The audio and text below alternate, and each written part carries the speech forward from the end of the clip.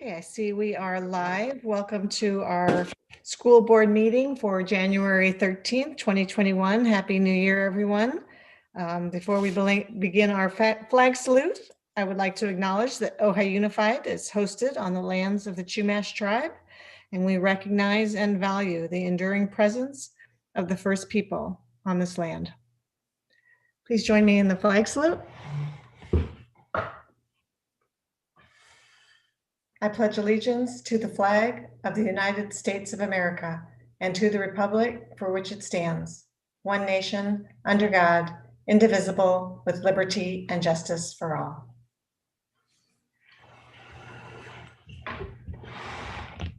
Thank you.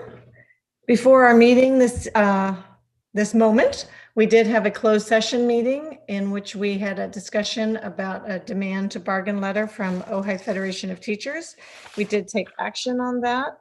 We have agreed to bargain with the teachers. A motion was made by Michael Shanahan and seconded by Rebecca Chandler. The vote was 5-0. A yay vote from Jane, Kevin, Michael, Rebecca, and Shelley. Thank you. There is a modification to the agenda. If you all would care to vote so, I would like to move the vote on the ERN, which is item 6.5.1. I would like to move that to right after the presentation from the developers, so right after 5.1. I'll move to approve the modified agenda. I'll second. All those in favor? Kevin? Yes. Michael? Aye. Rebecca? Aye. Shelley? Aye. Jane? Aye. That passes unanimously.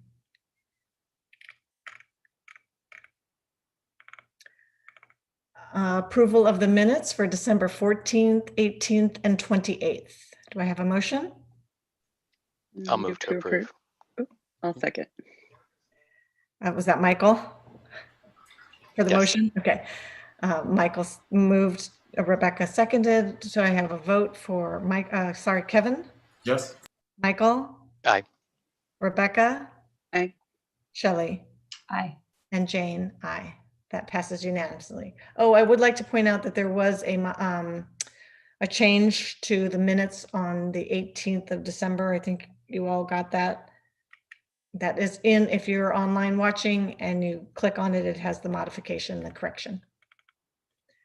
3.1 are Ojai Unified School District values. I'm working on 2 computers. It's so exciting. And I will make sure that I'm on the right on who is introducing us tonight. Can you take that for me, Tiffany? Because I can't find that email and I thought I had it open. Let's see. Our Rotary Club Awards. Oh, here we go. We're recognizing Rebecca Kirtland for our value of wellness. And she is going to be introduced by Bronwyn Carmichaels, I believe.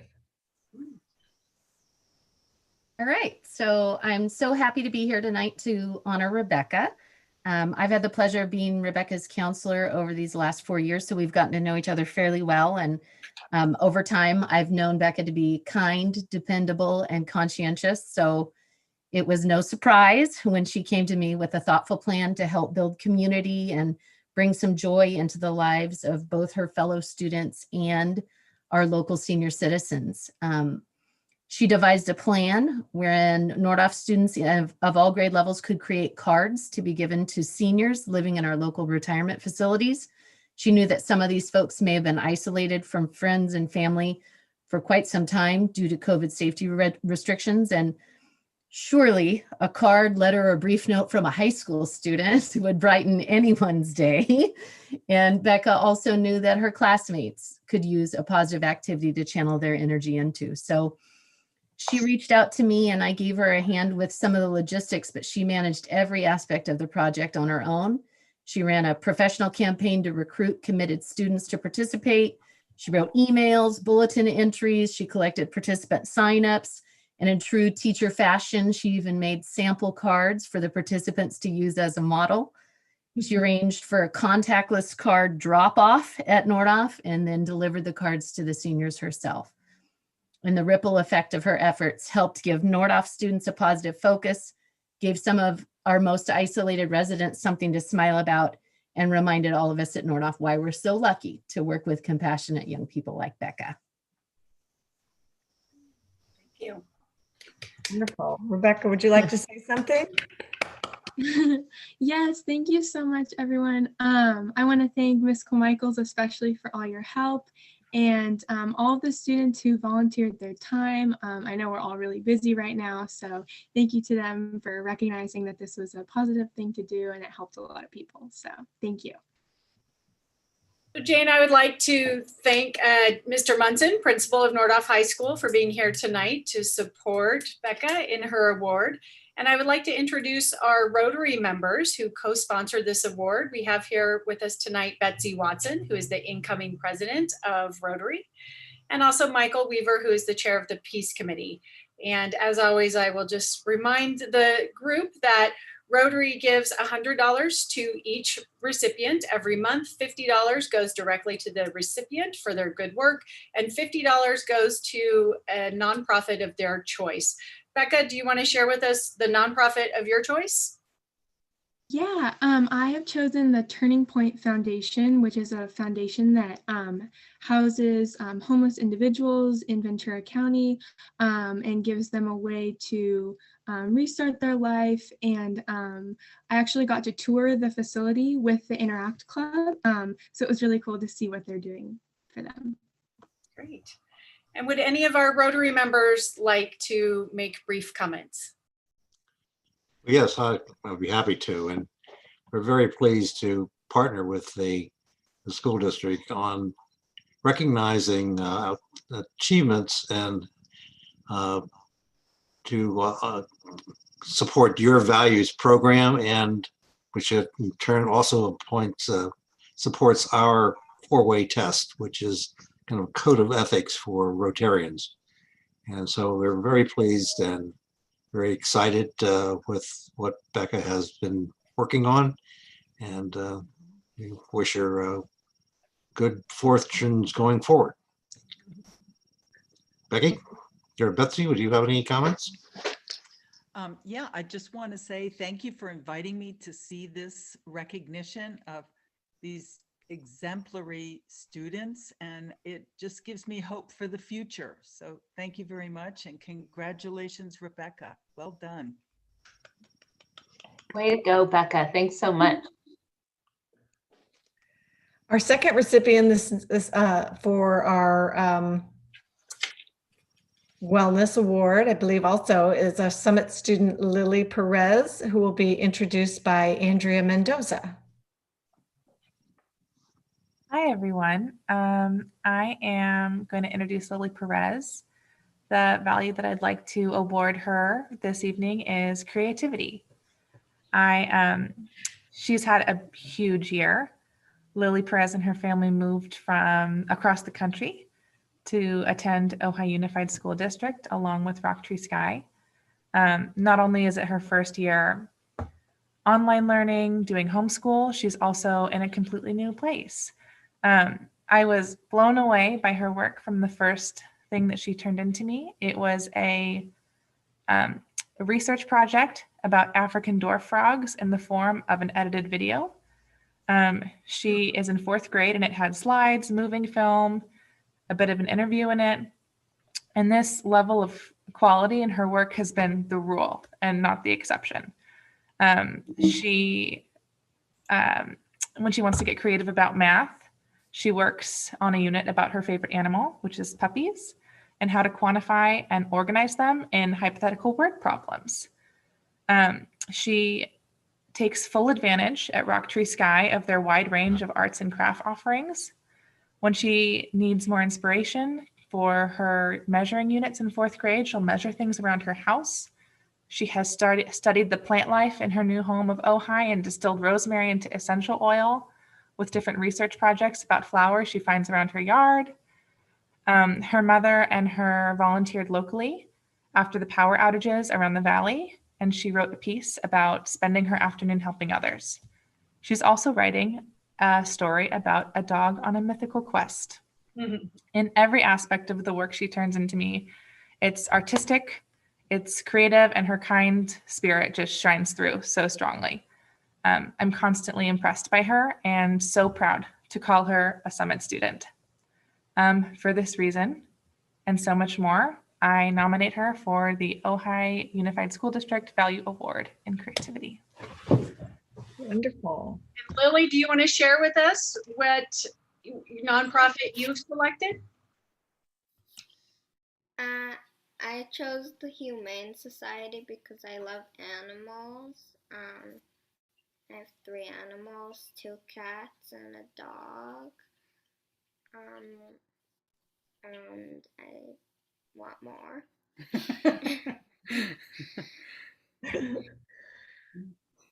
That sounds like a wonderful donation. Congratulations on your award, Lily. Thank Any you. other comments from the Rotary, or the comments were for both students?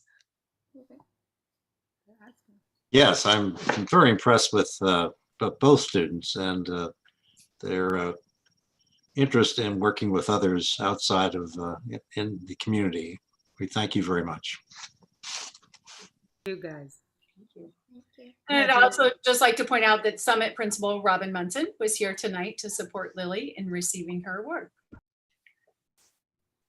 Wonderful. Thank you to both of our recognized students, to the teachers who introduced them, and to the Rotary.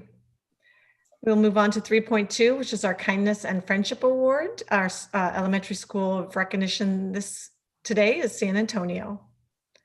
And I'll just point out that this award is sponsored by the Center for Spiritual Living and Reverend Miller, who has dedicated this award to students who demonstrate exceptional kindness and friendship.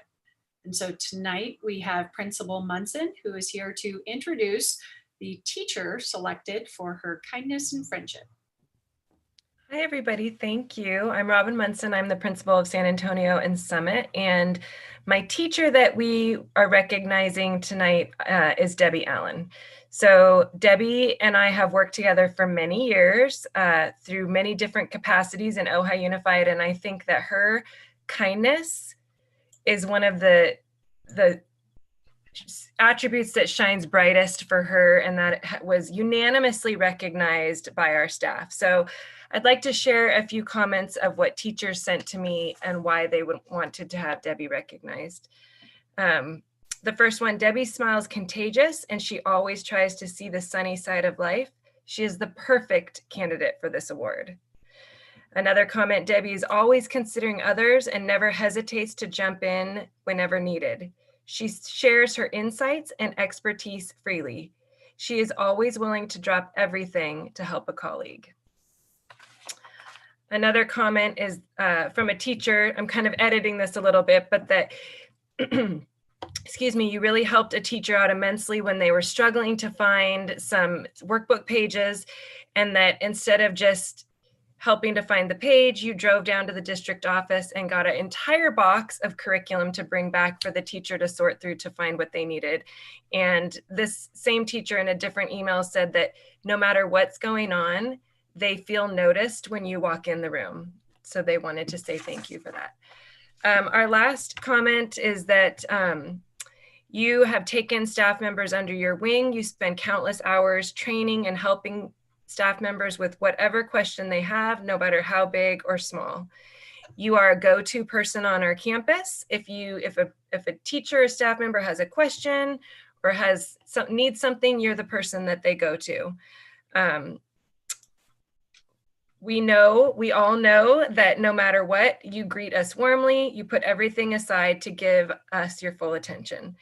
So it's an honor to give Debbie this award tonight because we have a long relationship and I do call her a friend, and she brings kindness and friendship and sunshine to those around her. And so congratulations, Debbie. And in a demonstration of her kindness, Debbie has nominated our student who will be receiving the Kindness Award. So Debbie, would you like to introduce your student? Did you want to say anything, Debbie, about your award? Thank you very much. I'm honored. Thank you, Robin. I'm quite happy. Thank you. Yes, I would like to introduce Eric Zamora. Thank you and good evening. Film producer Ed Cunningham once said, "Friends are those rare people who ask how we are and then wait to hear the answer." This is true of my friend Eric Zamora.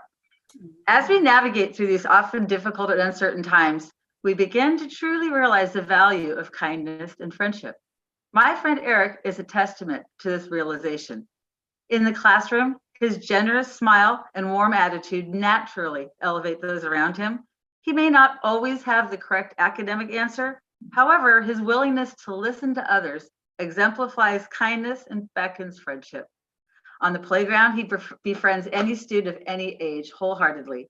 Whether swinging on the swings or throwing a ball, Eric is always ready to be your friend. Eric's kindness does not end with the school day. You can find him just hanging out with staff members outside the classroom, eagerly asking questions and just plain being Eric. Yes, my friend Eric is a bright light on San Antonio's campus, filled with the kindness and friendship we all need each and every day. Thank you, Eric, for being my friend. Congratulations, Eric. Would you like to say hello and any comments to your teacher? Thank you, Miss Allen, for what you said to me. It felt very nice, and I'll keep on doing that. Thank you. Congratulations. We're very proud of you. Thank you very much. Wonderful. We now move on to our volunteer award. Have a slide presentation for us. Our volunteers of the month are, there we go, John and Anna Laura Obreza, and I believe they are on the call here tonight. They have done an amazing job of helping us with our bike giveaway for Family Fund. If we have bikes that are donated that are gently used or maybe not in a condition where we're sure that they're safe for students to ride, we take them to Oakview Cyclery, and they have been fixing them for us, making them look brand new and sending them back for students. So we could not do this without them. We're grateful. Also, they are both graduates of Ojai Unified School District, so we are great to see them giving back to our community, and very, very thankful for the time and efforts that they've spent to make sure that our students have transportation and bikes so they can get out and be well and get to school. So thank you. And if you'd like to say anything, you can unmute if you have any comments you'd like to make. We're super grateful to be in the Valley and to be around to actually provide this service. And we're super thankful for the support that everybody's been giving us throughout this endeavor. We're trying to get a couple of more giveaways going throughout the year and see what we can do to make sure that everybody has a bike if they want one. So thank you. Thank you. Thank you so much. I did see a family out riding a bike over the holiday, and I thought, I wonder if those are the bikes that they fixed. So, thank you all very much who were here for your awards. We really appreciate what you do for our school district and the impact that you make on your community. Yeah, very briefly, I just want to thank you all for being a bright spot in an otherwise troubled time. You give us hope and you make it worth the effort. Good night. Good night. Good night. Thank you. We will stay and move on. We do have public comments this evening, but they are all related to agenda items. So we will be reading those at the time we discuss the agenda item. Sophia, are you here? Let's see, I might just text her, see if we do have our student advisory council. Let me just. She might have misunderstood because I said if you wanted to make a comment later in the day, you could join us later. I'm sorry. I'm That's trying to okay. I was like, get back to my screen. I need to do that one more time and then I will not do it again. I wonder if she has the link too. We did meet on Sunday, our student advisory group.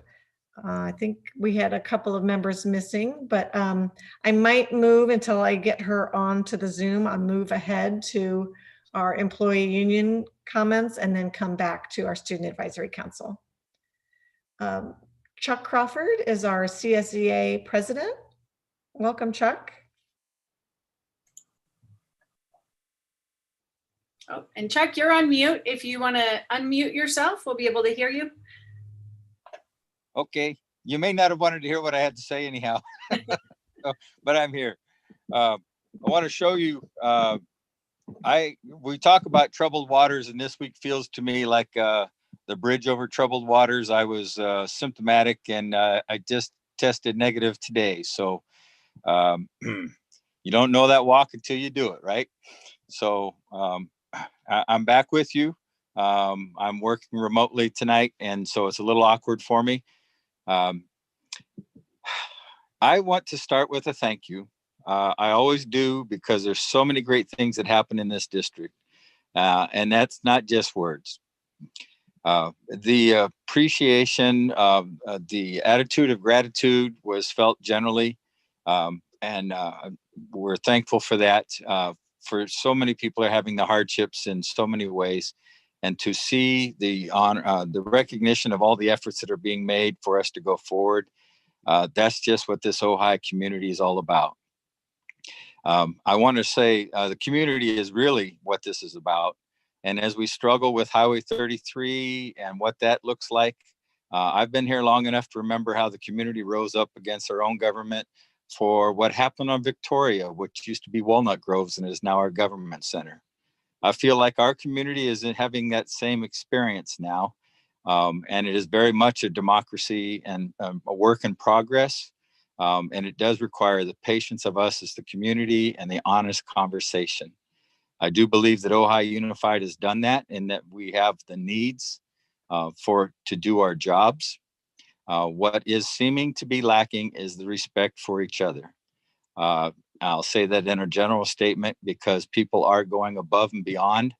Many of the classified employees are members of this community and parents. And I've always said with honesty and respect that we go forward, and that's why I'm bringing that up. It's not the most pleasant conversation to have, but it is an honest conversation. I'd like to give an example. Recent history, we had a tree situation and we had a professional assessment.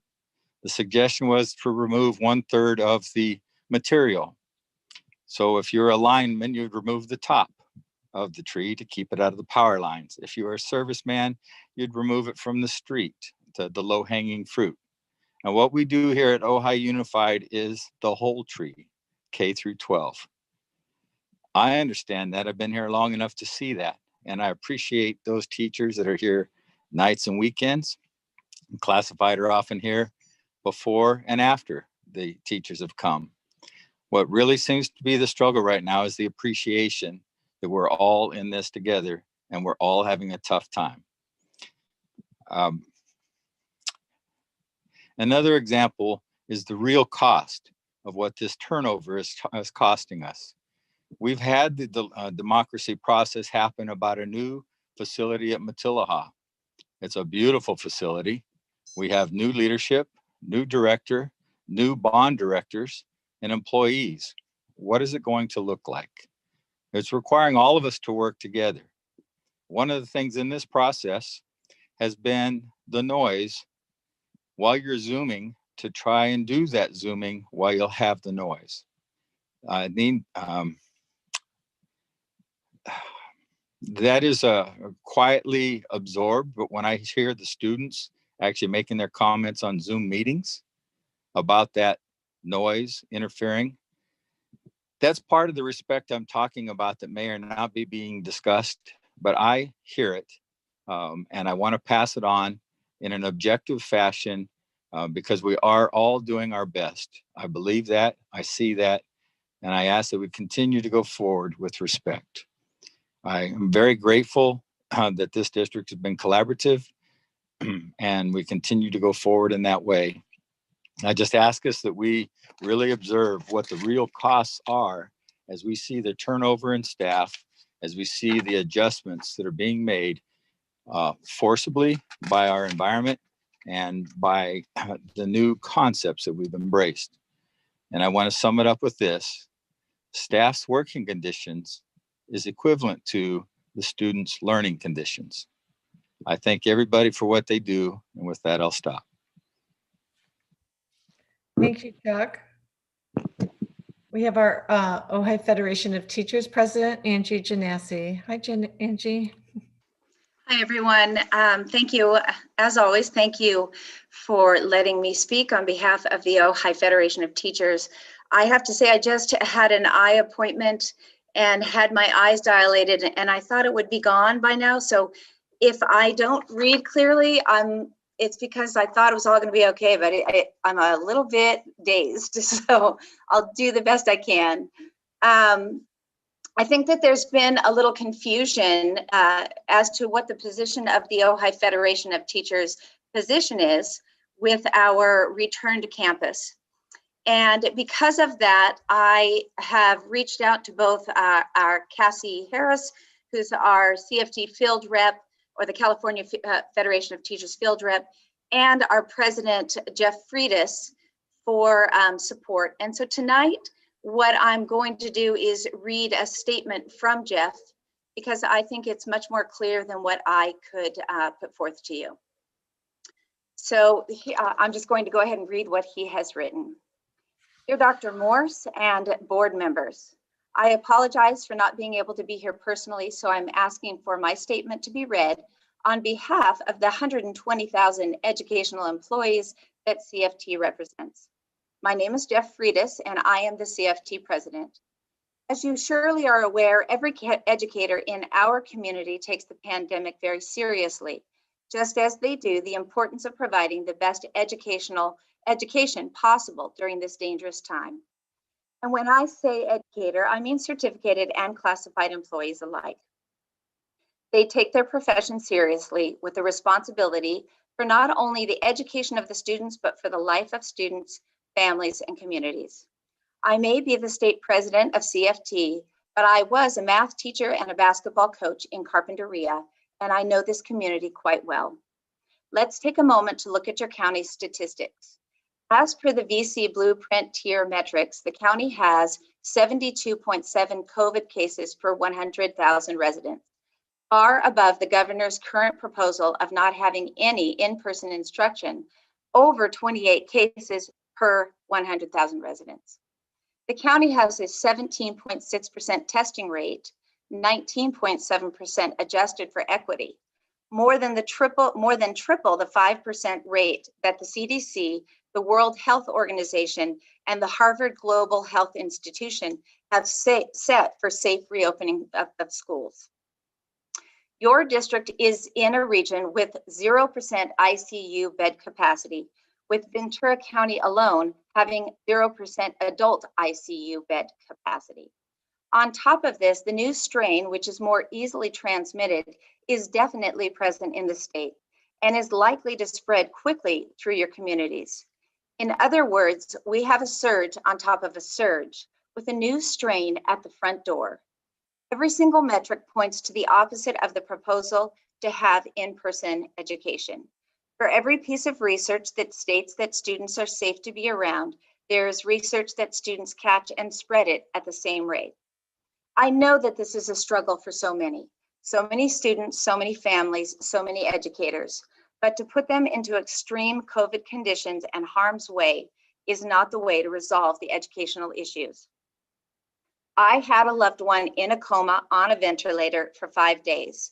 That was months ago. If that happened now, I don't think he would have survived due to the lack of ICU beds. And I certainly would not want to see anyone in your community exposed to such a risk if they were to contract COVID because of schools reopening. A necessary part of safely reopening schools will be the vaccination of teachers and staff, We are only weeks away from this being a possibility. This will help the county and the state get the numbers down. This will provide a safer environment to allow for in-person instruction. We urge you to postpone in-person instruction until educators have been vaccinated. Even after that, the district must have adequate safety measures in place, including sufficient testing, contact tracing, PPE, and physical distancing. Please listen to your educators who are working tirelessly on behalf of your students, their families, and your communities. Do not put their lives at risk, their families' lives, nor the lives of their students and their families. Thank you. Thank you, Angie. I will just go back briefly. I think Sophia must be having internet issues. I know she's in an area that's particularly difficult in Miners Oaks. So I just will let you know, we did look over the agenda as a group. Sophia's on now. She is. Yay, there she is. Hi, Sophia. Hi, yeah, sorry. That's okay. How are you? I'm good. Good. So we just heard from our CSEA president and our OFT president. So we would just like to have a little recap of our meeting on Sunday. And I think the things we talked about were students' comfort level with returning to school, how that might look, and then also some discussion about the use of textbooks. So I don't know if either of those are ones you want to talk about, or from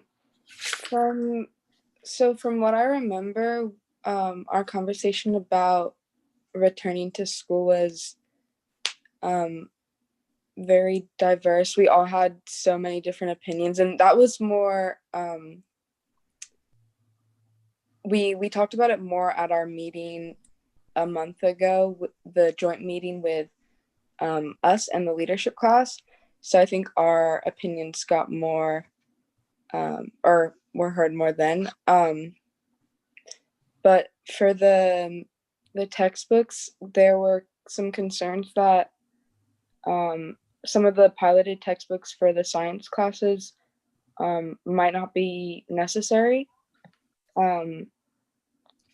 But it depended on the teachers, and there were some other classes that we felt needed more textbooks than these new ones that they're planning to get. So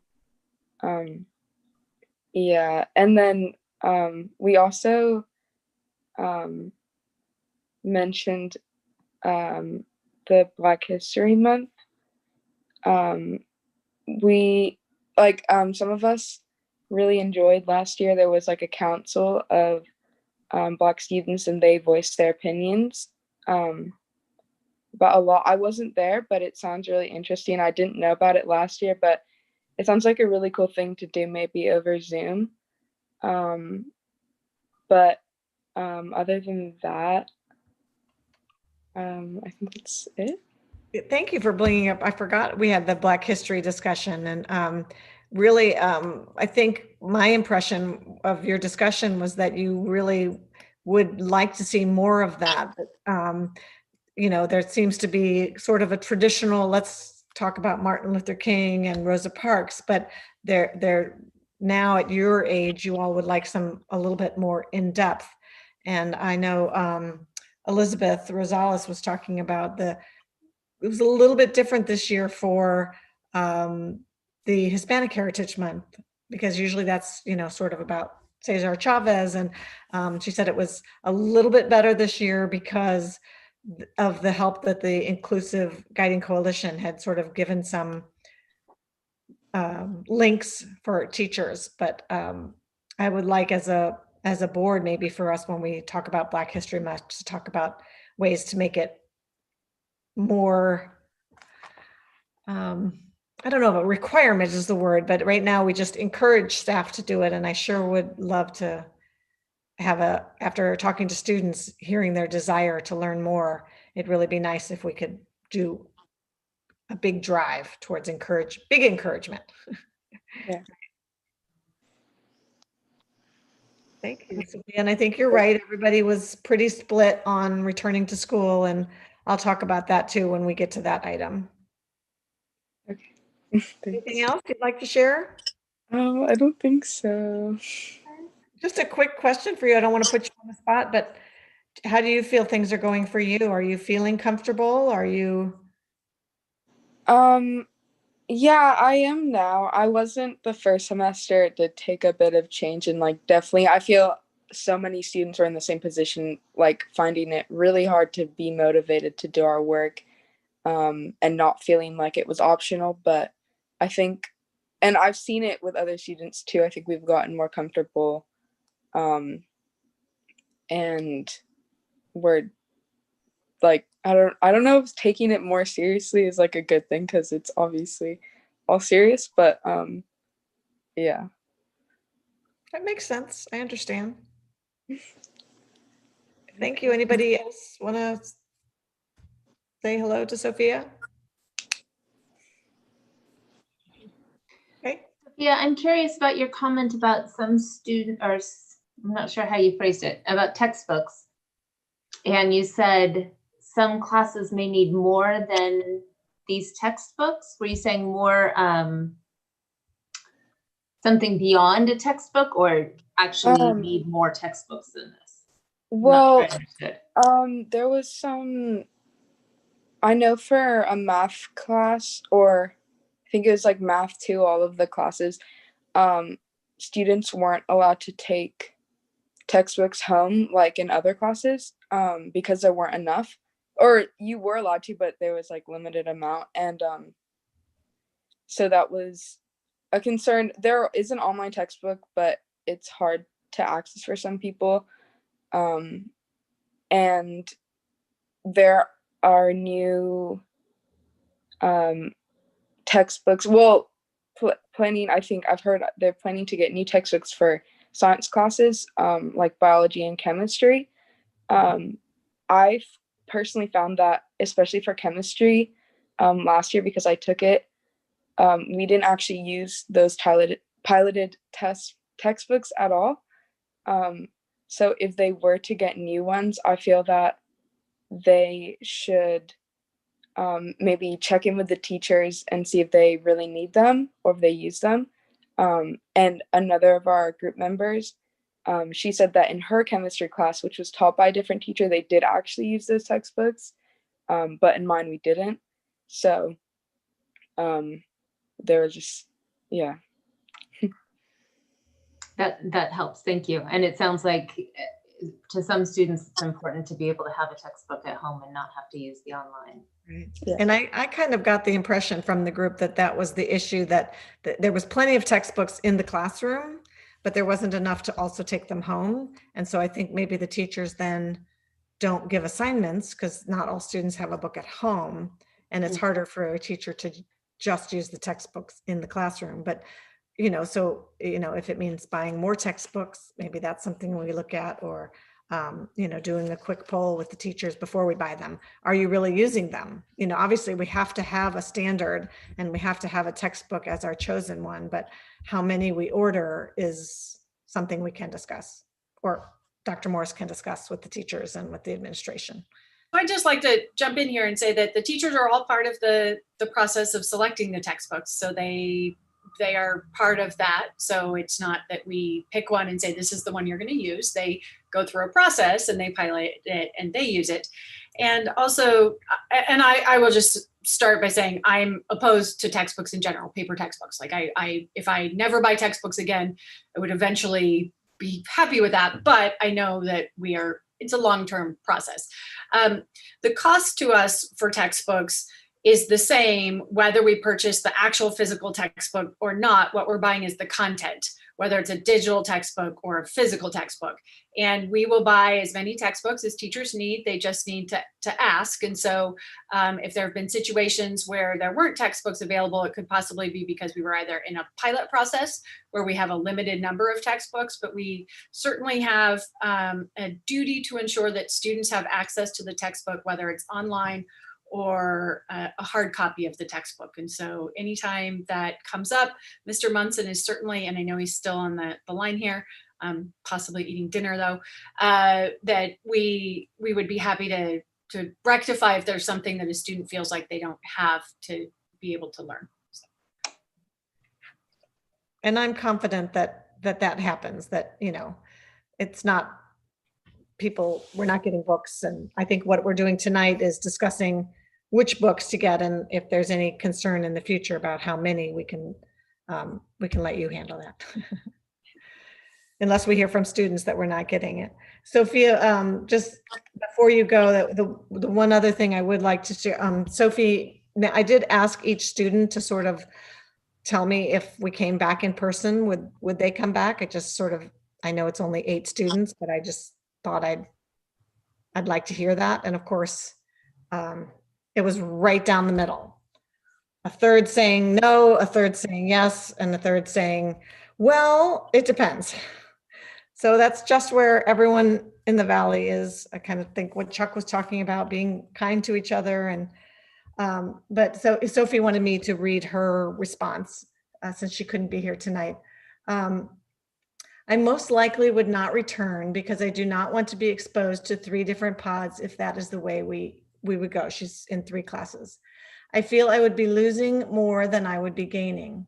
I think moving to the hybrid schedule would disrupt any academic classes right now, especially since we would be losing instructional time every week on the days that she wouldn't be attending. Also, I do not feel comfortable returning in February, no matter what schedule is presented, because the cases are so high right now. I would much rather go back for the 4th quarter rather than rushing anything right now. I would prefer to stay fully distanced for academics throughout the entire year and have opportunities to go onto campus for extra things such as filming for dance, drama, or science labs, just as they are doing now for sports. I know myself and other seniors would love to go back, but I feel like at this point it would not be safe. I think energy should be going towards providing students with extra things outside of academics, just like they are doing with sports, rather than focusing on academics in person. Yes, online school is difficult, but I would prefer to be able to do a few of the things I really love and stay safe and healthy, rather than lose instructional time so I can be on campus for 2 hours each week. So that was just one of our students.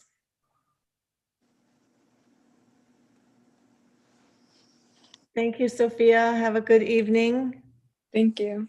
See you next month. Thanks, everyone. Bye.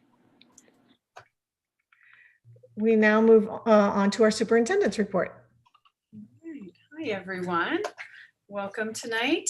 I have a fairly lengthy superintendent's report, just a few different things to share with you tonight. So the first, though, I will start, as always, with our standing ovations.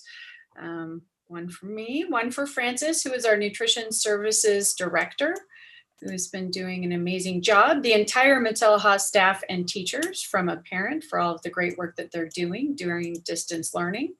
We have from Miramani, Nicole, Christopher, Lisa, Julie, Pamela, and Kimry, all by parents and an entire family, thanking them for all of their hard work during distance learning, for their personal attention to families, for making sure that students are getting it, for being engaged. There's a whole variety of great comments in there that we will send to the teachers.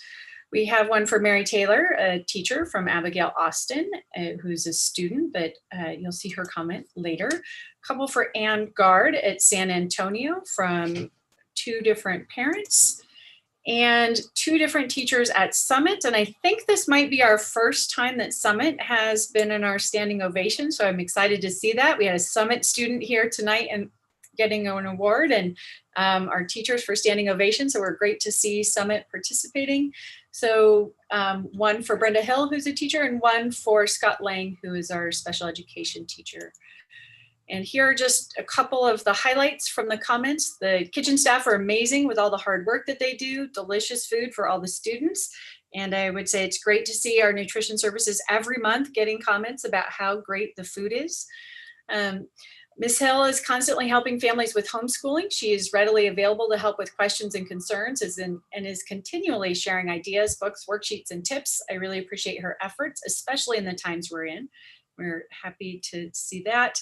And then finally from Abigail, our student, this was about Mary Taylor. She is always making sure that the material is being understood and also that people have enough time to get what they need to do done. She's encouraging and positive and makes her class space feel safe and welcoming. She's very good at engaging even now with distance learning and is understanding of different setbacks and difficulties. So congratulations to all of our standing ovations, and they will be receiving a certificate and a sticker and a copy of the comments that they received. So just a very, very quick update on the governor's January budget that was released last week. And it's very complex this year. There are many, many specific programs, and I'm not going to go over that because, as you know, the governor's budget in January is just a broad proposal, and then there are many processes that occur over the next few months until we get what's called the May revise, and then the legislature passes a budget in June. And I would say, based on last year, the change from the January budget to the June budget was significant. And so I don't want to spend a lot of time in this presentation, but I think the highlights are that we have more money coming to us in our Prop 98 funding guarantee than ever before in education. And so that's great news. It looks like 85, almost $86 billion.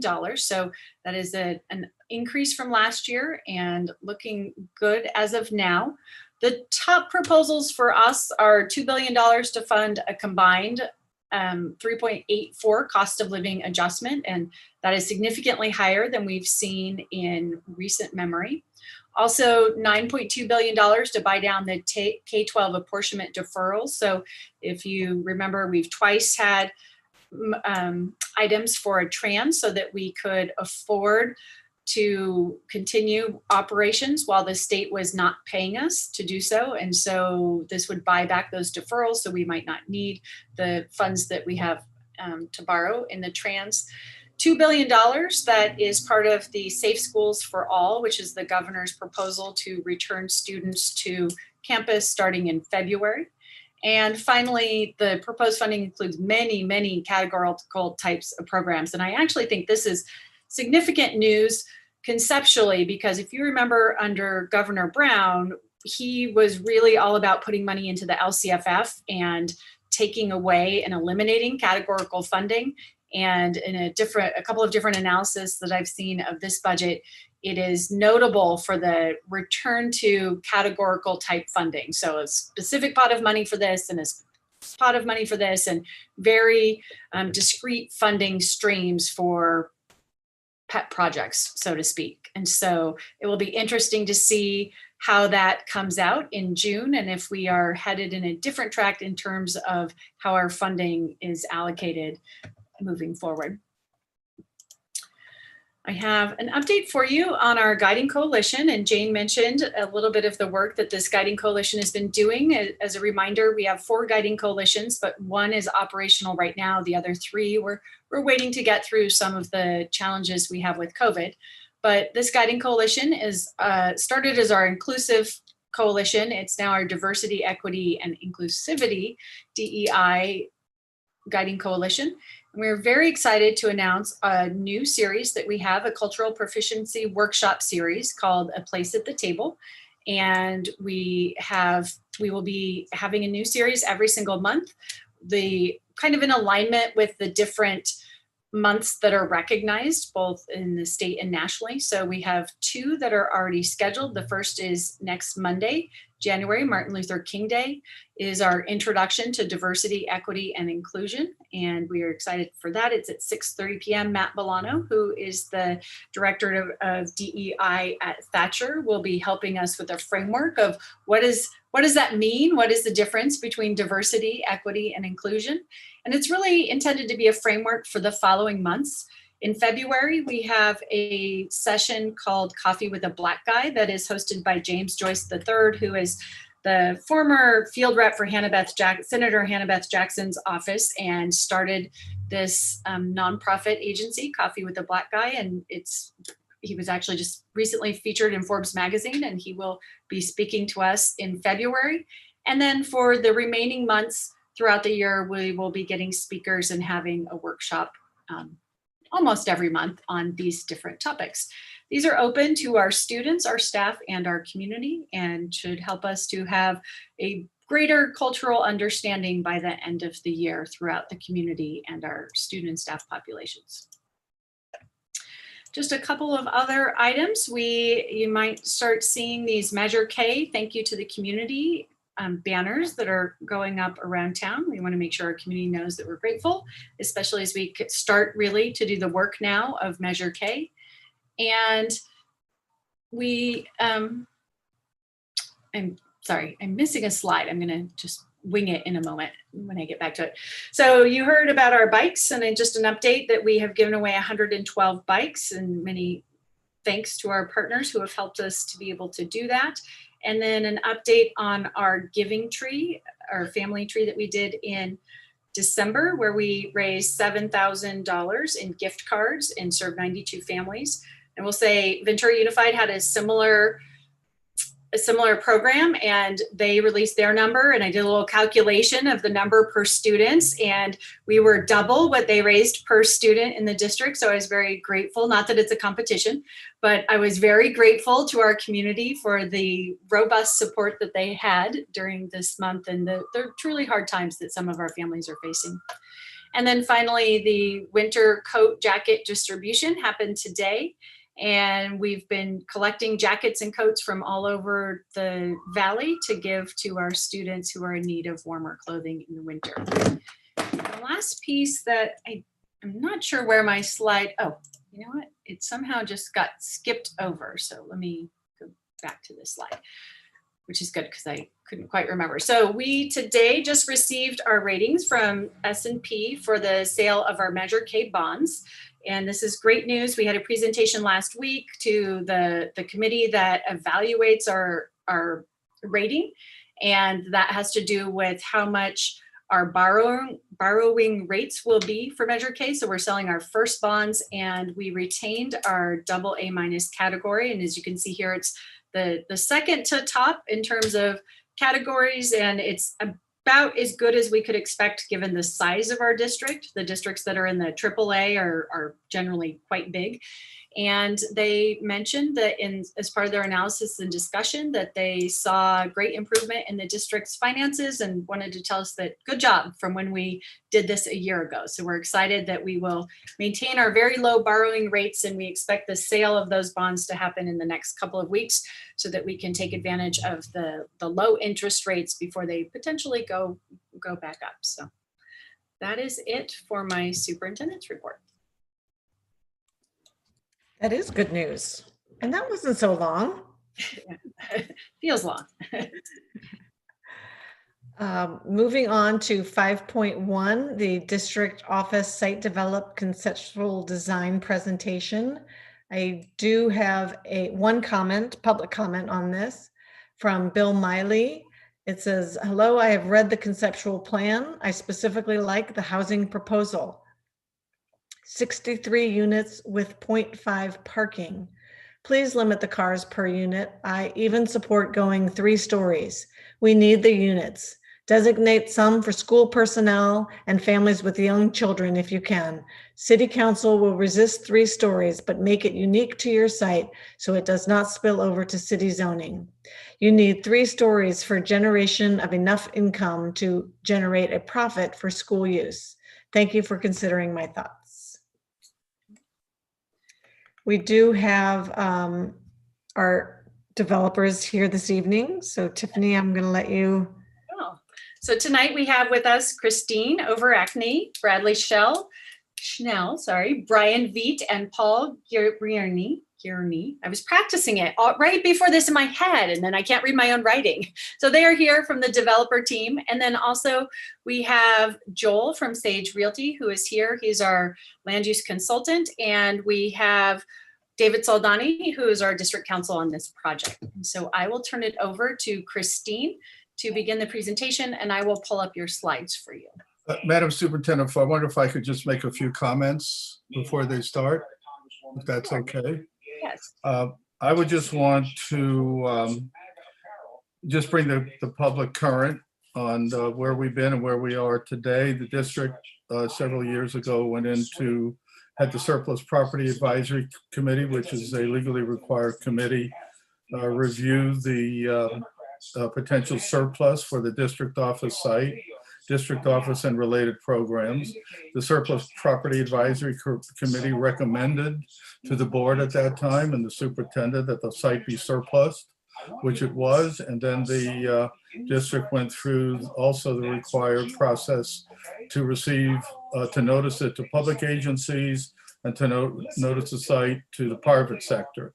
Well, I'm going to interrupt you for a second. I think there's like a TV or something on in the background of your, it's making it difficult to hear you. Maybe there is. I think that's the only person, you're the only person with their. Okay, no, there was something in the background. I'm sorry. Thank you. Okay, so the, and then there was no response from the public sector. So at that time, they did go out with a request for proposals, an RFP, to the private sector. And the group that you're going to hear from this evening was selected by the board at that time, recommended by the superintendent. And then Mr. Soldani and I kind of came on the scene to assist the superintendent. And we started to commence an exclusive negotiations process, which resulted with the ERN that'll follow the presentation, which is the exclusive right to negotiate, excuse me. So that's what you will see this evening. I would say in general, having reviewed the history of where this has been, the proposed use of the site is consistent, certainly appears to be consistent with the earlier presentations that were approved by the board.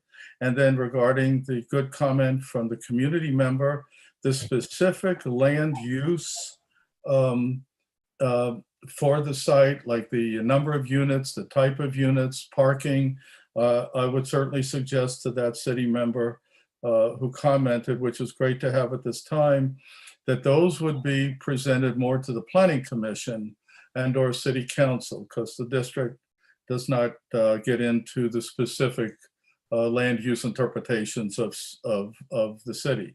The primary role of the board this evening is to make sure that the presentation is consistent with the original RFPs that were submitted. And with that, we'll turn it back. Thank you, Christine. Sorry, just unmuting there. I guess first of all, I wanted to say thank you to Bill for his comments. I feel like he has some good points, and we certainly appreciate the community feedback that's been our MO from the start of this process. So it's always nice to hear feedback on all of this. It's obviously a work in process. And we've been at this for a while now. I think we've made some good progress with the help of the school board and the city council, and we're excited to keep this moving forward. We're obviously very grateful to Joel and to David's guidance on this as well. So, our whole team is here tonight. We have Paul, Brian, Brad, Joel, and myself, and we're just excited to go through our concept deck, which is largely unchanged since we were selected from this RFP process, which I think is both appropriate, given that that's how we were selected. And we've obviously taken steps to fulfill all of these requirements and to dive deeper into this. So we're excited to share this with you and look forward to hearing a little bit more of your feedback after this. So I'm going to turn it over to Brad to walk you through our concept deck. A lot of this, again, should be pretty familiar with a few extra details for you.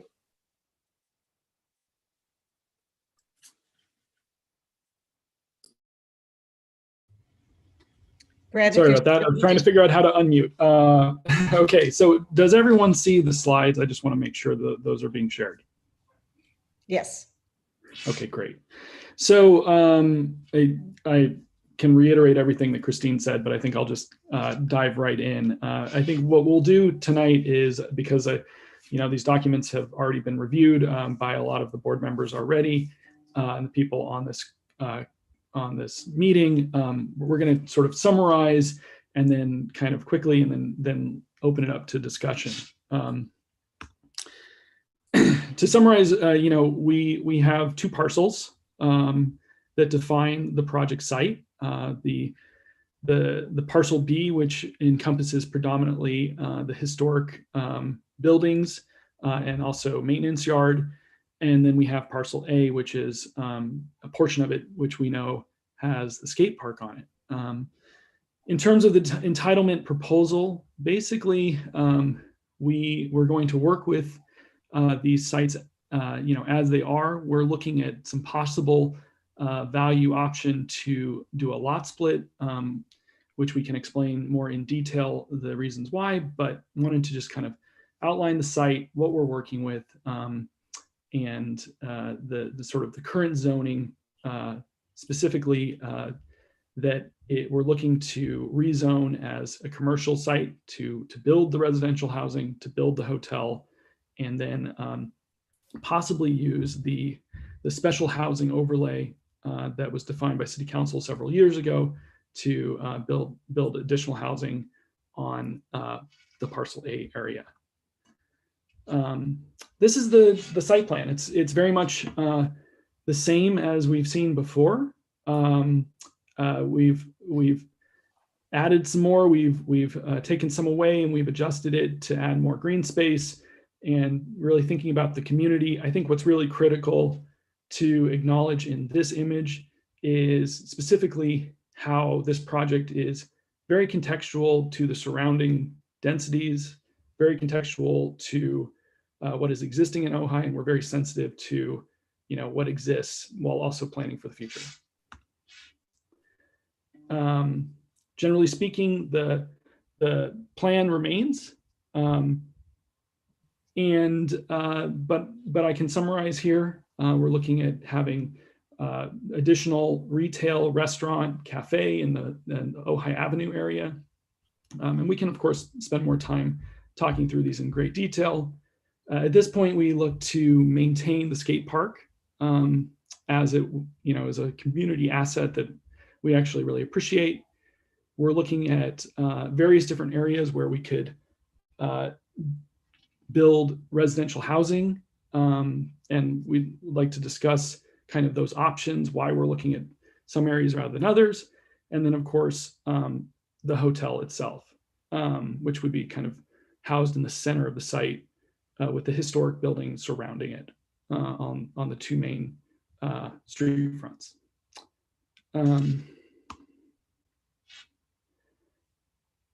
Again, we've kind of gone over this a little bit, but critically, I think what I wanted to discuss is where we are on the timeline, and we're doing a really good job, I think, in spite of COVID, in spite of the challenges of a project like this. But we are marching ahead, a little behind in the timeline, but I wanted to open it up to the rest of the team. Brian, I don't know if you wanted to touch on this as well. Sure. Brian Veed here.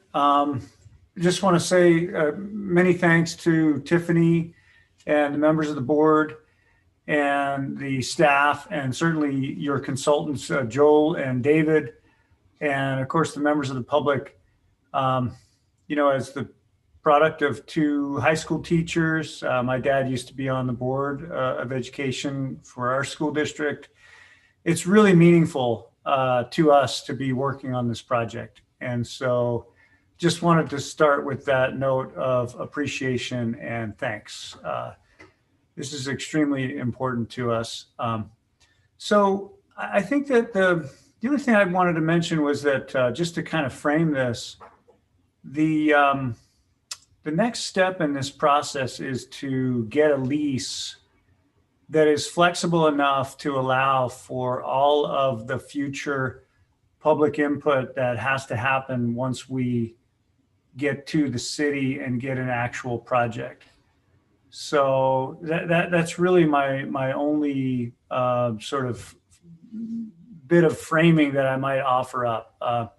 What we'd like to do is get a lease that doesn't incentivize a certain use over another use, but lets the city do what's best for the city and the community, and ultimately, most importantly, for the kids. It was so fantastic to see these kids here tonight. I have 6 kids. It's just so great to see those kids and to keep in mind that that's what we're doing this for. So we really want to maximize the revenues for the kids. And, you know, if we do this right, we are kind of estimating that this is going to be, you know, the percent of the top line flows through to maybe a quarter of the net income of this whole project going to the school district, which will be a huge increase to the school district revenues and will certainly bolster the bond issue that Tiffany started with. Thank you.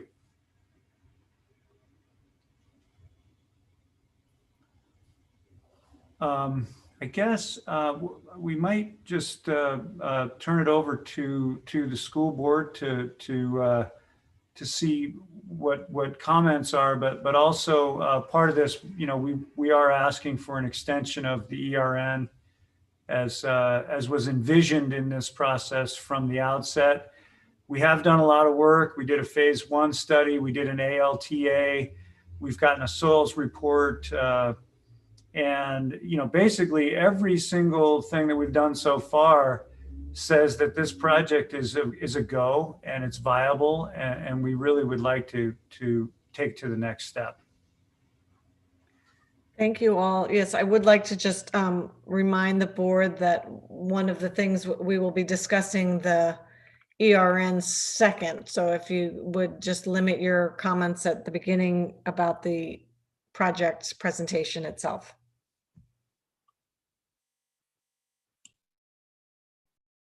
I got a question. So with respect to the housing element, is there any idea being given towards affordable housing and that sort of separate category of housing? Absolutely. I'm going to switch here back to these very numerical slides, but you know, so I don't have the exact date off the top of my head, but several years ago, the city of Ojai put together what's called the special housing element. It was actually in response to state mandated affordable housing mandates. And, you know, to be candid, you know, I think at this time in the world, in California in particular, with housing shortages, what they are, I think it's very challenging to do a project that doesn't have some element of affordable, capital A, affordable housing that meets state guidelines.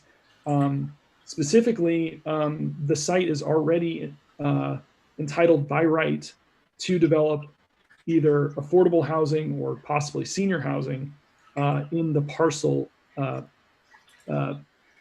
A area, the sort of triangular shaped one.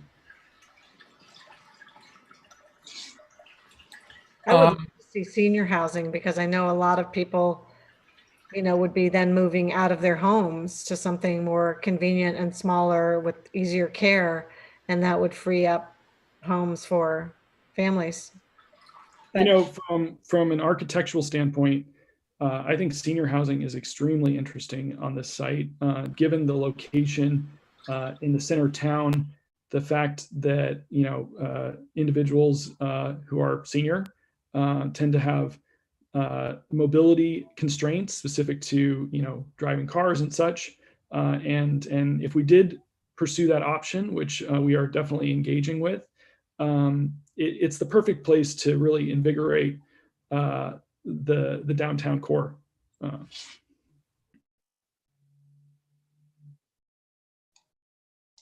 I fear we'd have just the opposite, Jane, and have, you know, we seem to be attracting more and more retirees that rather than people leaving their Ojai homes, they would get more people moving in. But I'm also curious about that housing element aspect, and haven't talked to Tiffany about it, but about staff housing as well, and whether that's been thought about and talked about.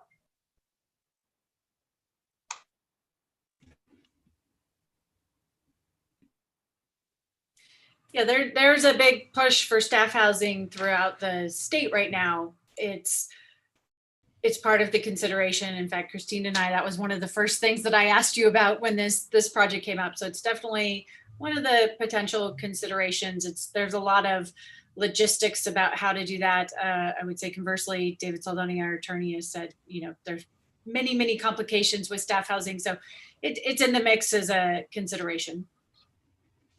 I think that's a really great point. And I think, at this point, this is a concept plan, but just like you were describing earlier, the governor's budget, a lot of it is set in the intention. Whether or not the specifics come July are the same, we're looking at a project, and I've sort of switched here to the program diagram because I think it really clearly outlines the intention of this project that was really defined in the RFP response, really defined actually before that in the RFP intent. And what I would say here is if you look at items 10 and 8, we see those as, it says 8 says parking, but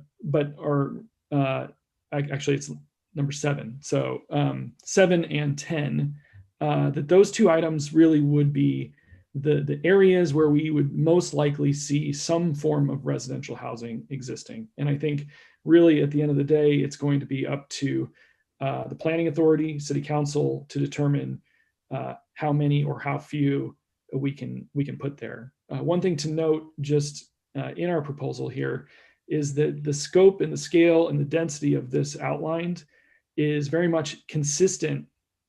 In fact, it is precisely consistent with what existing zoning and densities are for the city of Ojai based on existing zoning.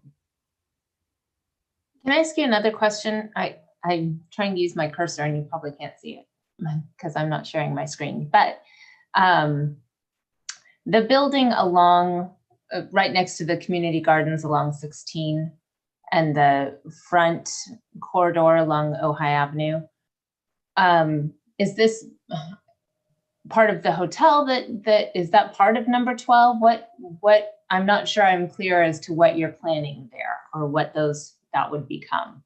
Yeah, so if you look at this, if you go kind of on you go down a little bit from the image, the yellowish buildings that are 1, 15, 2, and 3, that is what the city council determined was the historic portion of the property.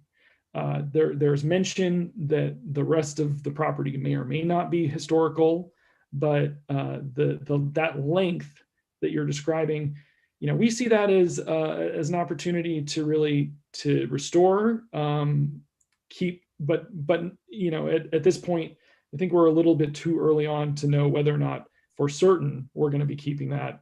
But that would, yes, indeed be part of the hotel complex that we're looking at. And so that includes the red portion along 16 as well?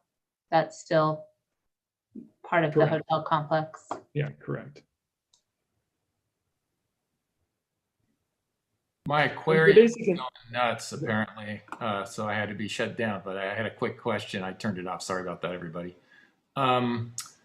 Why, it looks like there's a lot split necessary, or you're envisioning a lot split. Why is that? Yeah, it's really more of just creating value in having options. And those options can be as simple as debt financing and how a project is put together, whether it's mixed use or residential specifically. The idea thinking there is to give flexibility to if it was going to be just residential or it was going to be, and I think that's where we're saying that, we're fairly certain where the hotel is going to be, where the residential component is not quite as defined, but we believe it to be in one of those two locations. And given that we are required to do a development agreement with the city to get this project rezoned into the commercial surrounding zoning, doing a lot split is a fairly minor addition to that entitlement. It helps with the zoning. Mhm. Indeed. I just realized that I looked at this visually and made some assumptions that aren't probably true, but I looked at the roofs of all these buildings and assumed those were solar panels just because of how they look. But I don't know that I read that anywhere. So it leads me to the question about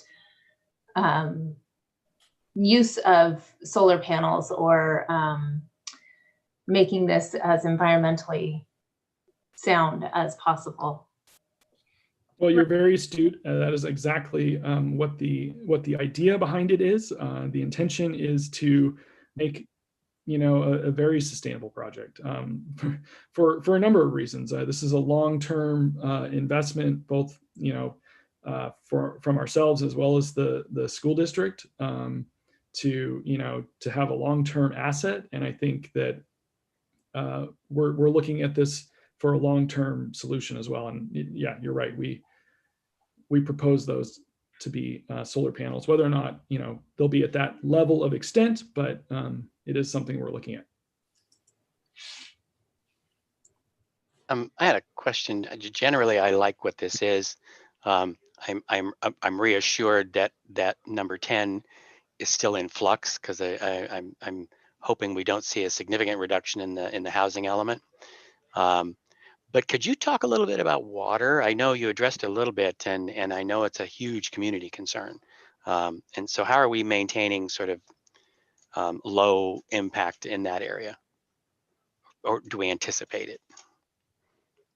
Well, with any development in California, in particular Southern California, there are going to be specific rainwater catchment requirements that we will certainly meet as required. Yeah, water is definitely, along with traffic and other concerns, a critical concern. I mean, I know it's a very critical concern here in Ojai with some of the things going on with in Ventura. Yeah, we're definitely paying close attention to that. I don't really have a straight definitive answer other than we're definitely going to be addressing that This directly. is actually a conversation that I've been fortunate to be able to have with several residents here. Obviously, being in Ojai, it's very clear that water is a critical issue. I think in terms of appropriate landscape, when you look at the site, there are a lot of buildings, but when you walk the site, you realize there's so much green space too. And I think the landscape and how we handle that's a big part of the puzzle. And so I think there's several different ways to approach it. There's of course the architectural side, and then there's also the landscape and the plant side of this. So we're looking to find the right balance there. And it's certainly something that we've had a lot of conversations around to start with. Yeah, the other thing worth pointing out is that as we go through this process with the city, with the planning commission and with the city council, we will have to comply with CEQA every step of the way. So we're going to have a lot more homework to do on all of our impacts, including water. We're going to xeriscape. We are going to try to reclaim gray water. There's a lot of innovative things we can do there. And that will all be part of extensive environmental processes as CEQA requires.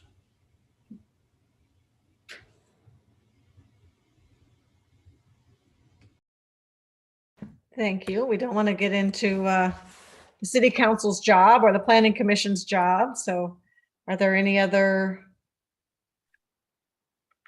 questions? It looks beautiful. I have a question only because I was not here in the initial the initial idea to do this project, and what we just said that we were doing is that we were making sure that the concept was in alignment with the original idea. So I would love to hear board members, other board members, if you feel like how you feel about that. Like, is that true? Is it in alignment with what you originally wanted when seeking out this process? I think one of the things we had just discussed at the beginning was obviously we didn't want, you know, the whole property to be a huge hotel. The second thing was, you know, turning it into something that was not something that you would expect in the town of Ojai. I don't know that we ever said specifically that, but this project, in terms of in keeping with it, this is what they presented to us in their response to our request for proposal. So they haven't changed that up. This was, okay, so this was part of the original RFP response. That's my understanding. Michael, I don't know. Yeah, I think this fairly well represents what we talked about in terms of a blend between residential and commercial, benefit to the community at large, not just in terms of taxes and stuff, but facilities and multiple use areas. You know, the exact balance and the delineations and stuff obviously are still to be worked out with a gazillion different people. But I think in broad strokes, yeah, this is kind of what I was hoping to see.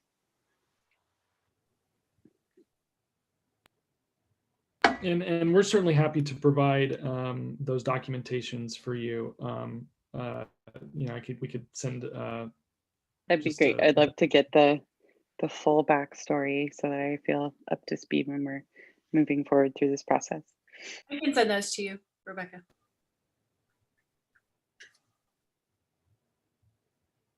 Okay, I would like to skip to the 6.5.1, which we had agreed on at the beginning, the approval of extension to the exclusive right to negotiate.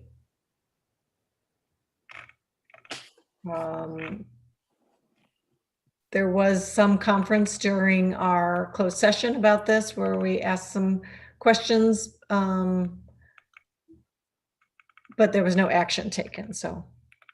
Yeah, if I can now jump in again, this is Joel Kirshenstein, your real property consultant, and both David and I have, you know, stayed with the details of this for quite some time now.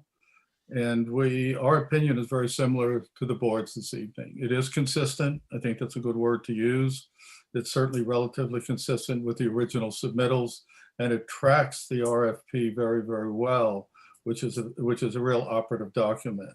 So we're recommending that we move forward with the extension of the exclusive right to negotiate. We will add a few items based on some of the points that were raised this evening. But we also, and I'll just mention a couple of those, if there is a development agreement, which there most likely will be, it'll probably be a tripartite agreement. It won't be just between the city and the developer because we're the landowners. So it'll be between the city, the school district, and the developers. So we'll start hammering that out once that's further along, and that'll be part of the extension, some of the terms and conditions for the extension of the ERN. We're also, and David, if he's still here, if he's still on the line, he may want to talk about some of the phasing that he and I have discussed for that extension to bring back any of the amendments to the ERN if needed at, let's say, the next board meeting. But in general, we're just recommending that we extend it this evening, and that the superintendent will assist with preparing the communique that the board is satisfied with what they've seen, with the consistency, and recommends that it moves on to the planning commission as soon as possible, and that email be sent on to something to that effect be sent on to the city manager, and for that, so that we can start moving forward on this. And then the next item we would want to come back is with a very real lease agreement that jumps in, replaces the ERN as soon as possible. One last item. Oh, and by the way, water has to be covered today in addition with water allocations. But let's not forget, this is an existing site. So water conservation on the site will probably be better even with a more intense use. So, because all the new standards have to be approved. Then there's water allocations that they'll work out with the city. So on the exclusive right to negotiate, we'll go into again, into a lease agreement, and the appraiser is on standby. And this is the last point.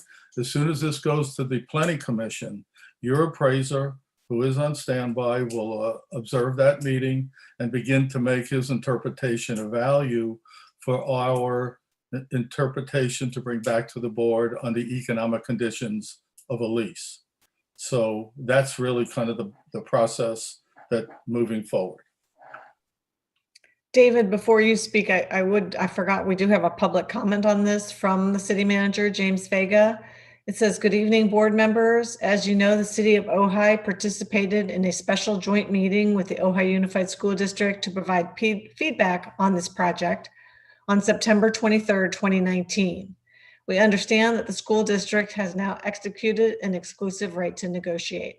The city of Ojai remains open to considering any proposed project that complies with the general plan and other applicable laws and meets the needs of our community.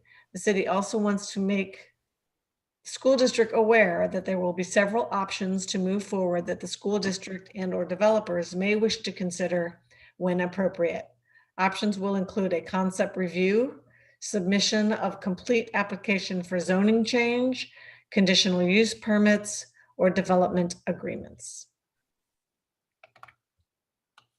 That's it.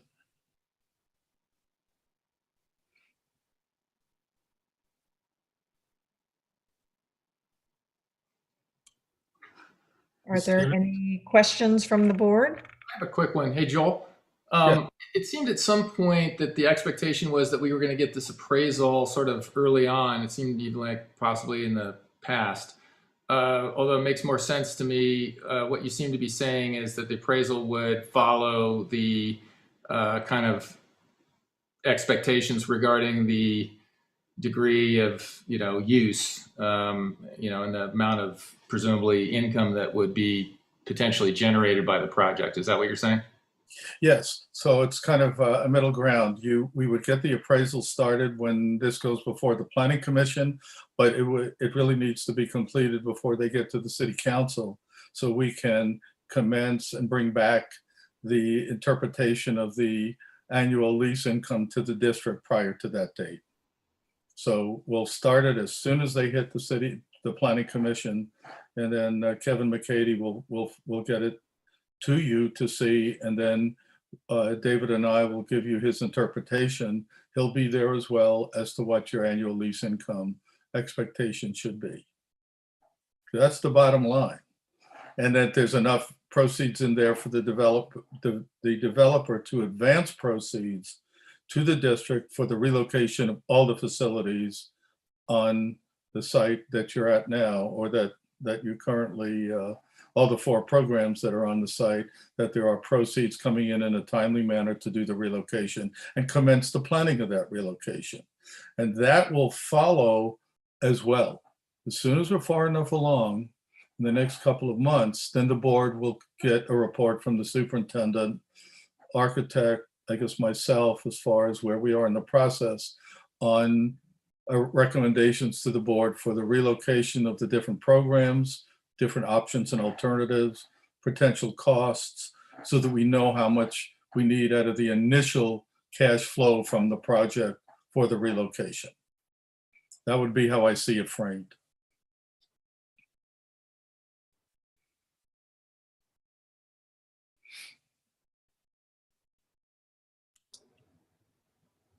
Any other questions? Do I have a motion? I do have a question about the length of time for the extension of the ERN. We're being asked for another year, is my understanding, and I'm hoping to hear a little bit more about what, whether that can be shortened. A year seems like a long time to push this out, and what that would look like. It's the intent. Yes, it's the intent. Before we spend too much time on that, I actually would like to kind of ask about that, because I disagree. I think 12 months when you're talking about construction and dealing with city and the planning and COVID and and with the sense that David and Joel has let us know that they have been moving forward. It's not like they've just been sitting there. So I would sort of like to hear from the five of us before we spend too much time on if that's only a concern of one person. Does anyone else have that concern about the 1 year?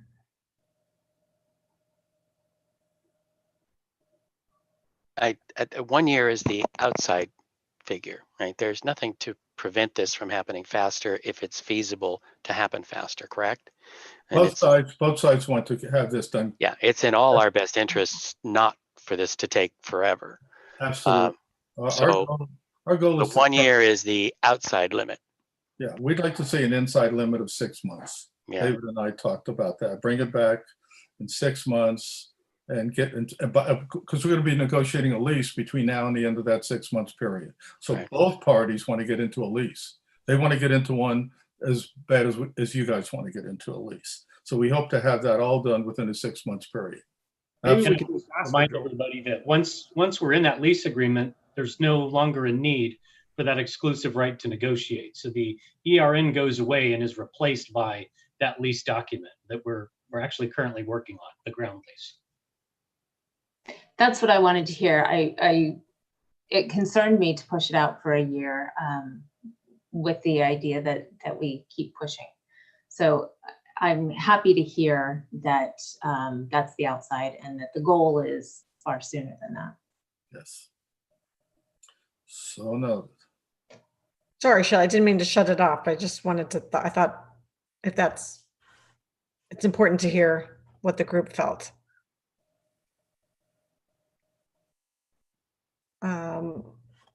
So are we ready for a motion? I'm waiting for one, yes. So I'll move to extend the ERN by 1 year as proposed. I'll second. All those in favor, Kevin? Yes. Michael? Aye. Rebecca? Aye. Shelley? Aye. And Jane? Aye. That passes for unanimously, 5-0. Thank you very much. Really Thank appreciate you all for coming. Good luck on your next steps. Thank you very much. Really appreciate it. Before you go, I'd just like to apologize. I said Christine's name wrong. It's actually over acre, and it was very small in my Zoom, and I was trying to read it, and so I just apologize and say I have it correct now. Oh, no worries. It's a difficult last name, so Christine is good. Thank you guys again. Really appreciate your time tonight. Thank you, everybody. Thank you, David and Joel. Okay, sure. Good evening. Jane, is it possible we could take a slight break? We've only been going an hour and a half, but does everybody else want a break? Actually, do you mind if we just get through the presentations and then take a break? Well, the presentations are not going to be short necessarily. The Matilaha and the youth? So Okay. if you are feeling the need for a break now, I don't want you to be miserable and not enjoy the presentations in all of their glory. I just need a short one. Okay, let's take a 5-minute break then. Perfect, thank you. We'll be back at 7:15.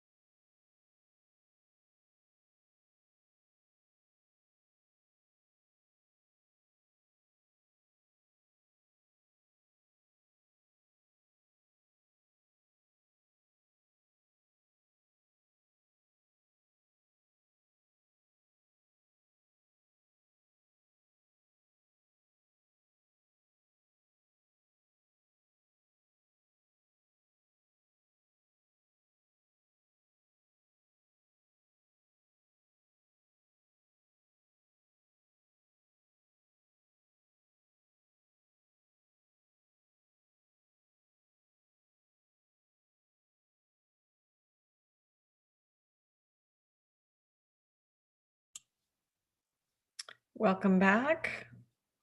That gave me time to get a little cushion for my chair so that I'll be able to last the night now. Do we have Kevin and Rebecca back yet?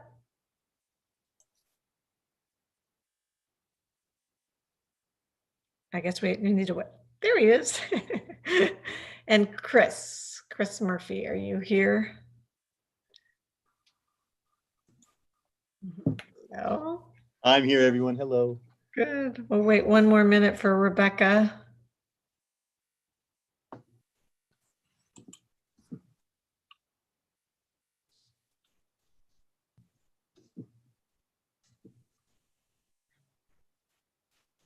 Mike, for future reference, you can always just turn off your video and disappear for half an hour, go down the street, get a cup of coffee, and come back. No one ever knows. I'll remember that. Catch up on my homework. Okay. Well, I think I'm going to let Chris start, and Rebecca. I hate to start without her, but. Okay. Well, maybe we could just introduce Chris Murphy is our principal at Matilla Middle School. And he started the job without being able to see the students on campus. And I would also share that Kelly Stone, we met today. We've been working collaboratively on this presentation. She had a total knee replacement just a few weeks ago, or even, I don't know, 2 weeks ago. I'm sure she knows exactly how many days, but we thought she might be able to be here tonight. And at the end of the day, she didn't think she could make it through. So she is here in spirit and has worked collaboratively on this presentation, and sends you her regards and well wishes and best wishes. She looks forward to meeting you and presenting again in the future. Thank you. Kelly Stone is our assistant principal at Matilla. Yeah. Thank you. Thank you. Chris? Yeah, I want to just say thank you, everybody. Thank you for this opportunity. This is a great chance to share what's happening on our campus and with our students. I want to remind us this is the second year that Matilla has been a 6 through 8 school. And of course, it's our first in distance learning. So I'd like to share, and Dr. Morris, I will, I'm not sure, I'll make indication. So currently our enrollment is at 498 students. And last year at this time was 549 students. The difference is not something that is a surprise to us. We were expecting this decrease. It's a smaller incoming 5th grade class. So that's why we have the smaller enrollment that we do.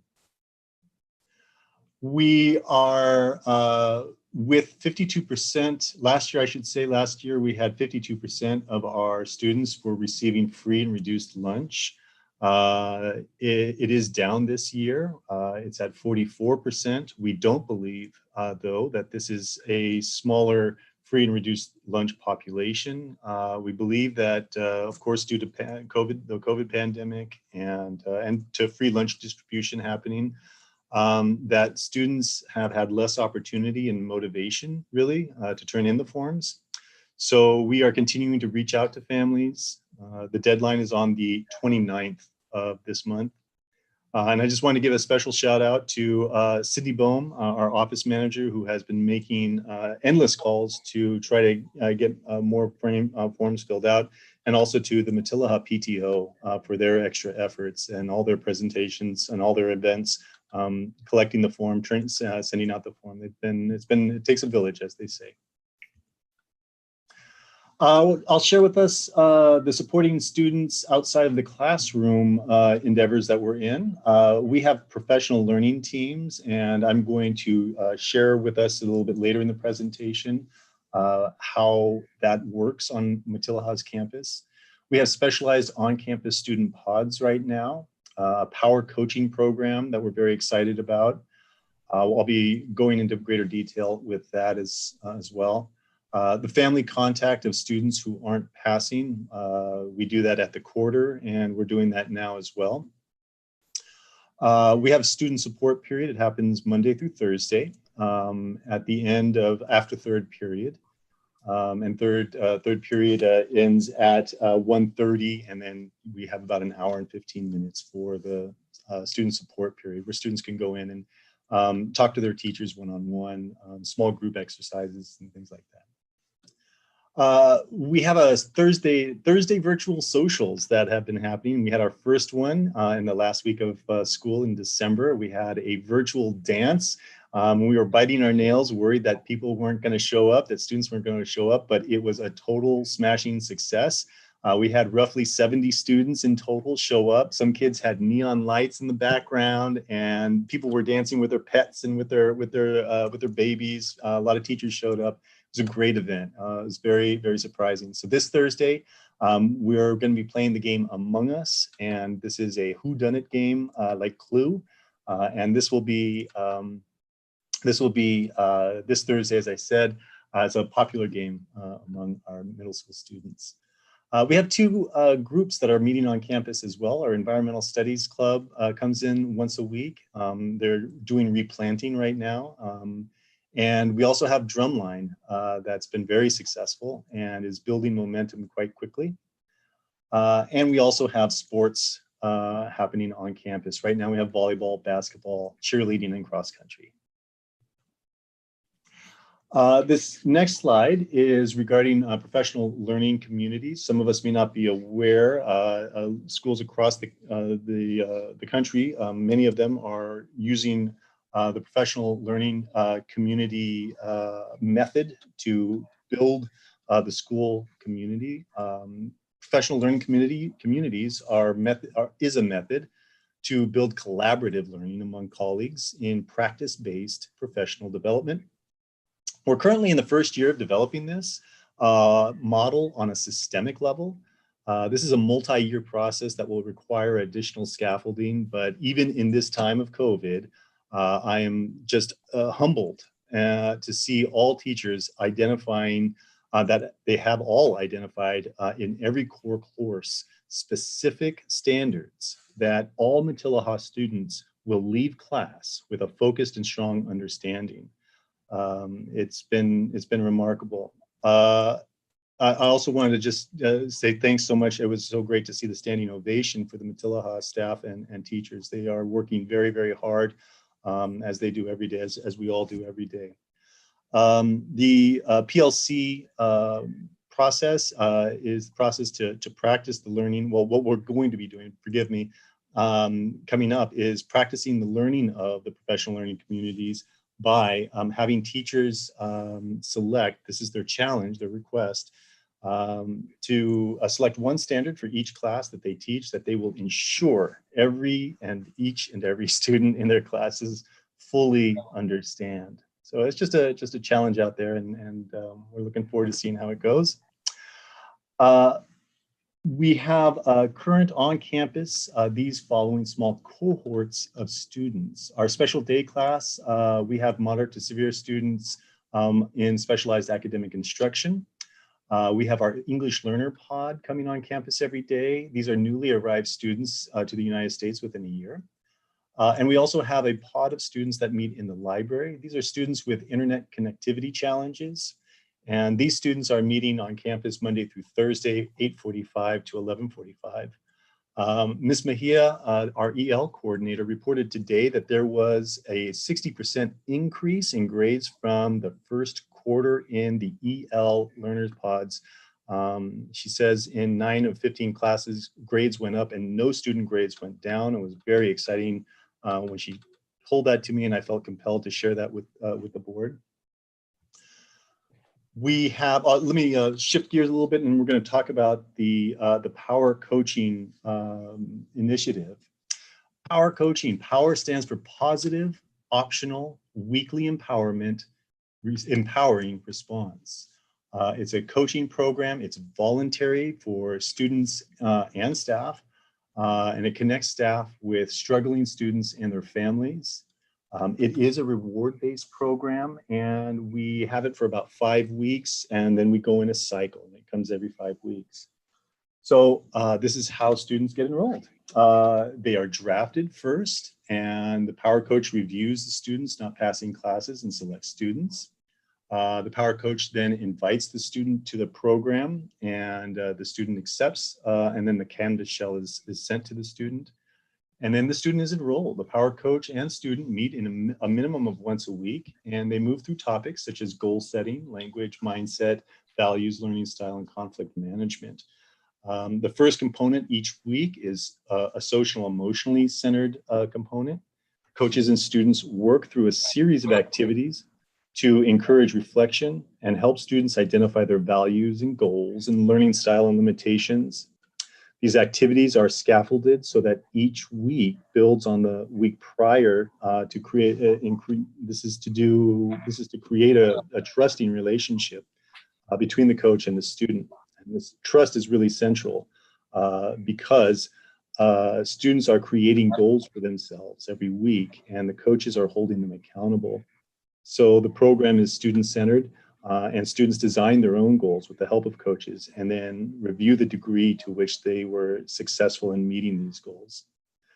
Coaches finally allocate points to students for their efforts, and students can exchange these points for rewards. So these are the 4 guiding goals that we have for that program. We want to create a personalized plan and provide support systems and accountability for each student. We want to develop self-knowledge about the skills and goals and conflict and learning styles that students face. We want to empower students to be the key to their own academic success story. And we want to create a set of goals for next semester for our students. Here's the demographics. We have 13 staff members that have volunteered to be a Power Coach. Ms. Stone and myself both are volunteers, we're proud to say. We have 23 6th graders, 13 7th graders, and 27 8th graders that we're serving in this program. And it's just gotten off the ground, so we're really excited about where this is moving toward. Measure J projects. These are projects that are near completion or completed. We are, as I think the board is well aware of our dining hall that's getting constructed, and I was just walking through today. It looks spectacular. We're very, very excited about it. It's close to finished. And we also have our new basketball courts. If you come by Matilaha during the community hours, you will see lots of people on those courts. Socially distancing, my sincere hope is. But a lot of great things happening. We also have school beautification projects happening. We have the artist Ben Roman, who volunteered his time and his vision to paint the mural you see on your left. He did that for free. He came on weekends and at odd times, and he is just deeply dedicated to our school. He is an alumni. You'll also see on the right-hand side the the back area of the teacher lounge. We're going to be constructing a fence around that area, and we have a special grant that's been given to us to build out more outside furniture, and we're going to have some sunshades that are put up as well. This will be the Judy and Bill Norris teacher patio. They have been supporting this project as a special donation, so we will have a little plaque for them when it's nice. Nice. And the last to note is that we do have a new logo this year that we're very proud of as well. So looking forward, in partnership, well, let me read this first here. So we have an evening math tutoring program that we're happy is going to be starting on the 25th. That's the beginning of the spring semester. This is a program. We have tutors from Nordhoff High School that will be taking in students. It's an open program right now. And it will be going from 5 to 6 p.m. And this is to help families be able to work with their children when they're home. So we're hoping that we'll have some family support there as well. Our professional learning committee common assessment development, as I mentioned previously, is also something that we're rolling out, and it's right now it's a question to the staff: can we do this? We also have a systemic and research-based intervention program that we're working on, a vigorous program that we're working on for next year, and that will capture 6th through 8th grade classes. And we're really excited about the National Junior Honor Society. In partnership with Nordhoff High School, the National Junior Honor Society values scholarship, service, leadership, character, and citizenship. It's a nationally recognized program, and it celebrates holistic assessment of student achievement rather than just the grades, which of course are also very important. The National Junior Honor Society looks at scholarship, service, leadership, character, and citizenship as equal to the student's GPA. So while we have an honor roll, and that is for GPA, the National Junior Honor Society is a more holistic level of achievement. It's a recognition, it's an honor, and it's a responsibility, because becoming a member, a student becoming a member, means that that student becomes a leader for the rest of the community. So we're very excited about that program, and I want to thank you so much for your time. Thank you, Chris. Boy, that power coaching sounds amazing. We've had a lot of success with it, and it's we're very excited about it. Thank you for volunteering for that.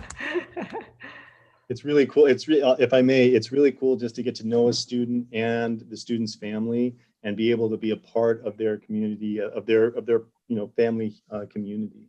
Like, for example, a reward for your student is that he likes to play chess, right? So the reward for him, if he meets certain goals, might be that he gets to play chess with the principal online.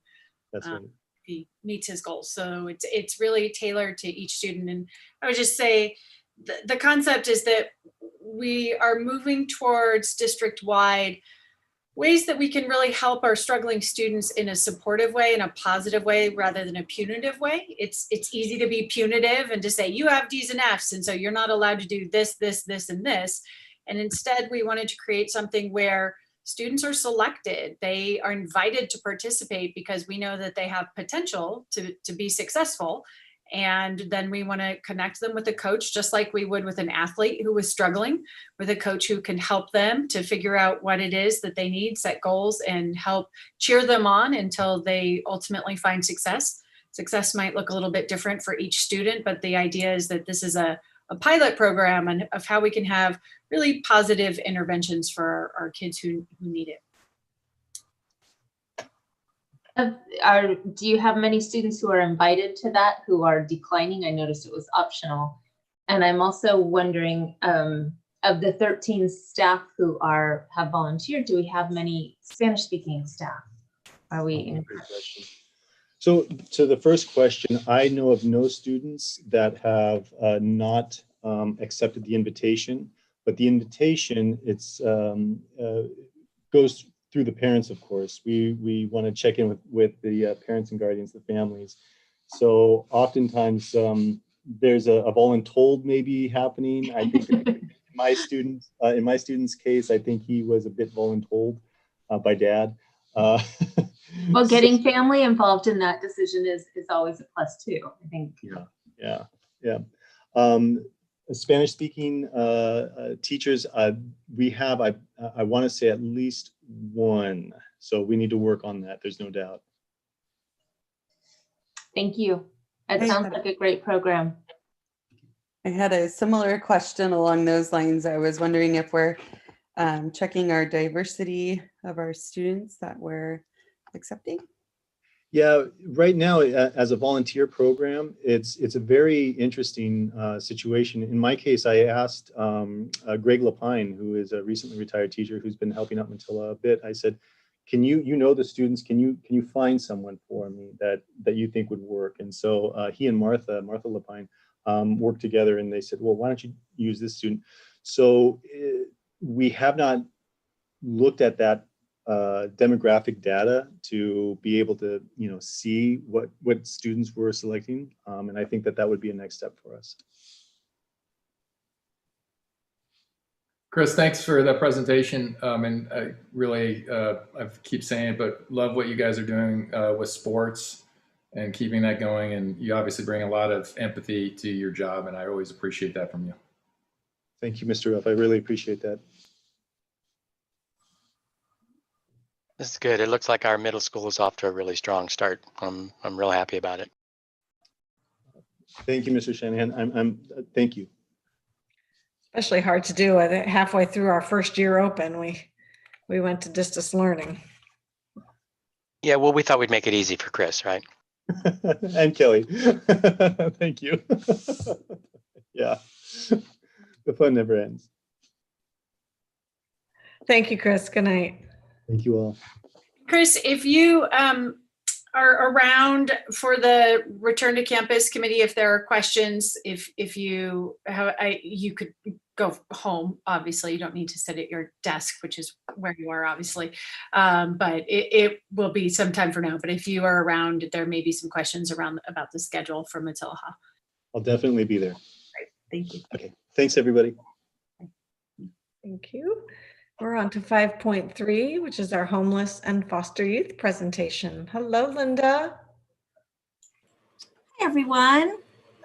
Thank you so much for making time on the schedule for this presentation. I would just say Linda is our new homeless and foster youth coordinator. We had a retirement in this area. Martha Ditchfield did the job for a very long time and did a fantastic job. And when she retired, we opened the position, and Linda applied and was ultimately selected, in addition to the other duties that she does for the district. So you'll see some interweaving between some of Linda's other jobs as she's going through this presentation. Okay, well, this is a presentation, homelessness and the impact on youth. And we're going to look at several layers of what homelessness looks like and how it affects, I'm sorry. I'm freezing in my office. I just realized I have this really loud heater on. Okay, so I've turned it off now. So examples of homelessness, something that a lot of families and a lot of community members, and perhaps most people don't realize, is that there's so many different definitions for homelessness. And McKinney-Vento defines homelessness as individuals who lack a fixed, so it's three things, fixed, regular, and adequate nighttime residence. And so the question on McKinney-Vento is, where did you spend last night? Where were you last night? And so shared housing due to economic hardship. You may be, my dad still lives here in Ojai, and at some point, maybe he'll come live with us or we'll go live with him. That wouldn't be due to economic hardship. So that's a definition of homelessness, is due to economic hardship. Motels or hotels, public or private places not designed for sleeping, trailer parks or campgrounds. A lot of these make a lot of sense. Car parks and abandoned buildings, shelters, emergency or transitional shelters. And so these are the core parts of homelessness as defined by McKinney-Vento. Additional examples of homelessness include, even if these children have fixed, regular, and adequate nighttime residence. It's interesting, migratory families, we have some families here that travel to other areas because their parents' jobs maybe require them to be in Fresno and then back here in Ventura County, and they have a tendency to travel. Last night may have been fixed, regular, and adequate residence, but if they move multiple times through the year, then they are considered homeless and must be counted as such per McKinney-Vento. Abandoned in hospitals, and that would be at birth or for whatever reason in the course of their childhood. And homeless, unaccompanied homeless youth are also considered homeless per McKinney-Vento. Okay, homelessness by enrollment. So I have some numbers to share with you. California's escalating cost of living has led to a 48% surge in the state's homeless student population in the last decade. So homelessness, not just due to the pandemic or just recently, it's been building for a decade, and it's, you know, based on what's happening this year and recently, we anticipate homelessness will continue to grow and to surge. So California, total enrollment is over 6 million. And so you look at total homeless student enrollment is 194,000 plus. That's 3.15%. Ventura County, pretty similar numbers, 135,312, and then 4,777 homeless students. Ojai Unified School District, these are numbers from last year. This year we are certifying on, I believe Catherine Dubrin and I have been meeting, we're certifying on January 25th is the final certification for 2021. And we don't have those numbers. We're working very hard, just as free and reduced price meal. As Chris noted in his previous presentation, it's difficult to get that paperwork to and from, but we've worked many different ways, many different programs to get those forms back. So interestingly, last year, 1.4% of our population was homeless, and we don't really have any indicators why. We do know, however, in all of these counts, we have a sense that they are, we meaning the CDE and NCHE, National Center for Homelessness, is underreported. So there's perhaps a shame attached and a knowing of, will I lose my children? There is perhaps, you know, not really knowing what services, like, why would I tell you this? So that's a big part of what I do and what we do here at the district. So again, underreported numbers. So this is the impact of homelessness on children and youth. Higher incidences of acute and chronic illnesses, depression and anxiety, of course. You can, you know, if you spent the night in a car with 3 of your siblings parked on the side of the road, those things are going to be absolutely magnified. That, you know, a lot of us are feeling just because of the pandemic or just because of whatever is happening in our lives. Those are magnified by homelessness. Also, homelessness in early childhood, poor classroom engagement, poor social skills in early elementary school, achievement gaps definitely, and low income elementary students tend to persist and may even worsen over time. And this is really the most alarming result or impact, is that a youth who experiences homelessness is 87% more likely to drop out of school, typically in secondary. Not always in secondary, but typically we see the large dropout rates coming in secondary. And because of that one thing, homelessness can be generational, and it often is, because they just don't get the skill sets that are required to get those more higher paying jobs and to break that cycle. So this is what we're doing to deliver supports and services. The barriers to deliver services to homeless families is identification. Again, why would I tell you that I'm homeless? I had a conversation with a mom at the bike giveaway day. She is no longer homeless, but she said, I didn't tell anybody I was homeless. And because I didn't want to lose my kids. And she has been a resident her whole life. Like, she graduated from Nordhoff. And she said, I didn't tell anybody because I was embarrassed.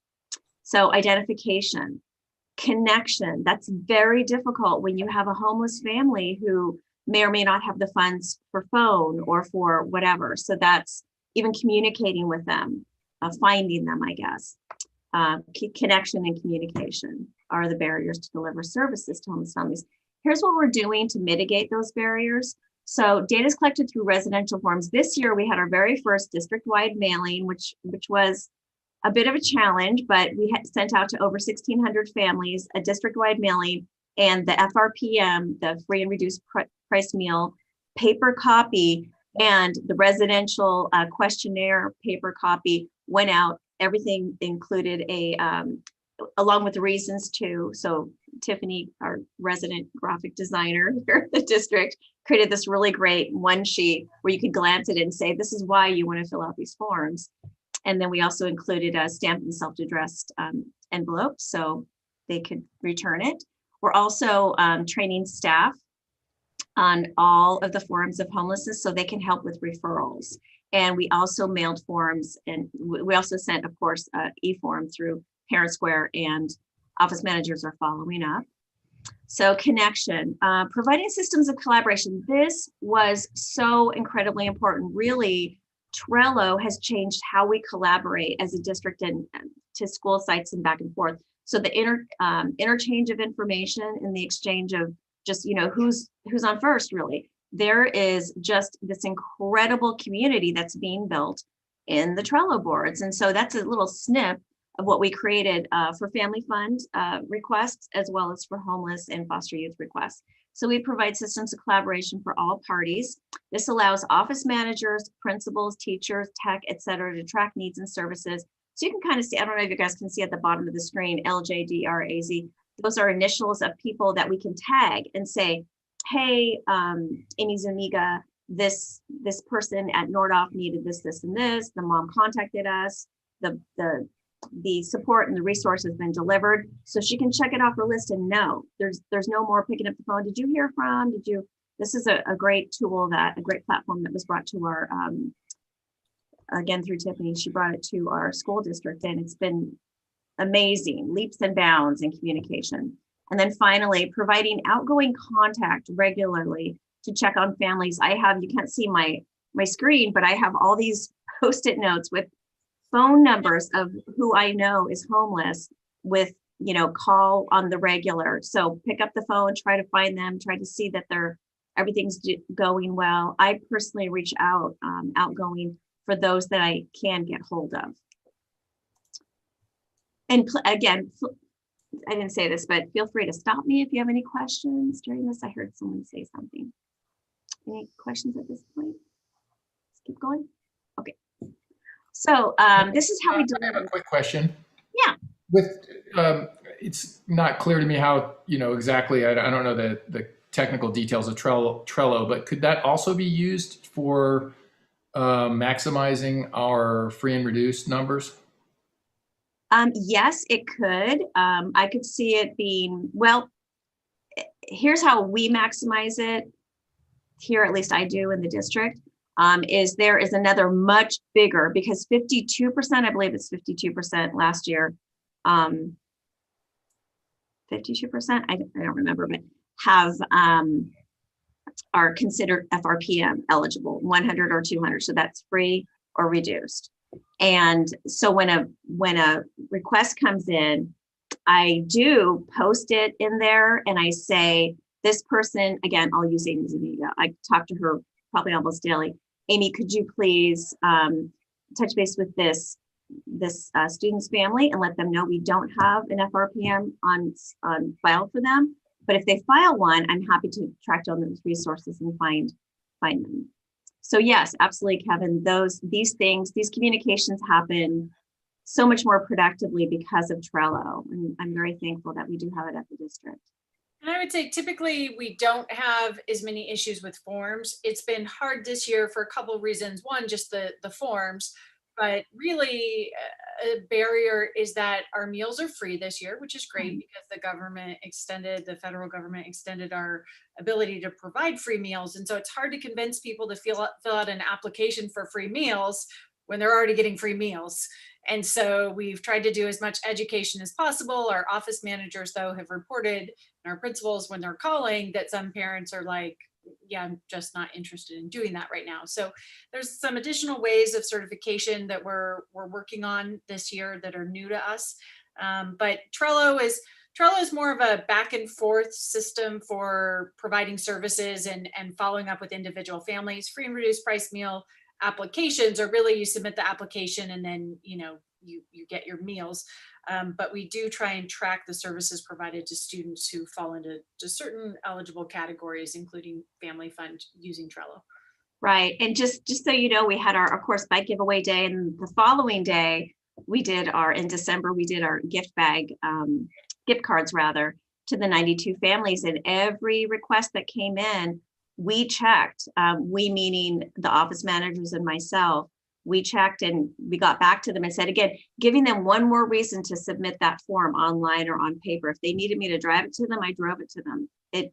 We just need those forms because, we need to be able to identify who needs resources. And I will say that Family Fund, and I know this isn't Family Fund thing, it's just so, like she said, it's so interconnected, like Dr. Morris shared, it's so interconnected that a lot of times we do have enough resources like our clothing closet, but sometimes we don't.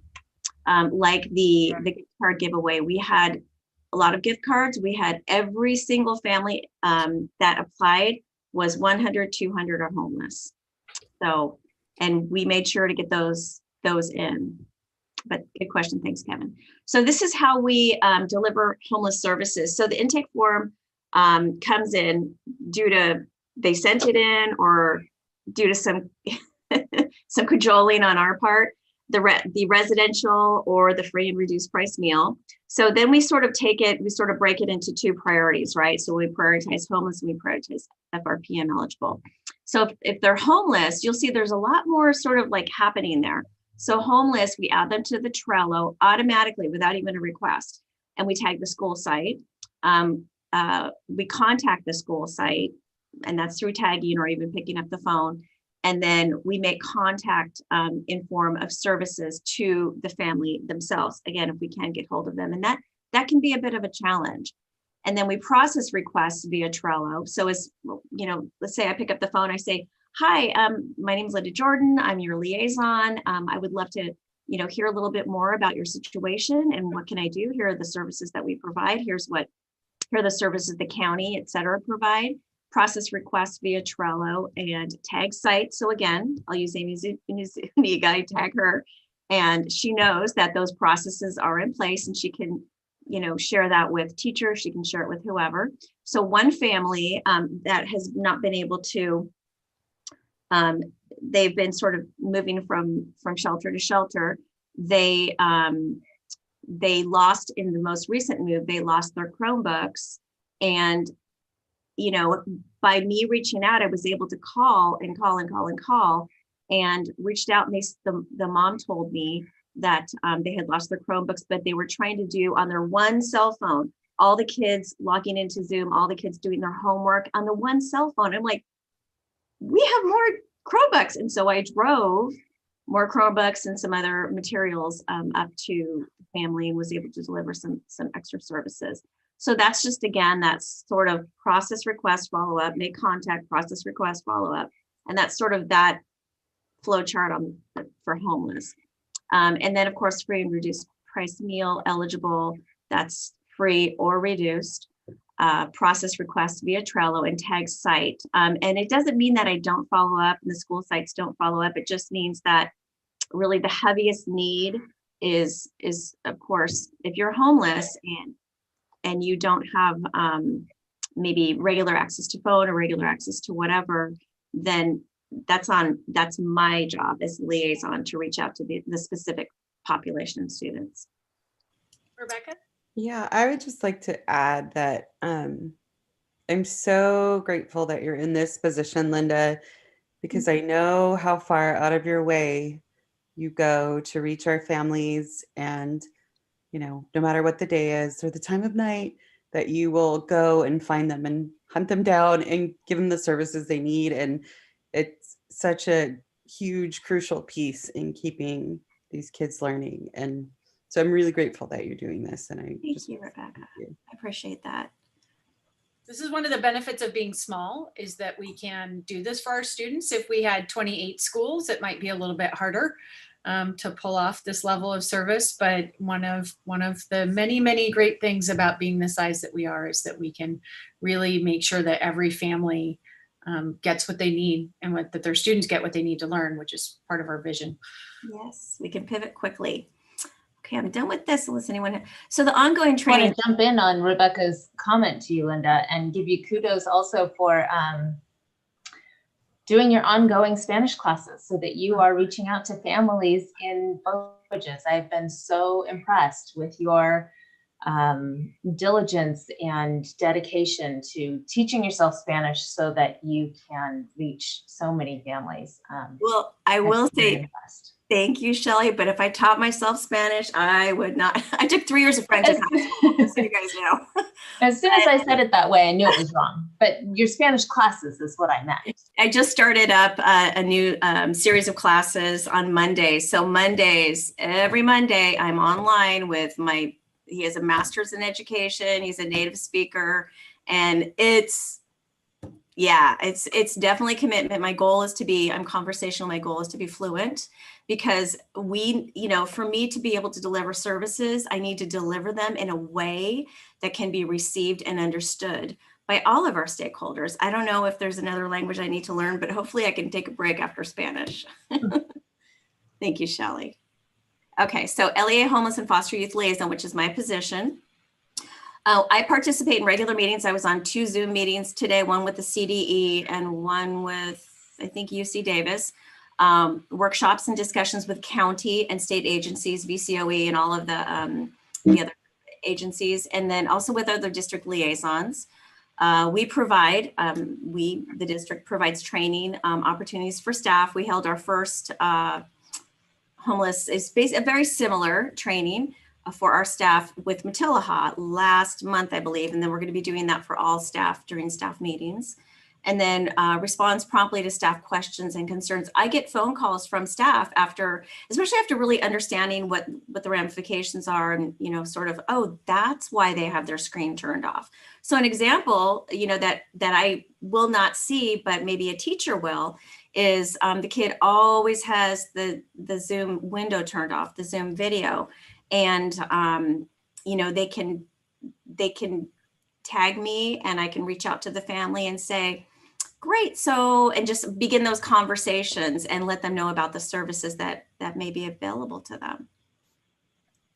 Indicators that homelessness may be on the rise. Okay, pandemic. So this is from a November 19, this is from a US Census household pulse survey. That's week 19. So that was November 19th of last year. 1 in 8 Californians are behind in rent.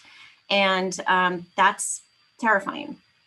Yeah. So that's an indicator, depending on, how our state and federal government support those folks. That may be a big tsunami. I mean, I have have literal nightmares about tsunamis because of homelessness that may be coming our way and how it affects families and children. And then emergency food distribution increased 138% in Ventura County in 2020. 1 in 6 people, these numbers are from Food Share. 1 in 6 people in Ventura County is struggling with food insecurity, which is why I'm so incredibly thankful for Frances and her team at Nutrition Services, because she's not just providing food, she's providing scratch cooked. And you guys all saw that article in the VC Star.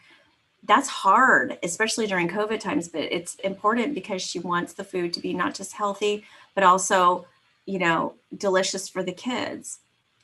We're also building partnerships with local organizations. Help of Ojai. I held an appointment yesterday with one of their intake case managers with a homeless mom, a mom who has a kid here, and they're homeless. And for Section 8 housing, they are fast tracking that particular housing because she's fleeing a domestic violence situation. Again, another tsunami that's happening, perhaps due to COVID. We don't know. So I meet with Help of Ojai, community assistance, especially if the person doesn't speak Spanish. Right now, their intake people, there are no Spanish speakers. And so I'm happy to set that time aside and facilitate those conversations with their permission, of course. Secure Beginnings, we love them. And we oftentimes get little baby things where I'm like, well, we don't, clothing or even bikes. And there's a lot of back and forth with Renee Mandala. Tiffany is building that relationship with Secure Beginnings. And of course, they have our on-site diaper bank. Raising Hope is a new program. Dr. Morse just alerted me to, and I reached out to them already about really supporting foster youth. It's more of a foster youth program, and there's some incredible programs that they offer for Ventura County foster youth.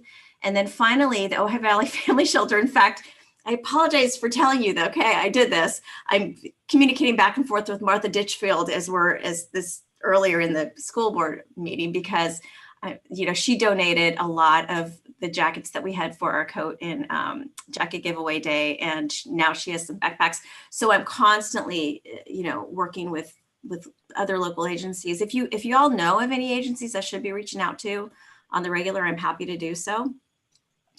And then these are the services and provisions, state and federal provisions via McKinney-Vento is immediate enrollment. Many of our staff did not know that prior to the training that we put forth for them. It is on the enrollment page, and it is also in our homeless and foster youth page. But even if full documentation is not readily available, immediate enrollment is required. Even if schools are full, which we don't have that problem right now, it's required.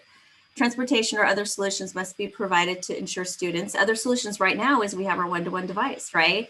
And so, yes, you can have a Chromebook, and so that will get you into the classroom, but also really the bike giveaway days, it's fun. Yay, it's fun. Kids get happy and they go out and they ride their bikes, but guess what?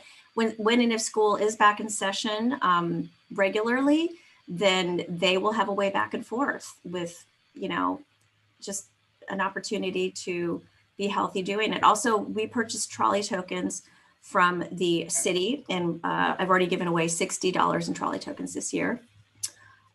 Provide solutions for retention of homeless students in school, including removing barriers due to fees, fines, and absences. Very important. And then OUSD's Homeless and Foster Youth webpage, I invite you to visit it. It provides information on services both from the perspective of the district as well as local and statewide organizations. And I think that's, oh, and then Family Fund. Again, there's this, like, you know, Dr. Morris and I were on a walk and talk. She often meets outside. You may see her walking with her staff outside. We're on a walk and talk about a week ago, and she said, can you imagine what this year would have been like without Family Fund? And I can't take credit. It was Dr. Morris's idea. And she asked me if I would be interested in running it. And I said, pick me. And it has been amazing to watch. So I'm so grateful that we can do these things with the incredible community partners that we've developed. I did want to close with one thought, if you would allow me to do so. I know I don't know if I've gone over. Is that okay?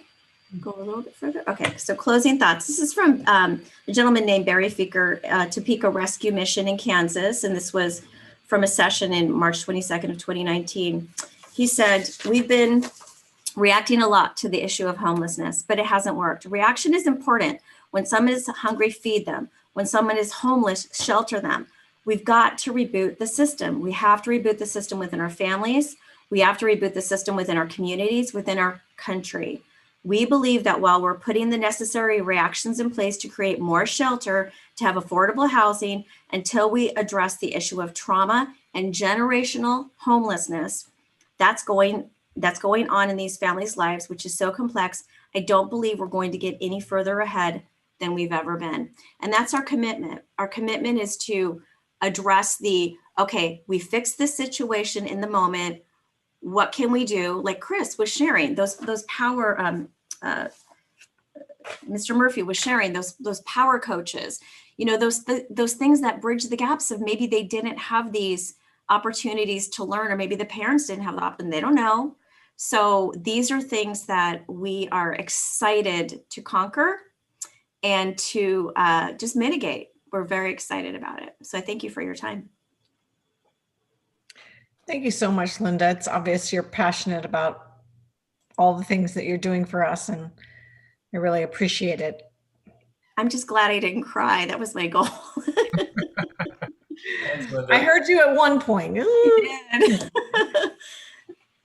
You're another person with strong empathy. Very much appreciated. Thank you. Any questions I can answer for you?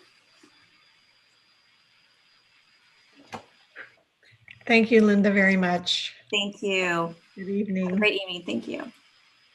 We move on to 6.1, the consent calendar. Before we have a motion, I would like to point out our donations, always under 6.1.2. And thank you to all those who donated to the Family Fund, and especially this year, the holiday tree. That was really wonderful of our community and for our community. I was particularly in that, by the way, amazed by the number of staff members who donated. It was a significant effort on behalf of our teachers and our staff members, some of whom have not a lot of access themselves. So I think that's important to note, that our staff care so much that they give their own hard-earned money to serve kids to families. Do I have a motion to adopt? I'll move. I'll second. All those in favor? Kevin? Yes. Michael? Aye. Rebecca? Aye. Shelley? Aye. And Jane? Aye. That passes unanimously. 6.3.1. Oh, 30 minutes. That's probably not accurate. Our return to campus update. We do have very significant public comment on this. Tiffany, would you like me to go through those first or have your presentation first? Whatever the preference of the board is. I feel like some of the questions might be answered in my presentation, but if it's better to hear the questions or comments first, then I'm happy to do whatever you would prefer. That was not helpful, I can tell. I think maybe it would be better to read them first, because then your presentation will be answering a question rather than the other way around. Okay, so I will start with the first one and we'll rotate just through vice president, clerk. So we'll just go Kevin, Michael, Rebecca, Shelley after me. Is that okay? So Kevin, you'll be after me. Michael, you'll be after Kevin, then Rebecca. This time, are we going in order? Am I making? We are going in order. We should have a chance to read all, I think there's 24 of them. I don't, actually, let me pull out my little, whoops, maybe we won't. We'll just go for 30 minutes or so. Like, again, they tend to be repetitive after a while. There's only one, I think, that was requesting back to school. The rest are opposed to return to campus, though I would like to point out that I think that might be because families did receive notification last week that we were returning, so they might not realize that there is a request to renegotiate that from our teachers. First one is from Annalisa Cohen. Nordhoff High School back in person. As a teacher, I am concerned that we are pushing to reopen too fast. The pandemic is everywhere and is at its highest rate of infection. It's even showing up in stores. If we go back in person, I need to be guaranteed that we have N95 masks and other potential PPE for all staff, including vaccinations. The fact that many students may carry the virus and show no symptoms is concerning. During summer school, I saw middle school and high school students not following social distancing regularly. I saw students eat within 6 feet of each other. I saw a teacher remove his mask to speak to a student within 6 feet. I saw a student show up to school without a mask and 2 students who would continually get tired of wearing their masks, so they would remove them when the teacher was not looking. Also, my classroom was not cleaned every day. Now that the virus infection rate is so much higher than last summer, I fear the outcome of moving forward when we are not fully prepared. I need to be guaranteed that we are prepared, even more so than during summer school, to feel safe. If I bring COVID-19 home, it will be devastating to my child. Before we go on, I did forget to ask that Kathy set the 3-minute timer for each of those. Okay, Kevin? Oh, you're on mute. Sorry. Sorry, I thought I hit it. With cases of COVID-19 rising in Ojai Valley, I'm opposed to reopening the schools at this time. Myself and many other employees are at high risk for the virus, and those that are not may have others at home that are. We're finally getting the hang of distant learning, and it is starting to run smoothly. Changing everything up to now will be chaotic, and we would also have a strong chance of being shut down again, causing even more chaos. There are so many asymptomatic people that have COVID and have no idea that opening schools at this point could cause much more harm than good. We all miss the kids and would love to see them, but not at the risk of losing anyone to the pandemic. Kristen Belsch writes, I'm submitting a public comment to explain my position on returning to campus at the secondary level. When deciding where I stand on an issue, I spend a lot of timing gathering information from all sides of the issue. I researched, listened to experts, discussed with my husband, teachers, staff members, friends with kids in schools, or who work in hospitals. After deliberating, my position is that I'm in support of slowing down the return to secondary campuses. Below is a list of points I considered in deciding where I stand on this issue. 1, the data. I understand that there is data that suggests schools are one of the safest places to be during a pandemic. I'd like to hear from the school districts and loved ones of teachers and staff who contracted COVID and died. How did their districts respond? What would their loved ones say? 2, I've heard the argument that Ojai's numbers are low, but I wonder if the fact that 2 of the 3 major employers in the Valley are not operating at full capacity is contributing to keeping the numbers lower. The inn is currently only open today. Golfers through February, and secondary campuses in the school district are not fully staffed and do not have all students attending in person. 3, Governor Newsom's Safe Schools for All return plan allows for schools to return slowly, starting with youngest students and slowly adding older students through the spring.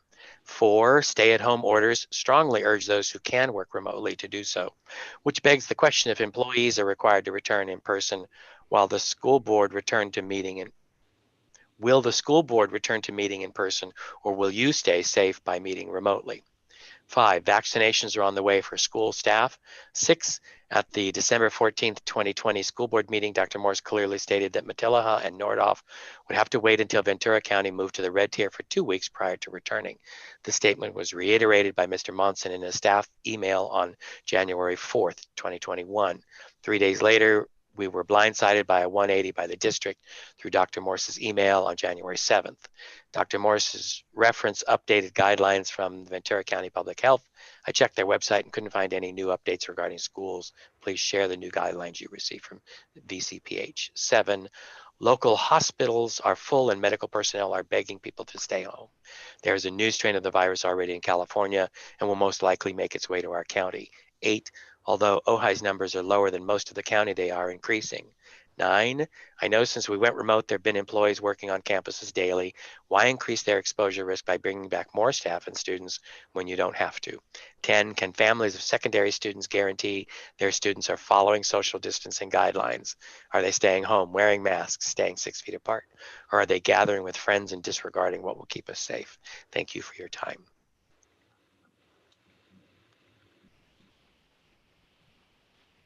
My turn. Mhm. Amy Zuniga writes, thank you to the board, our incredible leadership team, and our union representatives who are working together during these unprecedented times. As a classified employee and office manager at Nordhoff, I want to convey to the board how important classified employees are to the success of the day-to-day operations in our district and how crucial our services are to students inside and outside the classroom. We have been fortunate so far that our classified staff has not had too many people fall ill. With the huge increase of staff and students now returning to campus, the likelihood of exposure to COVID will increase rapidly. Operations can and will be crippled if many of our classified staff are exposed to or sickened from COVID-19. There are few, if any, substitutes for classified positions. Given the extraordinary number of COVID cases in our county, I question the timing of students returning to the campus. We know that COVID is steadily increasing in Ojai, and we know that there are no hospitals, ICU beds if we need them. Our students on campus a mere 3 hours a week, an acceptable risk to our staff and families. Many of our classified employees are considered high risk. I am not a young person and I live and help care for my infant grandson who has a serious heart condition. In addition, I take care of my elderly parents, one with Parkinson's. I have taken every precaution I can to be safe. With students on campus and increased exposure to the entire staff that I support, I fear the risk is too great. I respectfully request the board take a harder look at the benefits versus risks of bringing students back to campus at this time and delay until a safer time in the future. Michelle Gorell writes, I want to start out with a thank you for all the hard work that the board is doing and has done during this very difficult time.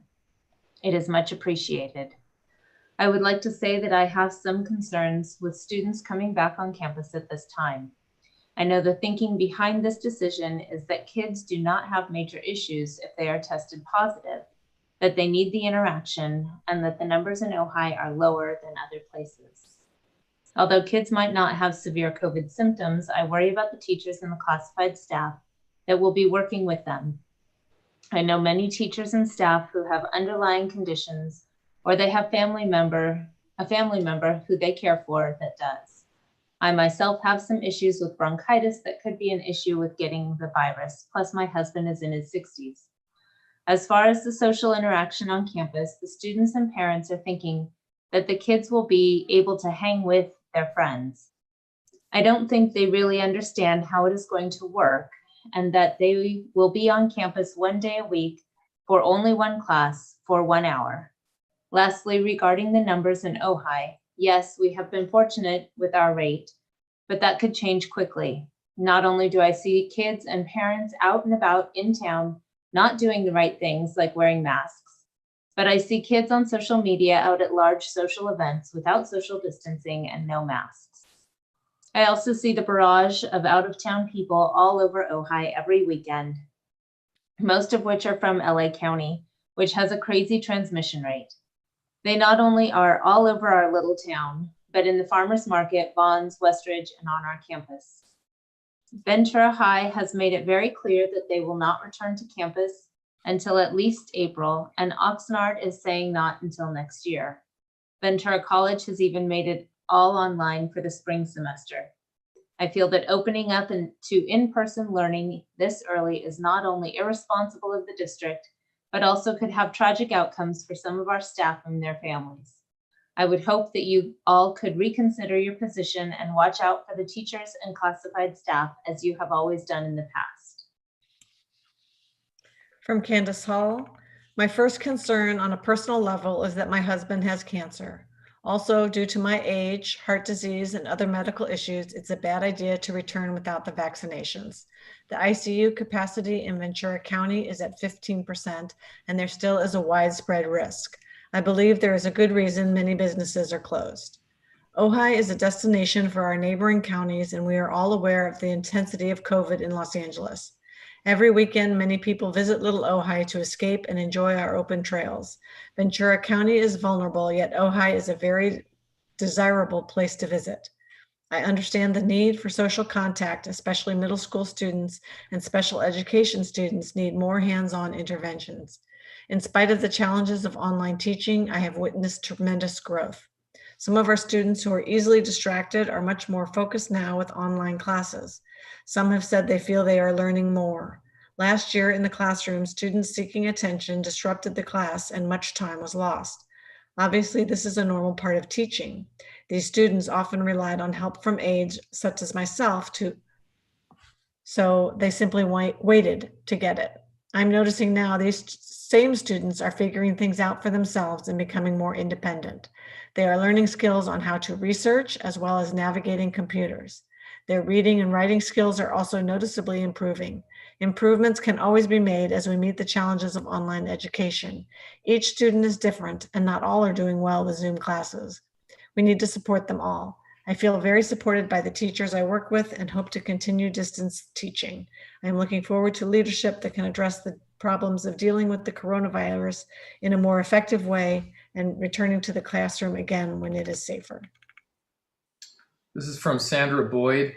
I'm addressing agenda item 6.3.1, return to campus update. I'm not in favor of returning to campus if it is still proposed for January 25th or any time soon due to several factors. Number one, I am considered at high risk for complications/death from contracting COVID-19, and as such do not feel safe or comfortable with returning to campus at this time. I know several coworkers who are in the same position, and I'm concerned for their welfare and their families as well. Number two, California is experiencing its worst wave of COVID-19 pandemic to date, which now includes the possibility of a mutated, more virulent form of the virus that has recently been documented in several Southern California counties. Considering the high volume of travel during the recent holidays, it is fair to assume that this more virulent strain may already be present and spreading in Ventura County. Now would not seem to be a good time to return to campus with in-person instruction. Three, last I heard, school staff were scheduled for March/April 2021 to receive COVID vaccine. Why would it be advisable to return to campus and in-person instruction prior to having staff properly vaccinated with 2 doses of vaccine? This seems imprudent to me.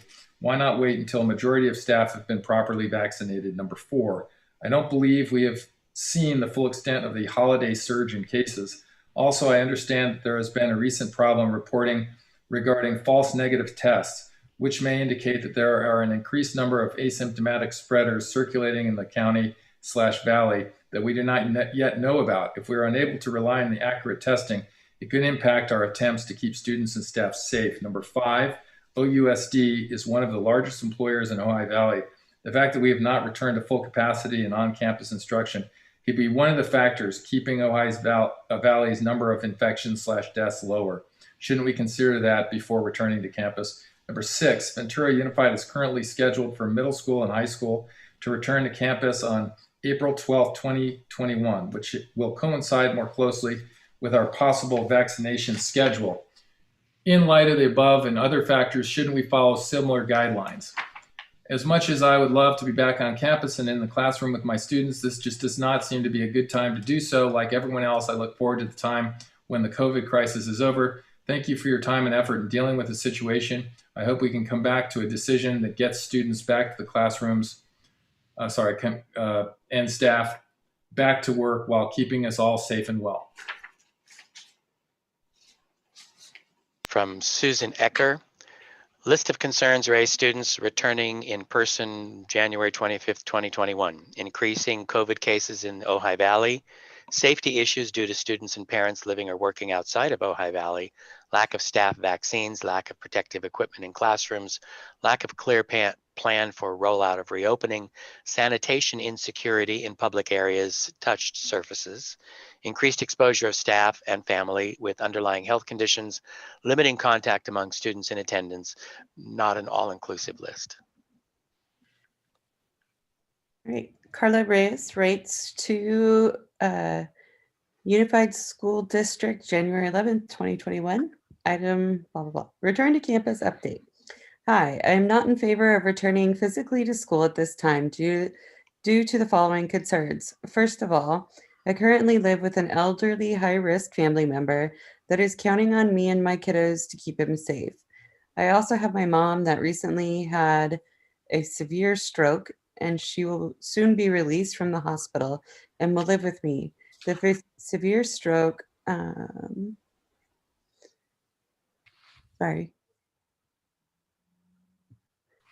previous medical conditions that she has from the past make her also a high risk also. I know that here in Oakview and Ojai, we currently don't have high cases of COVID than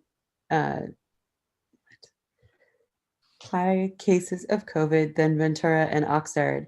But let's remember that we have inter-district kiddos that are enrolled in our district. Maybe our numbers haven't gone up because we are doing the right thing by staying at home and keeping ourselves and our loved ones safe.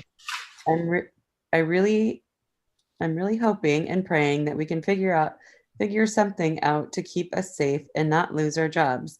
Being a single mom with 3 kiddos, I couldn't lose my job or take a leave of absence. I already lost my afternoon job to COVID. It would be a hardship for my family if I lose this job. I know there could be many jobs that I could do from home, but my passion is here working with special needs. I can't imagine losing a job that I love and enjoy doing so much. As a personal feedback and as a parent, I have a child with ADHD that hasn't had the need to take medication while Zooming from home. He has been able to focus more and participate more often and has no distractions like he has in the classroom. I know it hasn't been easy for everyone, but I also need you guys to know that for some kiddos, the situation has been beneficial. And as a professional, I have seen some of our SPED kiddos grow and be more independent. Please consider having us back on campus when there's a vaccine for all of us, staff and students. Let's go forwards, not backwards. Thanks so much for taking the time to read my concerns and comments, and I appreciate your time. Sincerely, Carla Reyes. Matilaha Middle School. Nicholas Lewis writes, although I am in favor of returning to campus, I am not sure if I am comfortable with students returning if we are just going to continue to use the distance learning model in person. You want to read the next one too, Shelley? Oh, all right. Lisa Porto says, I have been teaching at Nordoff for 15 years. I was deeply disappointed to read in Dr. Morse's recent letter that Ojai Unified School District is planning to bring back on-campus learning at Nordoff and Matilaha on January 25th. At Nordoff, we have been safely Zooming with our families for 4.5 months, successfully for most students. Now at the pandemic peak, we are bringing students back. Presumably, at the start of the new semester, powerful forces have been pressuring now or never. But even if we had unlimited funding for the highest level of safety protocols, which we don't, this would not be the time to reopen. We are duty bound, in addition to providing an education to do everything we can to protect our students and their families from physical harm. Given the high level of COVID community spread, some students, faculty, and staff will unwittingly catch it, bring it, and spread it, mostly asymptomatically. We can check temperatures and diligently clean surfaces, but it will still get in. Then it will spread in families who have vulnerable, immunocompromised parents with diabetes or heart disease, special needs children, or older grandparents with potentially disastrous results. And it will be on our conscience. While we thought we were helping others by welcoming students back, we were actually opening the door to COVID. COVID is a formidable opponent that spreads through shared airspace. There is the variable of a new strain already here in California and more contagious than the original. The pandemic has been exhausting. Nevertheless, we must be patient. When vaccines arrive and transmission drops, we can consider returning to campus. Reversing this decision would be the kindest act of foresight imaginable. Doreen Riggs, it was recently mentioned to me by a coworker that the district instructional assistants have not made any mention about their concerns to return to campus at the end of this month. So that must mean we are fine with this choice. I, for one, have my concerns and am not at all fine about a return to campus at the end of this month. There is a rise of COVID cases in our county at this very minute, and as of yet, none of us have yet to be vaccinated to start the protection of this extremely fast transmitting and highly contagious virus, which I may also add could be lethal to some of us. I too understand the need and stability of our district students to return to a safe place with a regular and predictable schedule. However, if we act too quickly in our on-campus return until a good portion of us have received the vaccination, this may all blow up in our faces, and I'd hate to think of what the outcome of that may be. This is from Carolyn Burke and the Topa Topa Elementary teachers. Dear Dr. Morse and the Ojai Unified School Board of Trustees, we want to share our thoughts with you regarding the return to the hybrid schedule. More people than ever before are being affected by this pandemic. The statistics are staggering, yet Ojai Unified School District leadership is telling us that they are comfortable with us going back to in-person teaching. Teachers were polled, and not one teacher at Topa Topa felt safe returning to school under these circumstances. Our understanding is that other schools overwhelmingly felt the same way. We have worked very hard to create a distance learning program for our students that is comprehensive and accessible to all. It is challenging and interactive, and students are being successful. We're very proud of how resilient they have been and how much we are able to accomplish in our school day. We are in a routine and doing a great job under these circumstances. We have created a schedule that students and their families are able to work with, and students are participating. We are concerned about the health and well-being of our students, their families, our families, and ourselves. We want our community to be safe. To return to the hybrid schedule now is not in the best interest of any of us. We are so close to being able to be vaccinated. Why wouldn't we wait for that to happen? There are guidelines for returning to school, and it appears that we are not following them. Why shouldn't we follow the health and safety guidelines put out by the state and the county? We would also like to respectfully ask that we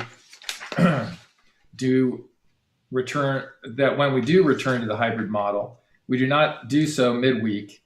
The change from distance learning to hybrid significantly changes the daily schedule for families, teachers, and staff. Morning start times are different. Small group and whole class Zoom times are different. The RAFT and EL schedules are different, and the entire Friday time changes. On paper, these changes may not seem challenging, but in reality, this is a complicated web that requires a lot of planning and preparation. Let's work together to come to an agreement that works for everyone and is in the best interest of everyone's health and safety. Sincerely, Topa Topa Elementary School teachers, Carolyn Burke, Amy Bujold, Jennifer Hankins, Karen Dingman, Sarah Ferrante, Heather Myers, Tracy Anderson, Chris Ondo, Angie Janassi, Nancy Roll, and Tracy Oakland. From Naima Houston and Becky Perry, dear Ojai USD board members, we are both science teachers at Nordhoff High School. We write to you today to share our concerns about the district's reopening plans. We understand the urgency for students to return to in-person instruction, but we're struggling to understand why the district is planning for students to return to campus at this time.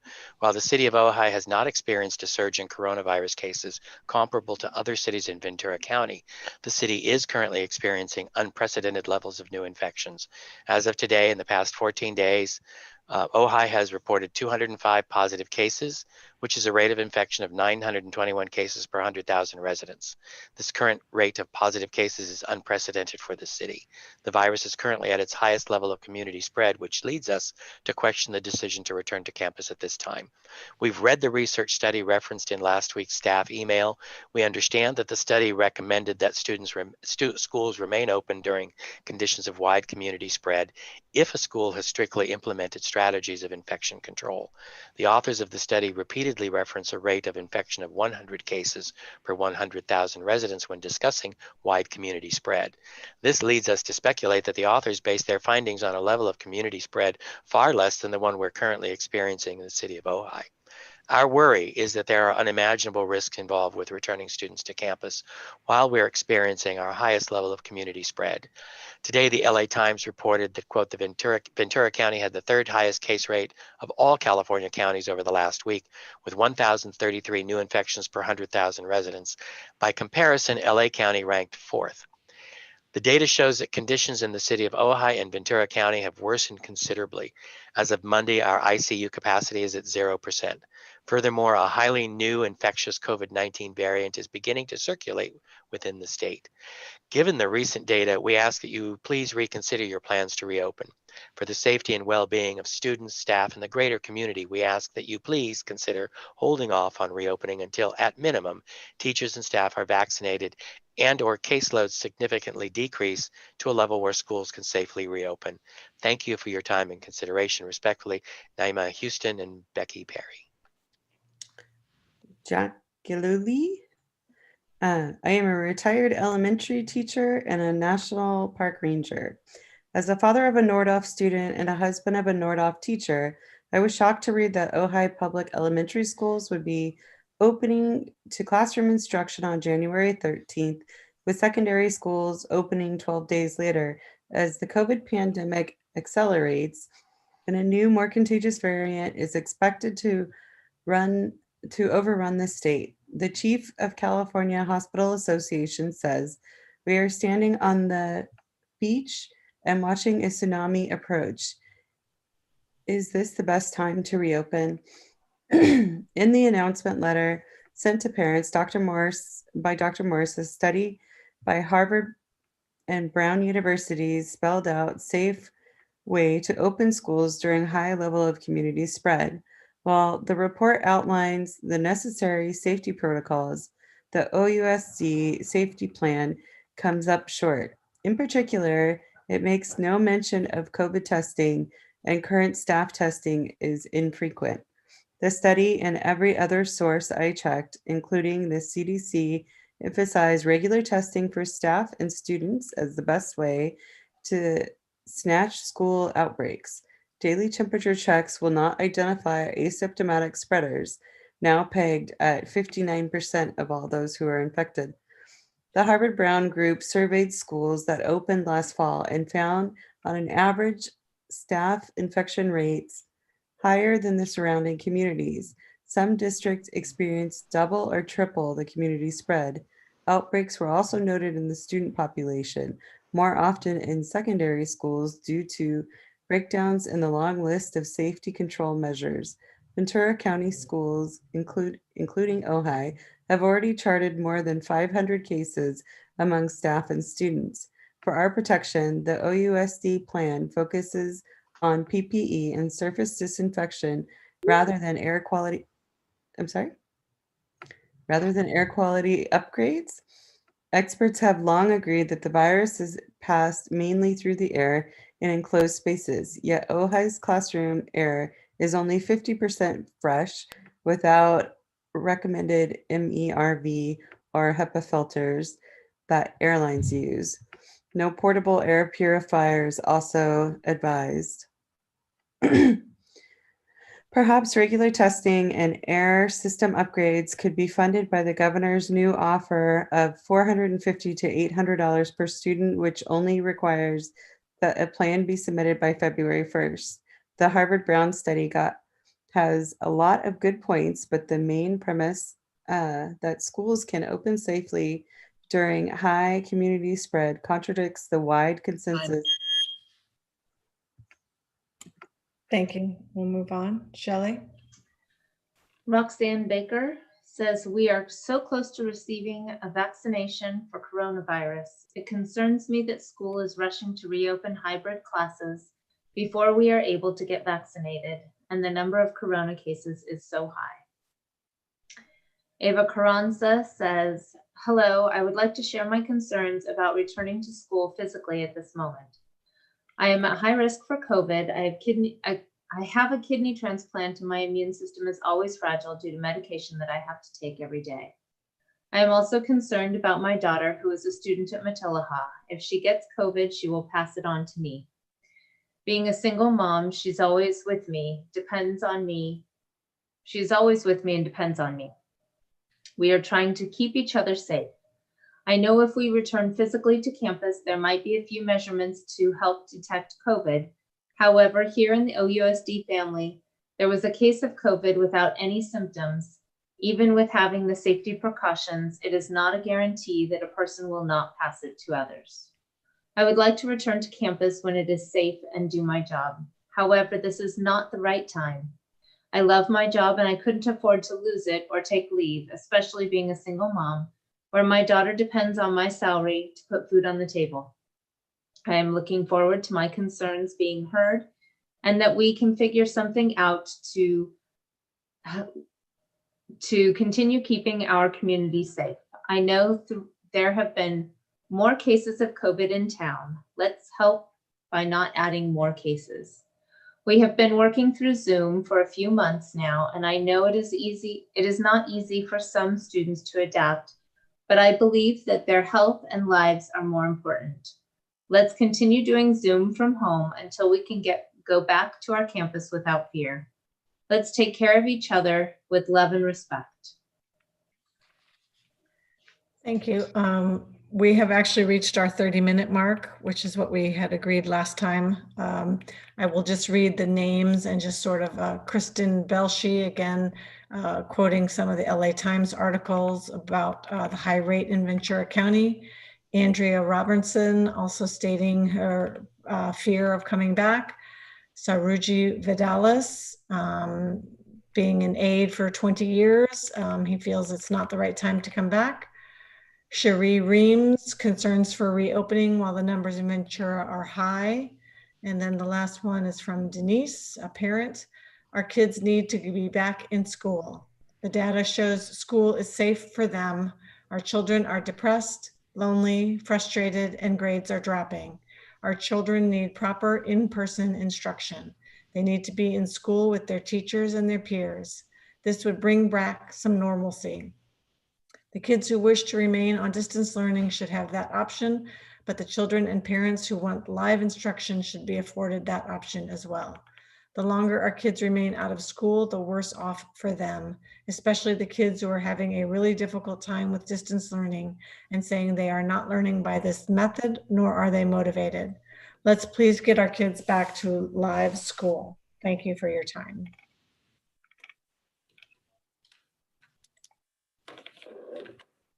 Okay, Tiffany. Unmute. Thank you to all those who wrote in and shared your thoughts. So I will share this presentation with you, and I just want to also thank all of the staff who took the time to write in. I know that this is really hard for you, and I know that your feelings and fears are very real, and this is not an easy decision. I know that everyone on this screen tonight struggles with this decision. So I want to just start by saying something that came to me from a link that a colleague sent to me that I thought was really interesting. It was actually a link about not taking things personally, because it sometimes can feel personal in this job. And something that really struck me is if someone does something we disagree with, we tend to interpret it as a personal attack. And I want to say to the parents who felt that way a month ago, and to the teachers who feel that way right now, this isn't an attack. I care about our students, our parents, and our staff. And my job and our job as leaders in this district is to make the best decision that we can. Even if it feels like a personal attack on you, it's not. It's to take the best data that we have available to us and make the best possible decision that we can. And truly, the thing that I've learned this year is no matter what decision we make, it will not make half of the people happy. And they will feel attacked. So here we are. I want to provide you with the data that we've collected to make this decision. And at the end of the night, the board will be able to take action about the next steps. So I want to just start by saying that the data that we use is current research from respected sources, current data, and then also consideration of what others are doing around us and how it's working. So this is the Brown study that was mentioned by a couple of the comments. And I would say that I sent this out to parents and to staff. And just a few highlights for me is that the conclusion of the study was that it's not an on and off switch for closure and opening, but generally that if we can develop the proper safety protocols that we adhere to, then it can be safe for students to come back to school. And I know there were a couple of things in the study that were pointed out, and I can go through those in more detail later if the board would like, but I have read it many, many times, and I'm pretty familiar with all of the conditions. But one thing that I did want to share with you is this is the list of safety conditions that came out of that study. And these are the most important elements. So there were some schools that did have increased spread in school, and it was because they weren't following these elements of infection control. And so these are the things that they recommend: universal masking, hand and bathroom hygiene, achieving 4 to 6 air changes per hour of clean air. And this is important through a combination of ventilation and filtration. So through any combination. So I'll talk to you a little bit later about our fresh air flow, or outdoor classrooms, of course, and then 3-foot or 6-foot social distancing, robust quarantine policies and contact tracing, and then where feasible, surveillance and screening testing. This is another article. I didn't just look at one source. I looked at as many sources as I can find, and many of them are inconclusive about what's happening, partially because things change so quickly. But this came out on January 11th. This was in Education Week, and this is from a quote from Nathaniel Beers. And I thought this was interesting because he is recommending, as a member of the American Academy of Pediatrics, that appropriate control measures around physical distance and face coverings can be very effective strategies that control the spread even of these new strains. So this was an article that was generally about new strains that were possible. And so I know that the new strains are scary, and that what we're hearing is scary. We have no instances of these being in Ventura County, no documented cases of it in Ventura County right now, although we do know that it is in California. But the idea is that presented here is that even with those new strains, that we can still maintain safety if we follow all of our safety protocols. And then this came out in December 20. And I just thought that this is from the National Center for Analysis of Longitudinal Data. And of course, if anybody wants these studies, I'm happy to provide them. This was specifically about returning to campus in a hybrid model. And I think one thing that is a little convoluted in the research is whether we are talking about a full return to school. And you will know that in other states, you probably saw those pictures of Georgia back in August. In other states, some schools just full opened up, not a hybrid, not an AB model. They just have students on campus 100% of the time. And so I think it's important to look at data for schools, if we can, that have a hybrid model where we have taken that into account as a safety measure. And so this is actually our exact model in which we have school 2 days a week in elementary right now.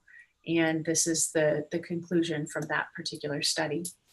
So let's talk about what other schools are doing. And I would say that this is based on districts reporting to VCOE.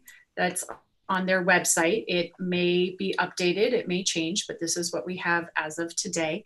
So schools that are open at the elementary level, Simi opened last week on Monday, Conejo opened last week on Monday in elementary, Ojai Valley School, Oak Grove School, Monica Ross, and Montessori here in Ojai are all open and have been open. Opening next week, most likely, would be Pleasant Valley and Moore Park. And then, as has mentioned, Ventura Unified has delayed their reopening until February 1st. Although I do want to mention, I watched their school board meeting, their special board meeting around that. And part of the issue in Ventura Unified is that they are busing students to campus if they need transportation, and they are feeding students on campus. We are doing neither of those things. And so part of their problem with returning to campus was the number of quarantines in departments like transportation and nutrition services. And as was mentioned by one of the staff who wrote in, we don't have as many subs in those areas as we would need. And so it's harder to serve students on campus when you have 25% of your staff, for example, quarantining in nutrition services. And so part of the decision, a significant part of the decision in Ventura Unified that was described in their board meeting was related to not specifically safety, but to their ability to serve kids in those areas, given that they're doing all of those full services, which is amazing. And I wish we were able to do that. We're not at this time. And then finally, not open, Santa Paula, Fillmore, Oxnard Union, Oxnard Elementary, and other districts that feed into Oxnard Union High School District and Oak Park. And they have not opened this entire year for any on-campus instruction. At the secondary level, we have open now or on January 18th, Pleasant Valley, Moore Park, Villanova, Thatcher, Montessori, Oak Grove, same schools. Every school in Ojai that we called is currently open with students on campus, both elementary and secondary. They have a number of safety protocols in place and such as outdoor classrooms, et cetera, but they are open and have been open. Conejo and VCOE are currently planning on opening the second semester. Conejo high schools, there was just an article in the Acorn last week about the Thousand Oaks Acorn about them opening on the 19th. Ventura Unified will not be bringing secondary back until April 19th. That is after their spring break. It's not specifically related to vaccines, but it's related to when data is available and spring break. I would also say that Ventura Unified has 6 classes. They did not go to a block schedule. And so it's much, much harder to try and accommodate that in a secondary schedule that keeps students safe. And you'll see at the end of the presentation, I have our proposed secondary schedules, and then not open for secondary, the same schools, although Simi Valley is not open at the secondary level. This is the chart that I show you every single time that we meet around the data for Ojai, and I will show you some other data that's not Ojai specific, but in general, you can see this is data that is 2 weeks old, as it always is for this particular chart. You can see that Ojai has increased in our 7-day average case rate, but is still significantly lower than the rest of the county. And you can also see that Oakview actually went down a little bit, which is interesting. 2 of the staff members who wrote in had identified a case rate of 100 cases per 100,000, and you can see that we are actually well below that in our 7-day here for Ojai and Oakview. Again, this is through January 2nd, and then you can see that on the right-hand side, our 7-day positivity rate went up to 9% in Ojai, but is still lower than the 17.5% countywide. Here's that same data in a chart that I showed you before, just updated with the new numbers. In blue, you can see our Ventura County case rate, and blue down here is the county positivity rate. So just graphically representing what I just showed you, and orange are our Ojai numbers. So you can see that it did indeed go up in both cases in Ojai, but still remains significantly below the county. So I want to address the LA Times article. LA Times today had a front page article about Ventura County and our data and our high case rates in the state. This is from the LA Times today at 12:20. It hasn't been updated yet. This is the number of confirmed cases and deaths. I just think something important to point out here is this piece at the bottom, which I can't see because I have a little bar in front of me. Okay, is that the highest concentration of new cases with 3,659 reported per 100,000 residents is in Piru. And I know that the county numbers are concerning. I would suggest that it is very unlikely that we have students in Ojai Unified coming from Piru, that we are working in Piru. I just think that is not the case, but that is one of the highest concentrations. And then this number, this chart on the right, are our numbers that are updated as of today. The red line here is January 1st. And so these are positive tests by test date. So these are people who go in every day and get positive test results. So you can see here that after January 1st, we did indeed have a significant spike. But in the last 5 days, and if you go to this is on VC Recovers, and you can scroll and look at the specific dates. I can't do it here because it's a screenshot, but you can see that in the last 5 days, we have dropped significantly in both our case counts and our 7-day average. But if we are looking at data that incorporates the last 14 days as an average, we would include both that very high spike and where we are right now. And so of course our 14-day average is going to be much higher because we have all of these cases that happened right after January. This is another chart from the same website, updated as of this evening. I just took this. Same thing, this is our, this is a positive test. This is actually a different metric. I'm sorry, I'll have to go back and see what the metric was. But you can, it's the same thing here. You can see, maybe it's just an enlarged chart, I apologize. I was trying to update it earlier tonight, but you can see there's that red line that's January 1st, and you can see a little bit more clearly how the numbers have dropped and how we are, in fact, according to this, in the last few days in a decline, which is consistent with what a message from Dr. Levin that the superintendents got this evening. There was a request from another district that Dr. Levin issue a decree to close schools, and he declined to do so, and declined to ban in-person instruction, and identified that our cases, that we will see our cases to decline. So let's look at our Ojai Unified data specifically. So this is a new dashboard that was created by Linda Jordan and Haley Hernandez, who is our school nurse. This is, we just brand new. We launched it today at noon. So you can go to ohiusd.org and you will find our updated daily COVID numbers. So this is the number of confirmed COVID cases since August. And this is only our students who are on campus. And some districts have students in general, but our students who are off campus aren't necessarily reporting to us that they have COVID. And so, because they're not coming on campus. So if they're not in athletics and an ABC club, I can see that it might not they might not know to call us or to contact us. And so I didn't want to provide a dashboard that had numbers that weren't realistic. And so we've only included the students who are on campus because those are the cases that we are 100% sure that we would know about if there was a positive case. So here are students on campus, and then on the staff piece, I just want to note that this includes our non-instructional staff and all district office staff. So this includes me and Cheryl, and anyone who is not in contact with students is also included in this number. So you can see that currently for students who were on campus, obviously if you test positive, then you are quarantined and you're no longer on campus, but we have 3 confirmed COVID cases of students who were on campus, either in athletics or ABC clubs, because our schools had just opened today, and 2 staff members.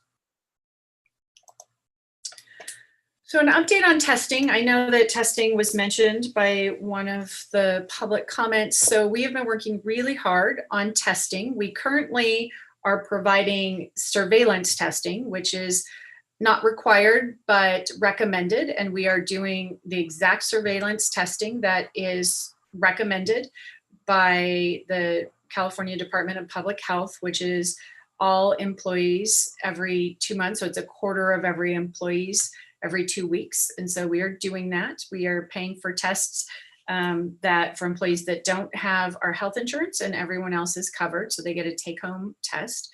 And we have actually found some asymptomatic people who have tested positive. I think only 2 that I know of, but who took the test and then ultimately tested positive and were asymptomatic. So it's a helpful thing. We partnered with the city, the Ojai Valley Community Hospital, and Ventura County Public Health yesterday to have an additional day of testing. One of the outcomes of that is that we got 50 at-home emergency test kits that are now on hand for exposures.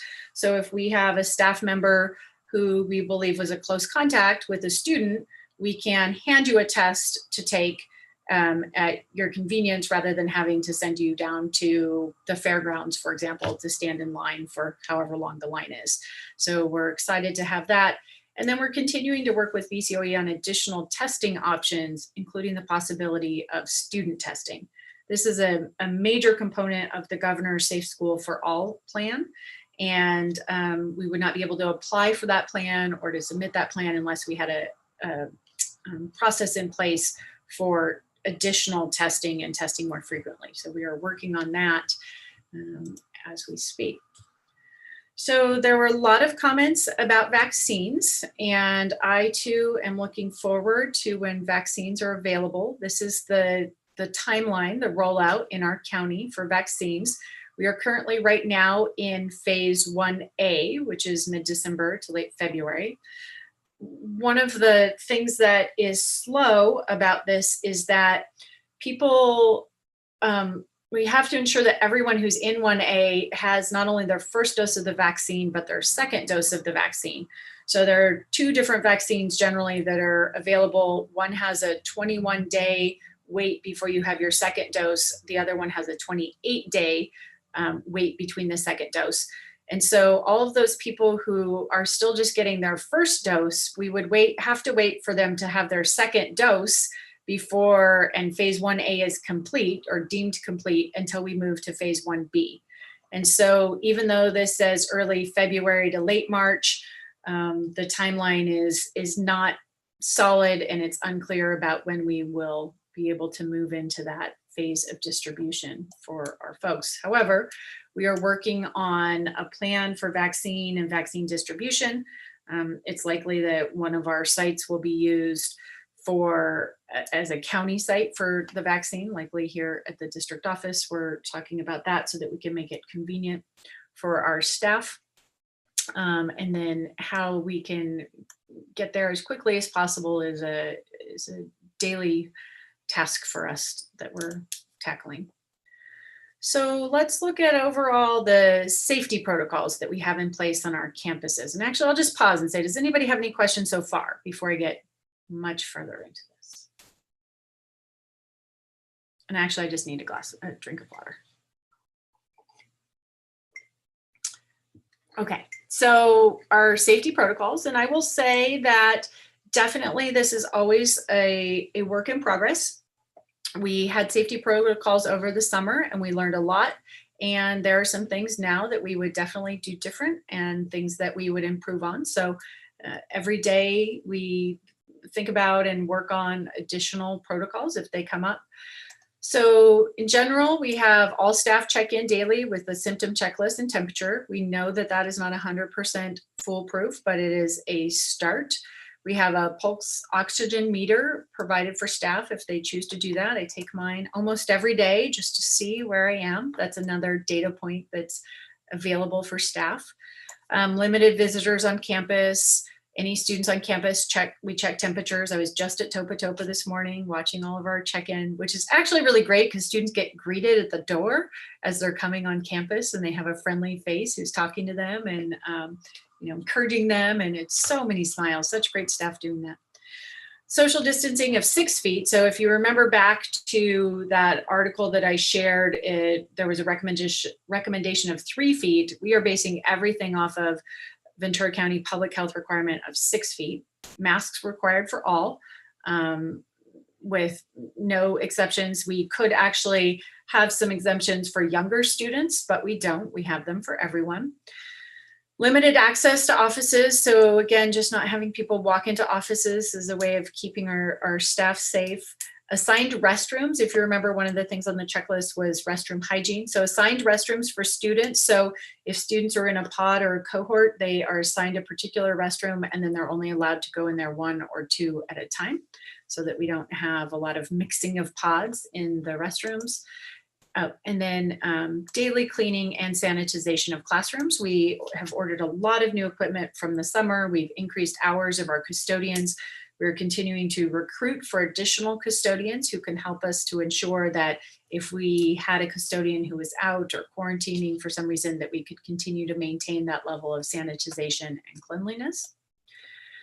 Just in terms of PPE, masks available for all, gloves available for anyone who would like them. Plexiglass can be installed upon request. Classroom kits, outdoor teaching spaces. So if teachers feel more comfortable, they're certainly welcome to take their students and classes outside. We have Adirondack chairs, we have tents outside so that teachers can be outside.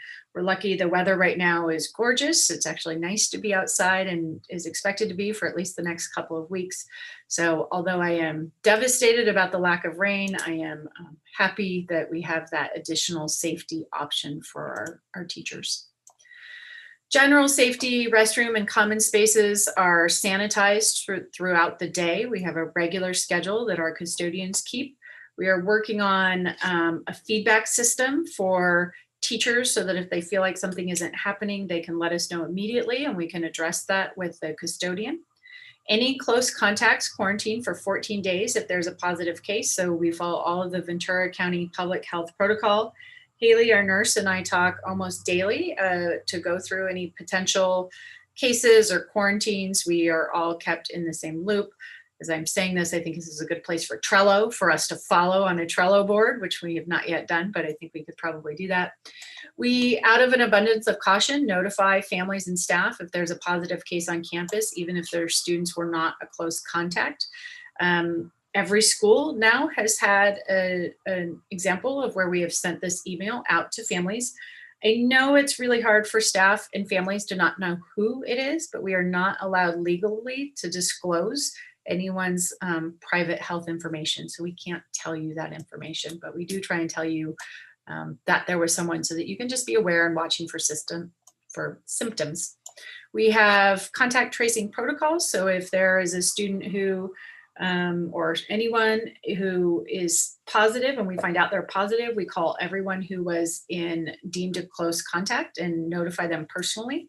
And our nurse does that to walk through some of any questions that they might have.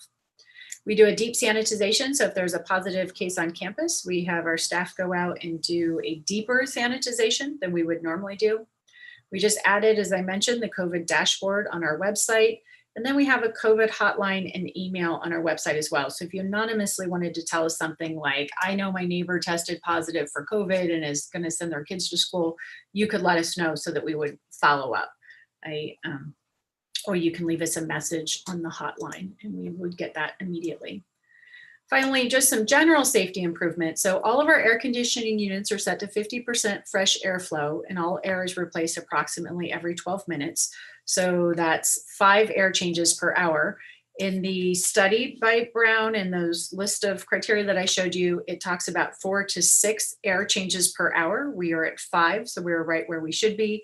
We have talked with a consultant for the district about if we need additional filters or air scrubbers, and or instead we went with the fresh air because that's the best recommendation at this time and what we can do. But in order to make sure that that fresh air was happening across the district, we installed new thermostats in classrooms so that we can control that airflow. I think there may still be some that are in process, but definitely elementary, we have those new thermostats in place. I've mentioned this before, we moved all the carpet from the elementary classrooms. Matilaha is coming next. We have touch-free dispensers for soap and paper towels. I think we actually have hand blowers now instead of paper towels throughout the district, a dedicated infirmary area on each campus. And then before we returned to campus at elementary, we went through every classroom, did a classroom walk, and removed items that can't be cleaned from the classroom. And so we would do the same thing at secondary prior to returning to campus. Just a few other considerations. We continue to add additional substitutes. That was a big concern for us early on, but we are getting people coming in and available to sub. We're also recruiting additional custodians and classified substitutes for critical areas. We want to seek to accommodate staff who have high-risk conditions. So a lot of people who wrote in have specific health concerns, and our goal is that if you have underlying health concerns and a doctor recommends that you not be at work, we want to find a way to accommodate you so that you don't have to be in the classroom. We certainly don't want anyone to have to contract COVID and have a serious condition. And so if you have a medical condition, we will work to accommodate that in the best way we can. And I don't have specifics on that because it's really individual to everybody's situation and the position that they're in the district. The other thing— Can I just add something right here, Tiffany, since you brought that up?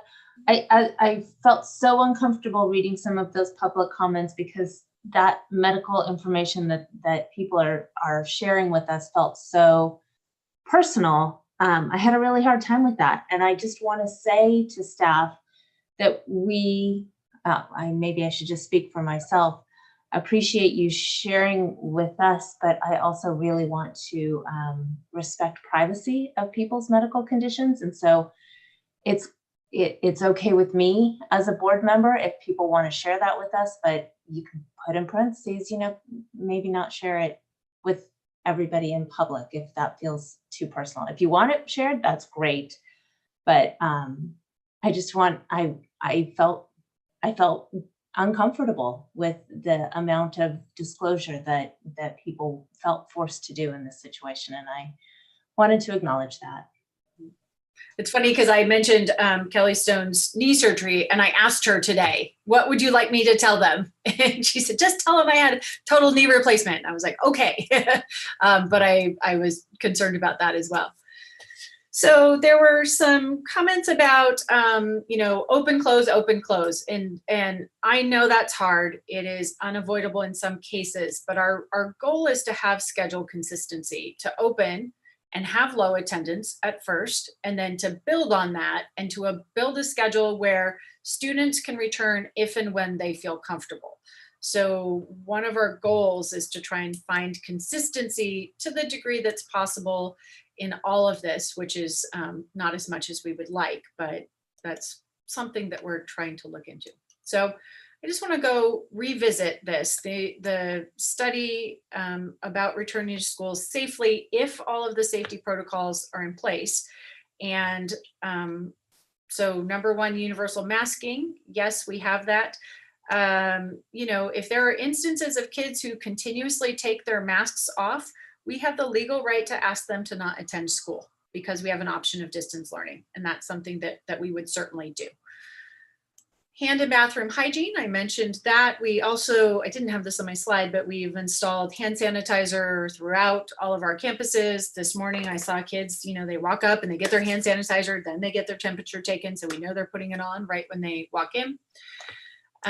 Achieving the 4 to 6 air changes per hour of clean air. I talked about that. We are not doing 3 feet of social distancing. We're doing 6 feet of social distancing, robust quarantine policies, which we have in place, and contact tracing. And then we are doing surveillance testing and continuing to find ways to make that more robust as possible.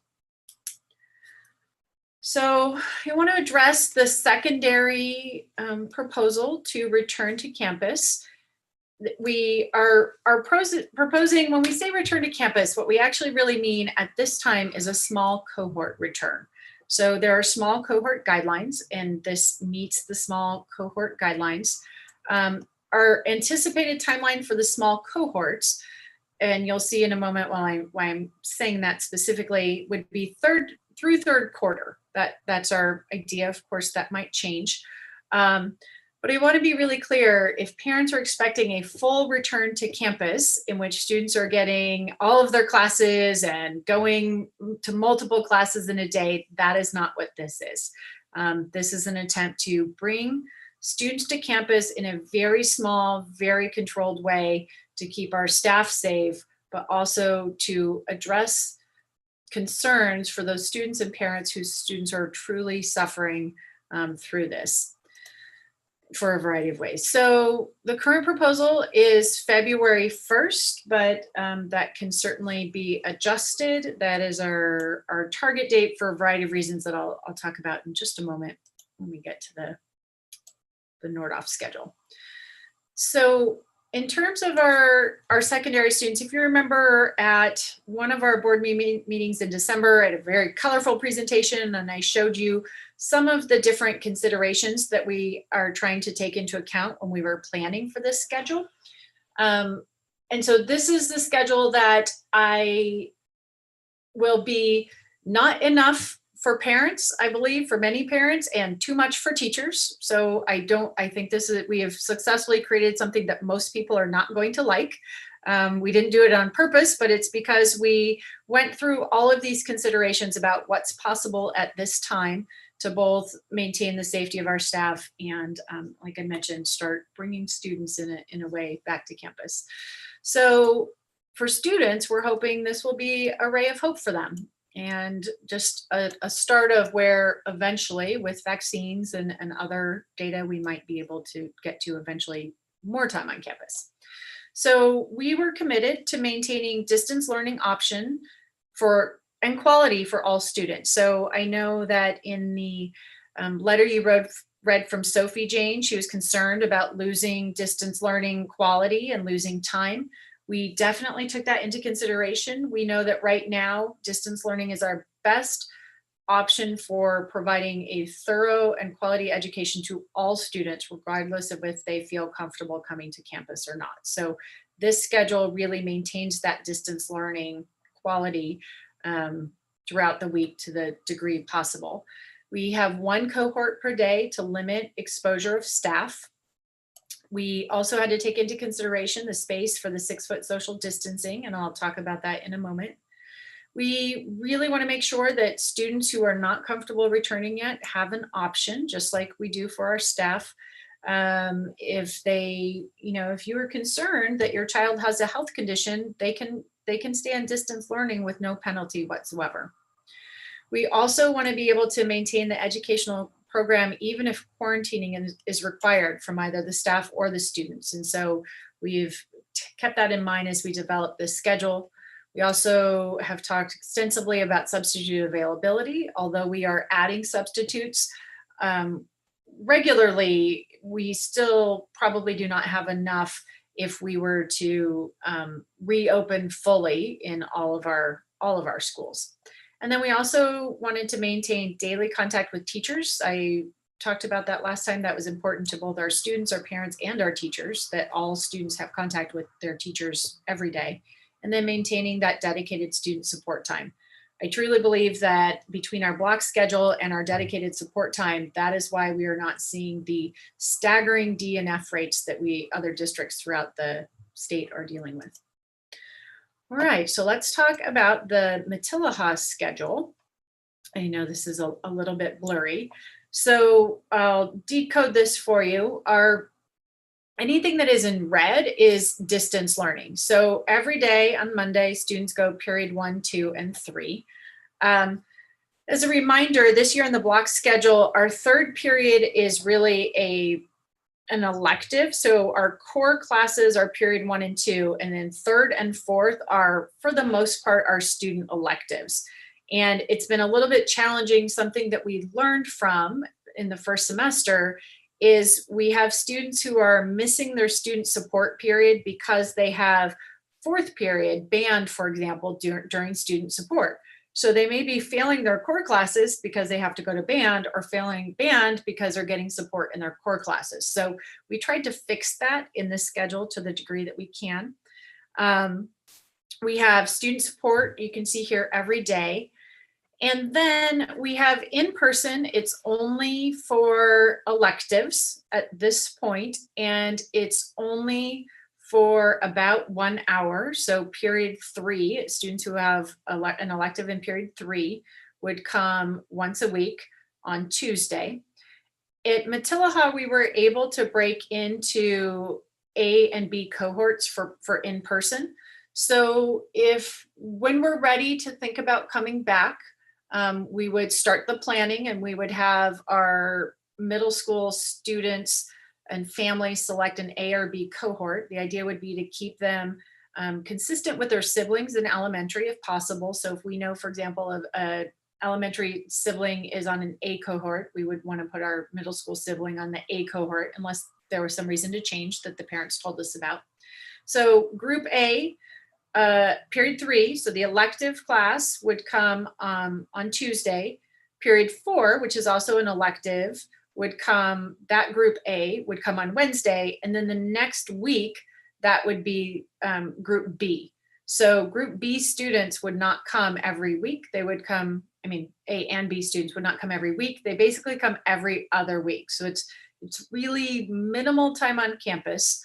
But it is a start, and it allows us that in-person connectivity. We've heard from some of our high school and middle school students who are saying, well, if it's only an hour a week, then I'm not going to come. And that may be true, and they may feel differently once their friends are coming to campus, or as we feel a little bit more safe. On Friday, what you see here is group C. So group C is a distance learning group. So we would take period 3, and we would have an A group and a B group. Those students come on campus, so they're committed to coming on campus. Students who don't want to come back would be in group C, and they will meet with their group C on Friday during our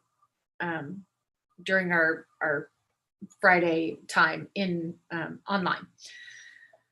So in this model, remember, the kids still though are going to third and fourth period on distance learning. So they get their elective every day, they just get in-person support time. So this is really similar to what you've been asking for, board members, some of you, about can we just have some in-person options for students where they can get just a little bit of extension activities. This was also in Sophie's letter earlier. This is essentially that. It is not a true return to campus or reopening. Any questions about this? I have a question. And forgive me if I sound ignorant, but I'm assuming that there's no transportation. I'm so glad you brought that up. We are actually working to provide transportation for middle school, for sure. We may be able to do it at high school, potentially, if we can work out the schedule and the routes. That's something that would be in process.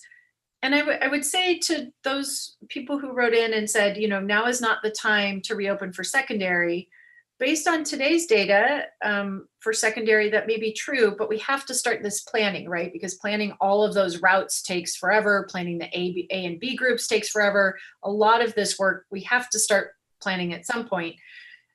We haven't sent a survey out to parents yet because it's hard to send a survey out without knowing what you're committing to, right? So we wanted to make sure that we had the schedule in place in order to send the survey out to middle school parents, which will be coming at some point. So we would be trying to bus these middle school students because we understand, you know, how are you going to get your middle school student to school at 1:55 to 2:55 in the middle of the day?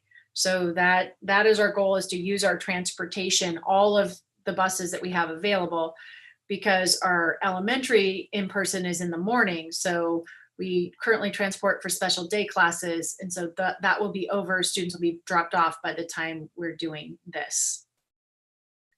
There's of course limited capacity on the buses, but that's the other option, is that we allow parents to schedule an A and B group in case they're carpooling with other families. In their pod. Right, in their pod. Right, because yeah. So I just want to make sure I'm understanding that a student would only be on campus 1 hour every other week? For right now, right.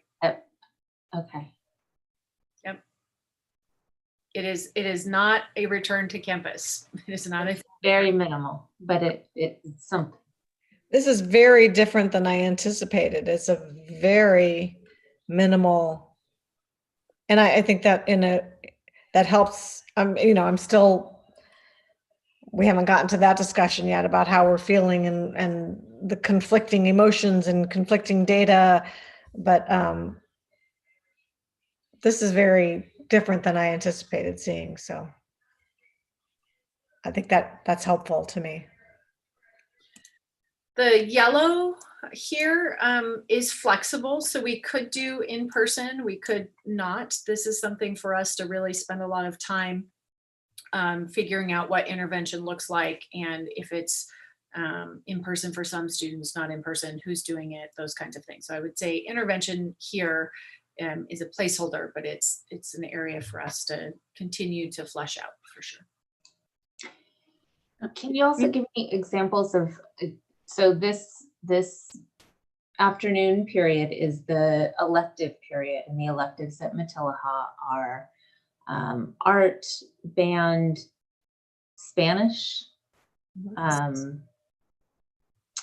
Trying to think of what the examples are that students would be coming back to this for. Is it more of the hands-on? Band makes so much sense to me because it's really hard to learn an instrument through Zoom. Environmental studies. Environmental studies. If I may, music as well. We also have 2 wheels. We have a 6th grade wheel and a 7th, 8th grade wheel. Aerospace and coding and classes like that. Thank you. Are there still restrictions on band and music at the state level? I have to double check that. I think we would try and have band outside because it's a bigger cohort. And there's some things you can buy to go on instruments, I think. And I know we've had a deep conversation about that. We weren't having band in person at the time, so I don't remember. And the student support, that's what we have sort of been calling like sort of office hours, where teachers are available on Zoom and students come in and out as they need to. Yeah, I would say we're trying to, we don't call it office hours because it's not intended to it's not always optional for students. It might be that I am having you come during this time because you're failing, or I'm having you come during this time because you need to retake a quiz or whatever. So office hours sounds more student directed. I would say in some cases this is student directed, and in some cases it is not student directed, it's teacher directed that we would expect you to come. One of the things that's a constant challenge about this period in this schedule is that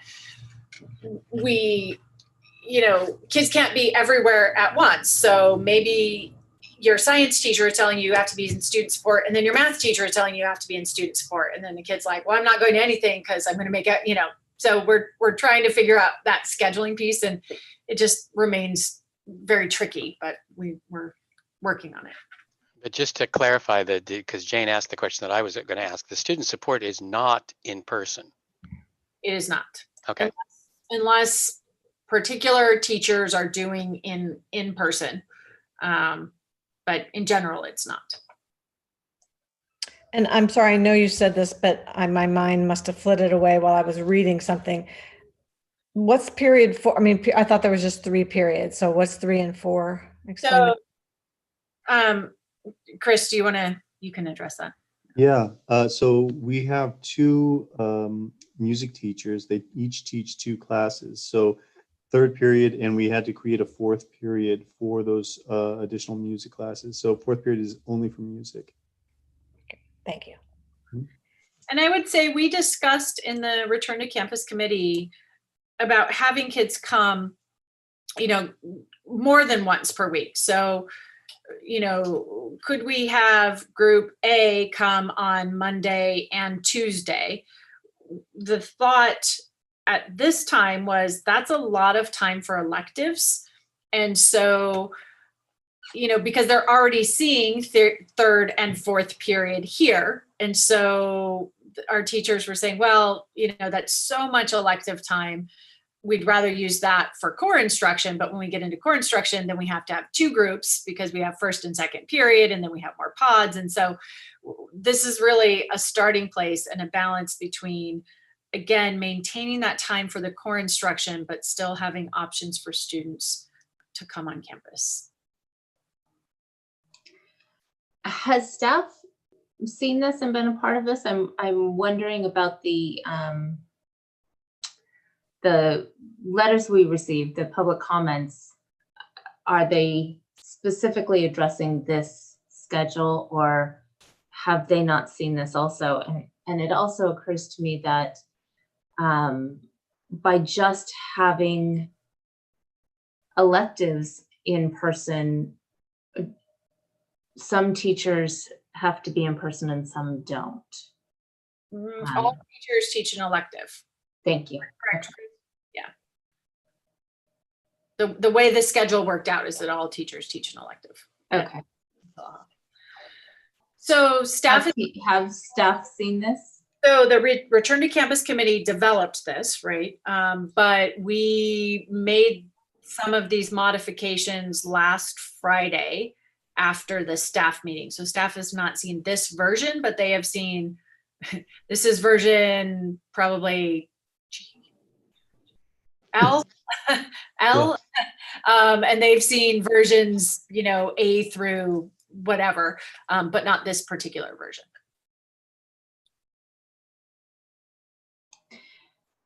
Because it seems to me that with this particular version, this really, what I had been hearing before, and mostly I think at Nordhoff,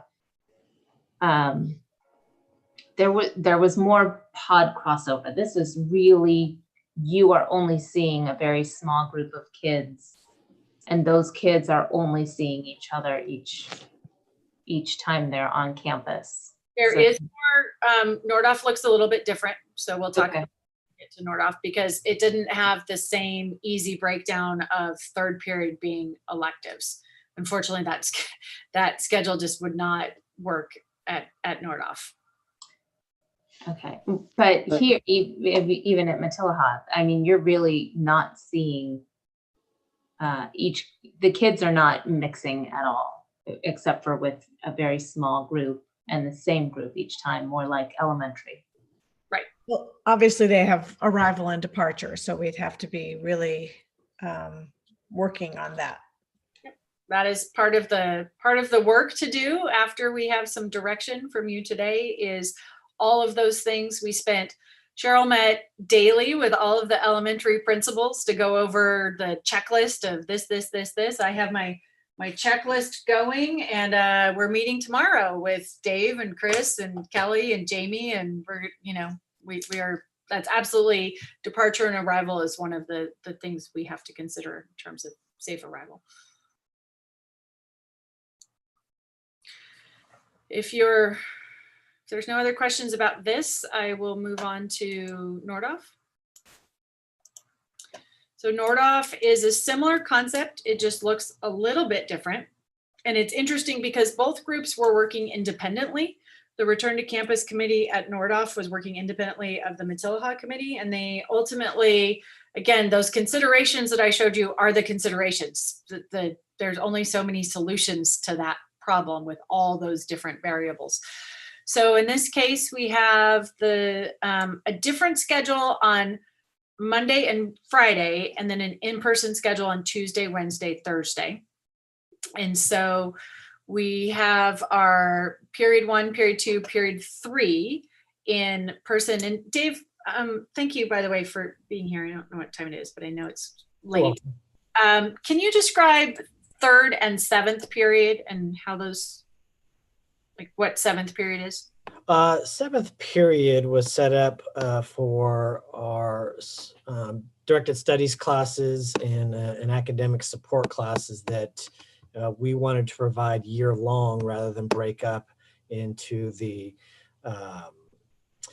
block schedule, just to help the special education students who needed that, and you know, by federal law, having to provide certain services throughout the year rather than broken up into a semester. So that's what the 7th period is. It follows that 3rd period. So you'll see we maintain the student support period 4 of the days. So in this model, because our classrooms at Nordhoff are much smaller, and we've talked about this extensively in the past, we really can't have an A and B model. So we need to have an A, B, and C model.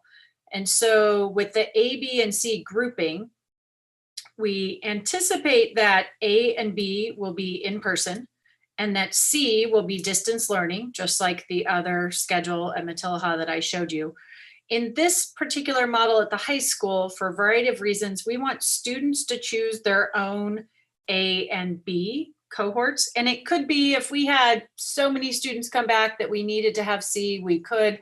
I don't anticipate that, and I don't see that in the numbers of students who are saying, you know, that they're interested in returning, and numbers from other districts who are returning. But you could have, you know, if you had a class of, let's say 40 at the high end, you could have 20 students on distance learning and 10 in group A and 10 in group B, potentially. So in this model, students come period 1, so they go to only period 1 in the first week, only period 2 in the second week, and only period 3 in the third week. And then we just repeat and go back to 1.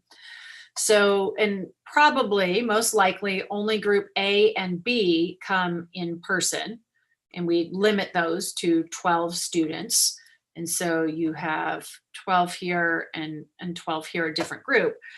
We want to encourage students to come back. So we want them to pick their A and B groups. And so you might be in group A for first period, but then in second period, you might be in group B, depending.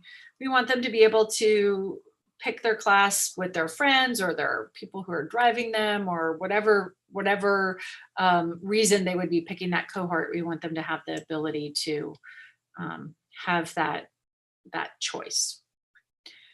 And then you'll see on Friday, we just go back to period 1, 2, 3, which is a shortened day, just like we have right now, so that we can fit in the district meetings prep and so forth. So same thing here, kids are coming for 1 hour. At Matilah, they're coming 1 hour every other week. Here, kids are coming 1 hour every week in period first 1, 2, and 3. So it's slightly more, but still not a full return to campus in any way.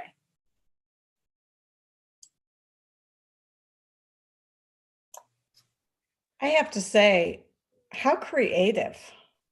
I don't think I ever would have thought of this. That I want to thank the Return to Campus committees who spent 20 different models and come up with this. This took a lot of brains, and we met weekly for the last, I don't even know, millennium, and it's forever, I don't know. And I mean, literally all of us like thinking through pros and cons. The high school staff has been seeing some version of this schedule, Dave, for at least a month. Yeah, that's about right. And so they have seen this. We had a faculty meeting on Friday, so they had the opportunity to vet this. There were a few responses to this of people who said, this isn't enough. I hate this schedule. I want to come back more. And then there were, you know, feedback about the amount of time in between classes and things like that.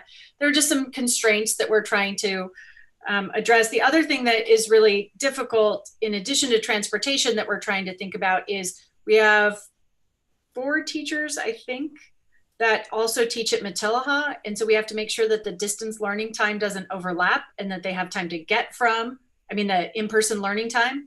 And so that those teachers have time to do everything we're asking them to do. So we took that into consideration when determining the times. And also, as I mentioned earlier, students are not on campus during lunch. We feel like at this point, when students are on campus and they're eating, there's less supervision, their masks are off, they're sitting closer together. So we have no lunches served on campus at any level. So we have some teachers who are straddling the 2 campuses and will be teaching in person in both places.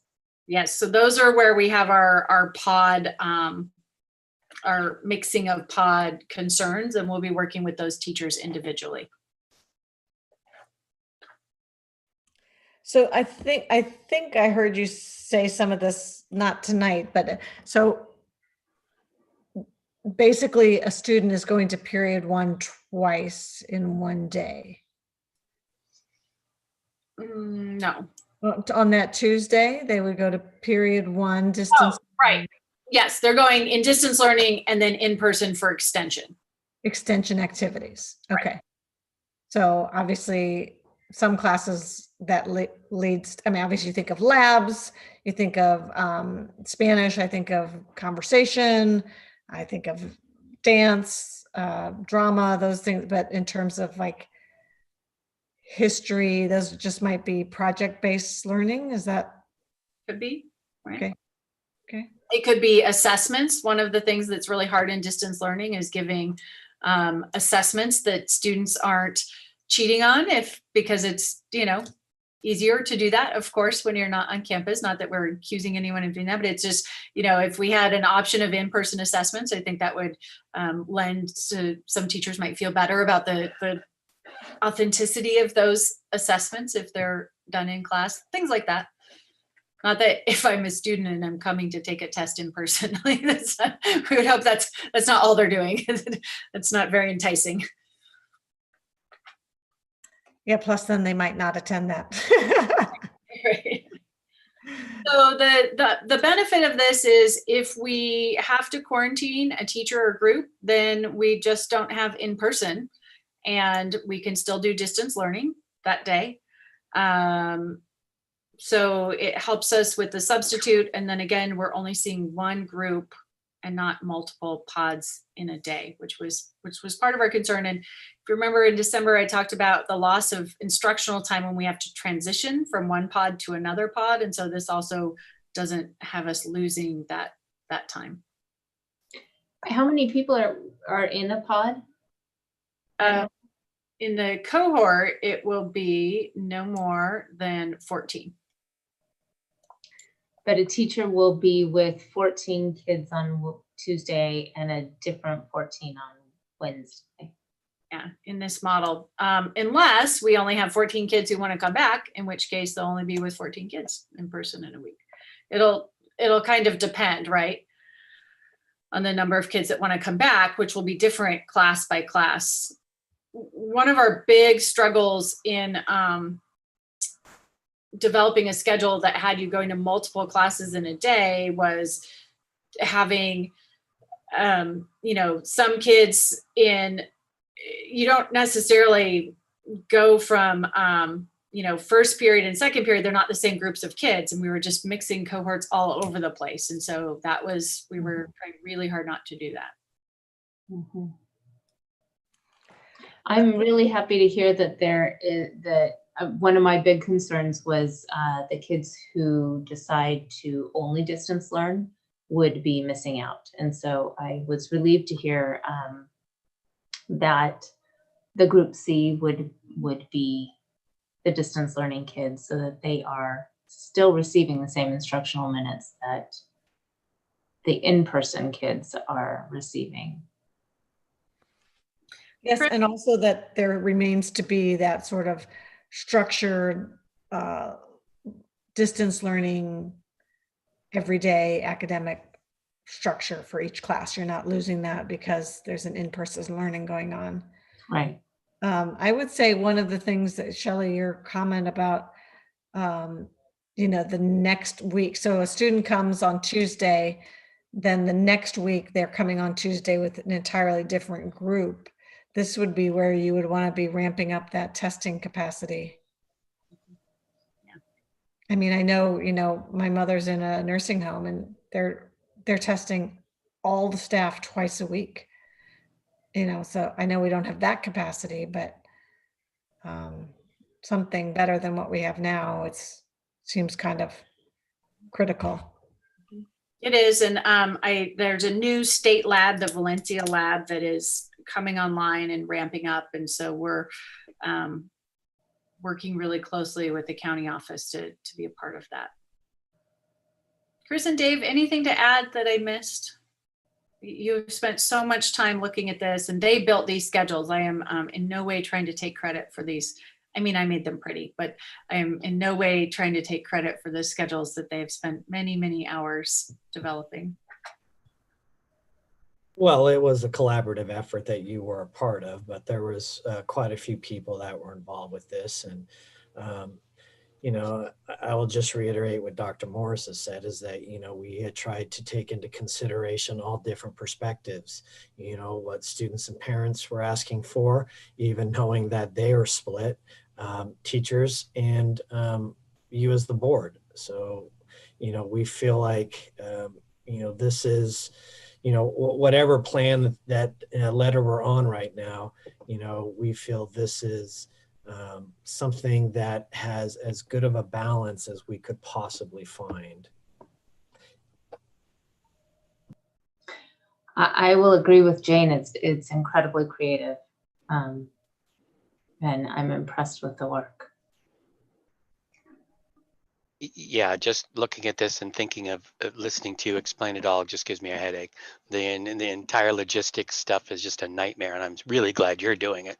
But I want to ask you a hard question in line with a lot of the feedback that we got today, or public comment, I mean, about people being really concerned. And I agree with Jane, this is a much more light touch schedule than I was anticipating. And that leads me to a kind of a counterintuitive question, right? Is if this is only an hour a day in person,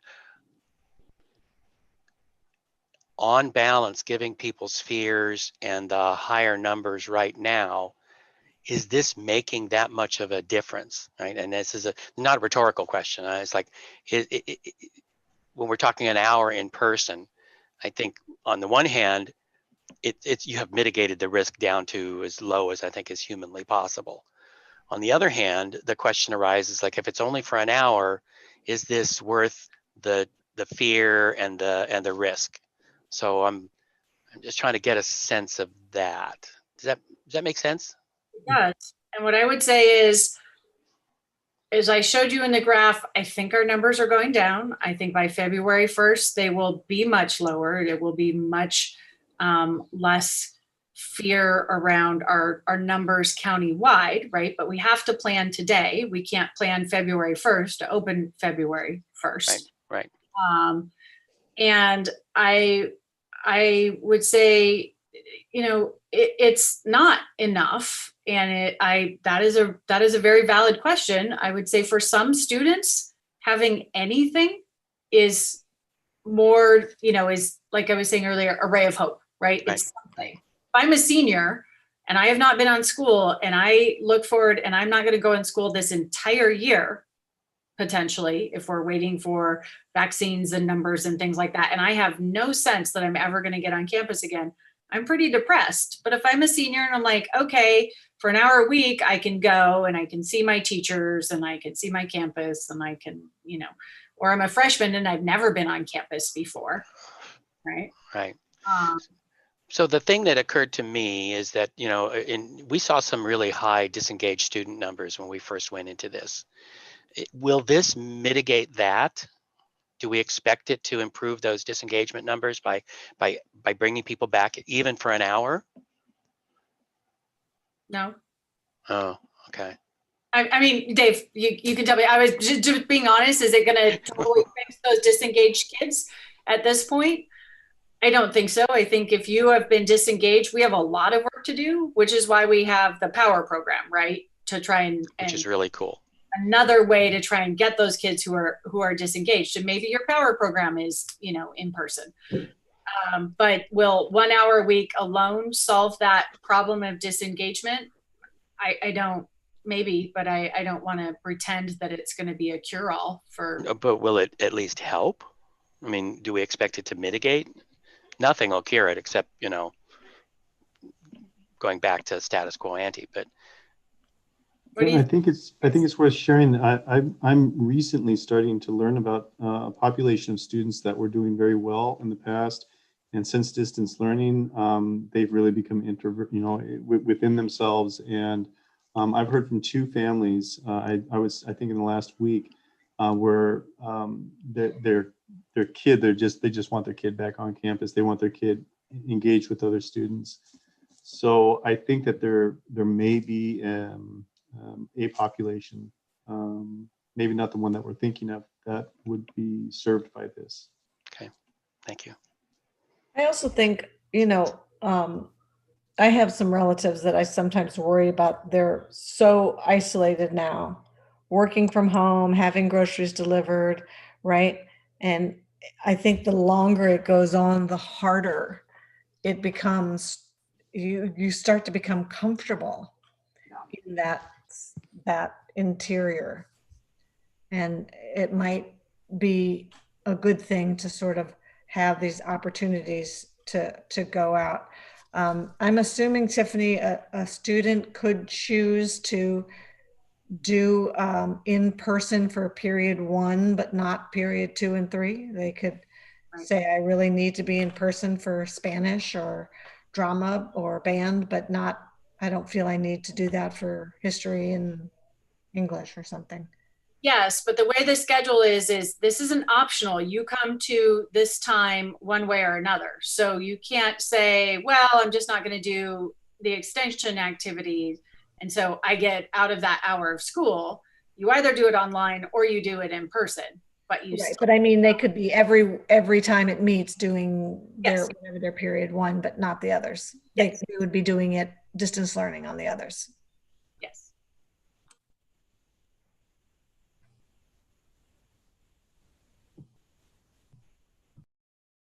I haven't spoken. I will just say I'm impressed with it, and I'm definitely to answer Mike's. If I guess I'm not in a real position to answer the question as a person working in the district, but I'll just say that I'm definitely an advocate of that ray of hope concept that you threw out there, Tiffany. I mean, I really think that for a lot of people, a little goes a long way when it comes to some sense of normalcy. And I've certainly seen that with sports. Even just 1 hour a couple times a week is just a massive infusion of normality into the life of a kid. And I think that these efforts are creative. They have balanced a lot of competing interests, and it's greatly appreciated.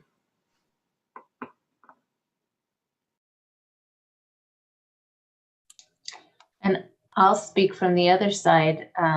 In conversations with our family, we are asking that exact question, Michael. Is it worth it? 1 hour a week?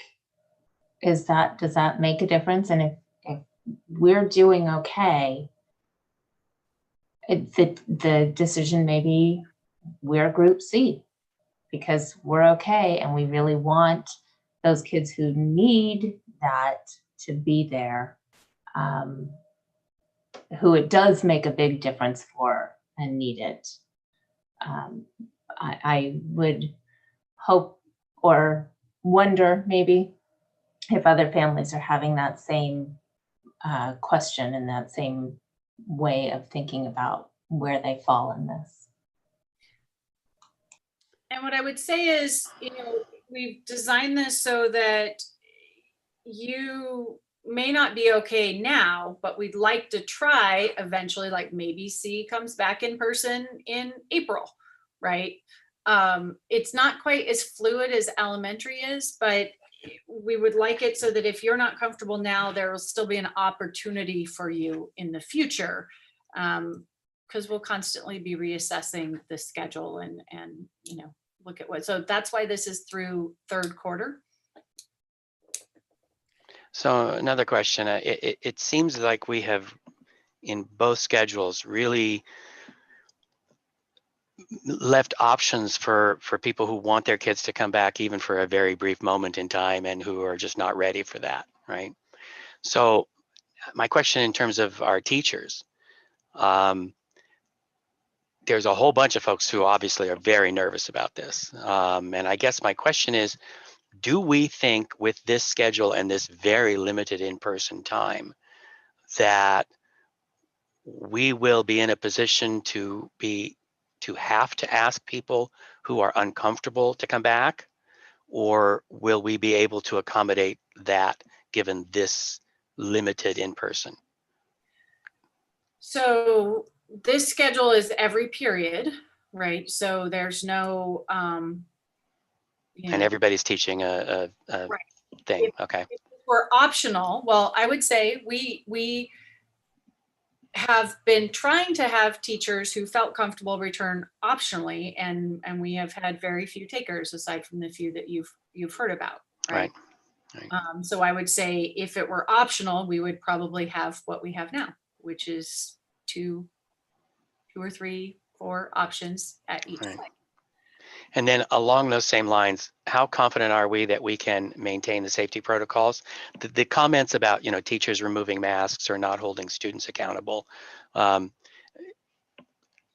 always the concern, right? Because it's really easy to get complacent, et cetera, et cetera. Are we discussing how to really bolster those protocols to make sure that that kind of stuff doesn't happen, including talking to our own staff? Yes. Okay. I was today was at a campus, and we should have our staff who is checking in students wearing N95 masks, and so we sent out an email to all the schools saying if you're checking in with a thermometer, you should have an N95 mask. I went in a classroom and we had a kid who had the mask had fallen down under the nose. I fixed the mask.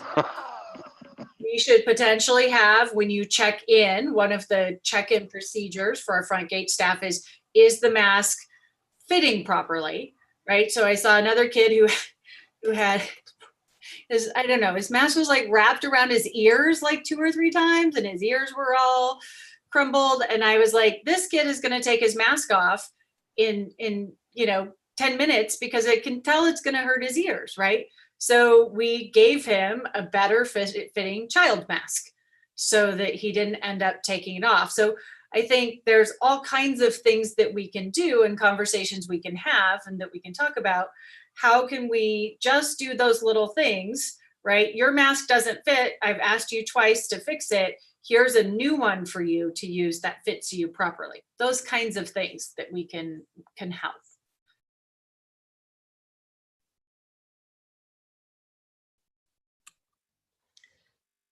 Is the group, I'm thinking, so I understand now the proposal for in person. Would we like to move to discussing? I have one more slide. I'm sorry. Okay. Slides. Okay. Can I ask one more question about Matilaha and Nordhoff too? I just want to confirm that the option for outdoor classrooms is also, it's district-wide. Yeah.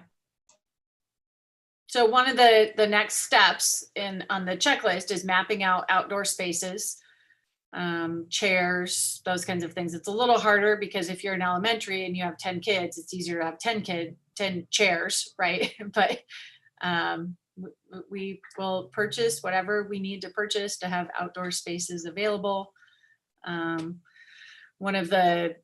There was a request to use the Nordhoff gym for vaccines. And I was like, no, because we might have kids on campus and we might need to use that space. That's a very good space if we have a slightly larger classroom. So that's not an option, you know, trying to make sure that we have all of those, the space for outdoor available.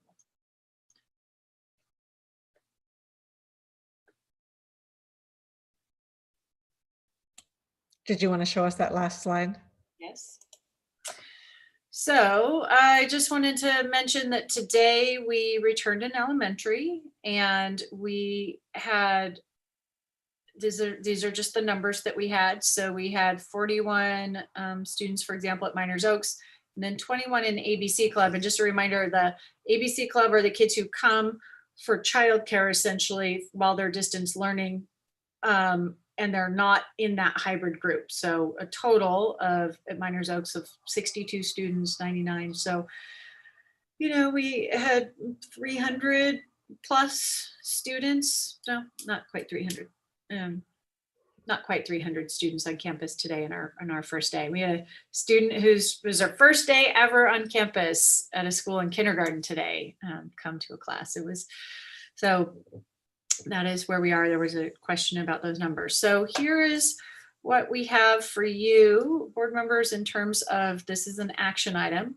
So we have two possible actions. The elementary hybrid program is currently in place. So, and would continue unless you chose to close that until some further time. And then the second is to the start date of the secondary programs in the small cohort model. So that was going to be my comment earlier was, are we ready to discuss timings? And I think this is, I know it's almost 10 o'clock. So rather long discussion possibly. I don't know. I'll open the floor.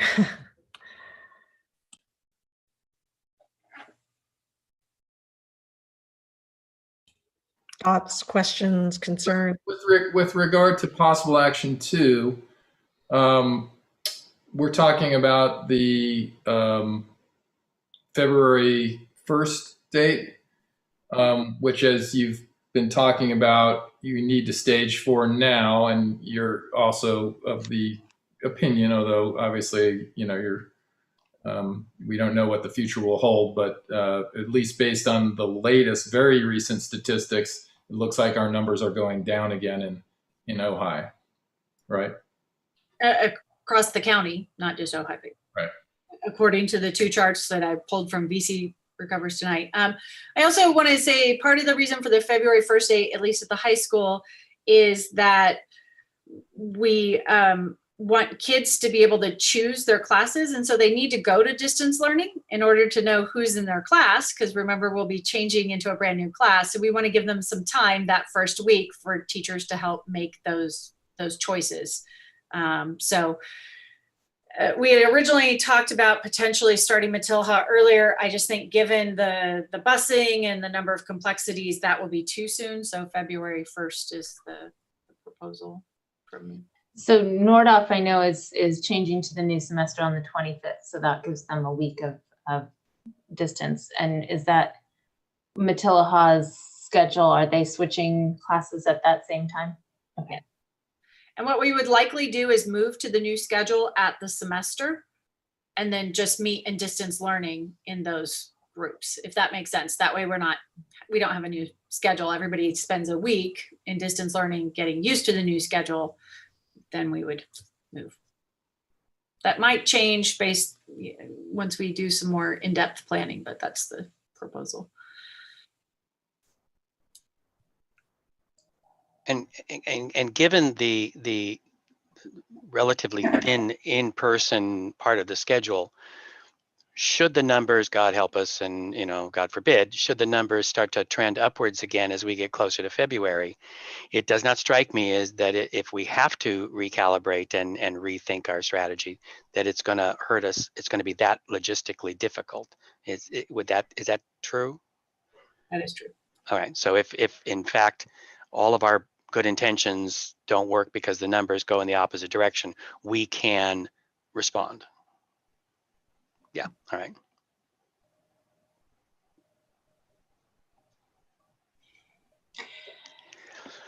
It occurs to me, this is back to the Matilaha schedule. We're going to have a lot of kids who are home by themselves and are trying to get the bus in the afternoon and forget to go to school. And I'm hoping there will be ways to prod students that are, I'm speaking. We will have had that class in the morning, so the teacher would remind them, this afternoon I have my A group on campus. Right. I happen to know some Matilaha students who will have lunch and video games, and the time will suddenly be gone. And I can't imagine that I know the only ones in Matilaha who are like that.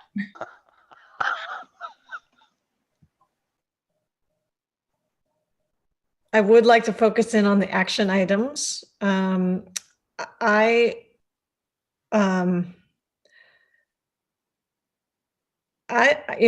It's really hard. I am up and down and back and forth on this decision 3 or 4 times a day.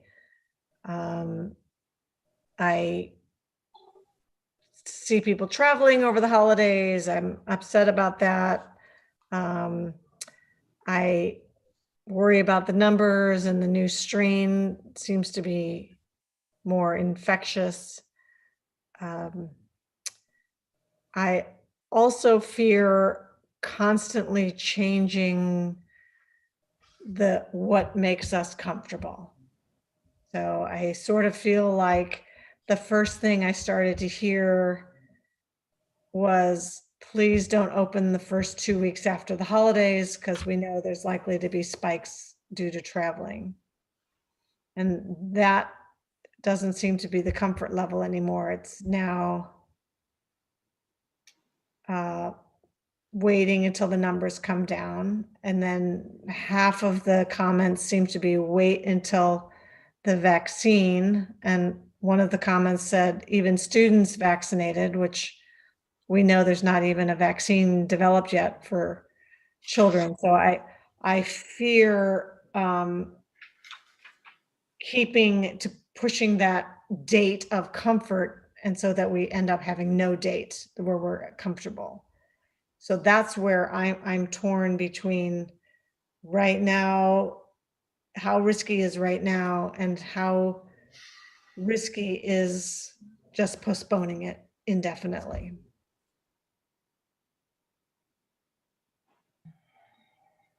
I don't know that there's a right answer, and that's really hard. It's hard to sleep. It's hard to make a decision. It's hard to feel like there's a data point that really answers the question the way you wouldn't have to keep questioning your thoughts. You're definitely, I agree with you. And I think we're in this quandary, right, where,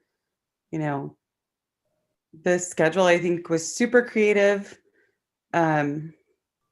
I think, though, what we're going to face, right, is that some parents are going to look at that and say, there's not enough hours. Why would I send my kids? And then you're going to have, teachers are afraid of infection, which I totally get. And so we're not going to make everybody happy. And we have to think about, for the greatest good, where does our decision lie? And for me, I think I would agree with the February 1st start date for secondary. I am concerned right now with the elementary, with the numbers. I am concerned. So.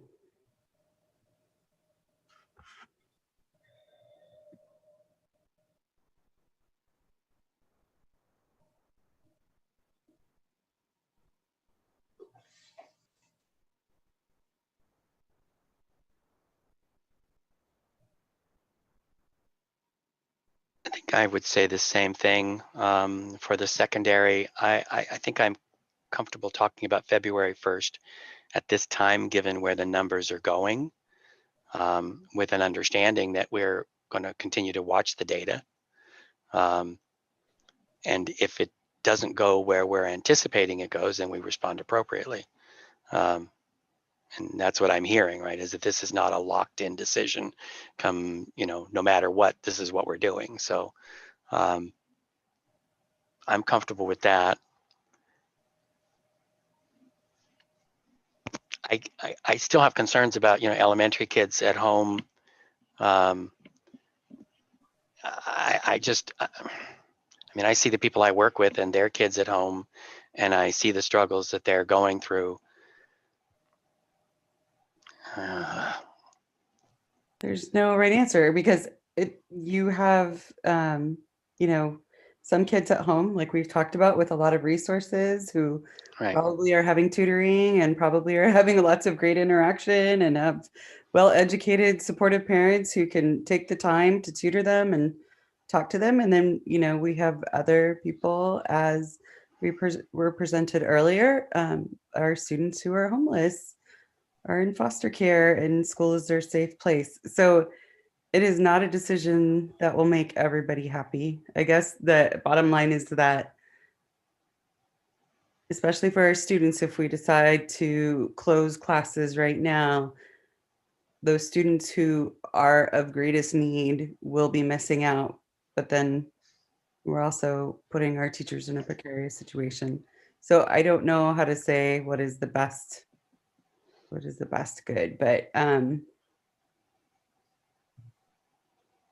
such a hard decision. Rebecca, that's a really great point because, one of the things that bothers me is that all the schools in the Ojai Valley are open except public schools. So if you have money, your kids get to go to school. And if you don't, your kids might be suffering. And that's inequity seems to be the word of 2020, right? And we're carrying it over to 2021. And that's what makes it difficult because there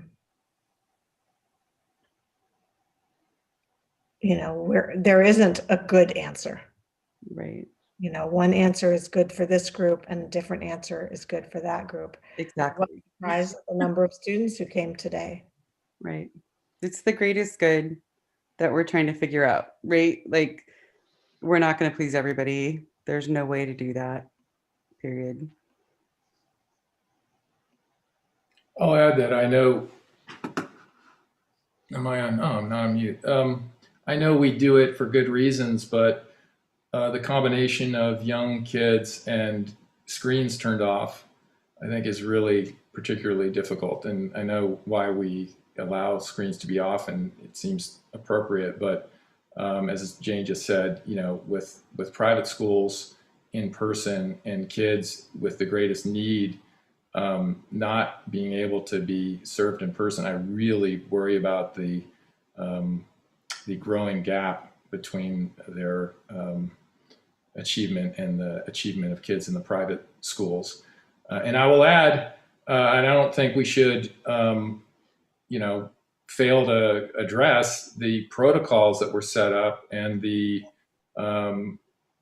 health guidelines and the input from medical people and the scientific input. It does all seem to me to be rationally suggesting that we can be in school without it being an untoward risk. And I'm more comfortable with that if we couple it with rigorous protocols, zero tolerance for lack of compliance, I think, you know, if we're going to put our toe in here, we have to protect our people to the maximum amount possible, because it is about the students, but there's no school without the teachers, right? So we got to protect both, and I would be I would be disappointed if we asked our people to come back and they did not perceive that we were doing everything in our power to maintain protocols rigorously and inflexibly. And I couldn't agree with you more, Michael. Like in some other districts, I know we've hired COVID. I don't want to say COVID police, but they're COVID people who go around and do just that. Like we have, like what Tiffany was talking about, with an anonymous email that they can you know, raise complaints or concerns. And this person goes to school sites and makes sure that they have enough PPE, make sure that they're following protocols when they're not, you know, has a conversation with them about that, make sure that that changes immediately, you know, helps guide with principles on safety regulations, those kinds of things. So I have seen it be a good use of COVID funds. And it's just another layer of protection to have somebody who's on the ready to enact those things when they need to happen. I have to say I'm still very concerned about elementary right now, and I know that those numbers showed that we're moving in the right direction. I just don't know how much I'm trusting those numbers yet. Every time I see a number, it seems like then there's a caveat that comes with it. Some testing site hasn't been reporting back, or I'm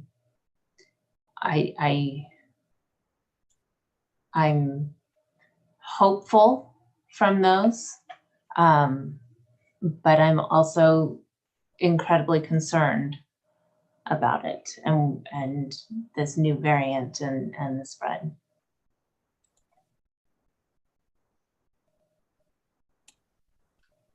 I agree with you, Shelley. Do the five of us feel like we could make a decision on action item 2, just to begin with, in terms of the secondary schools? Do we want to, I should say, is there a motion to change the February 1st start for secondary?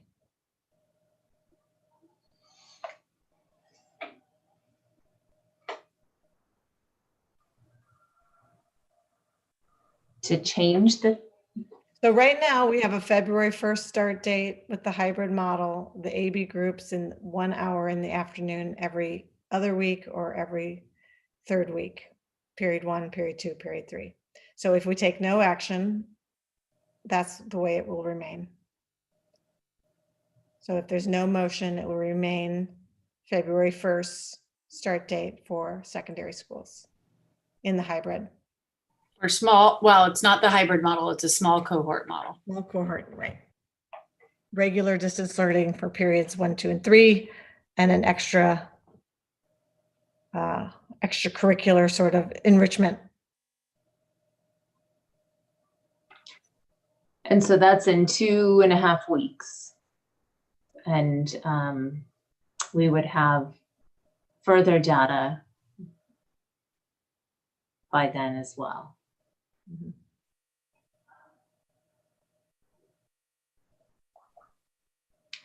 I think, go ahead. I think I'm comfortable with the February 1st start date for secondary.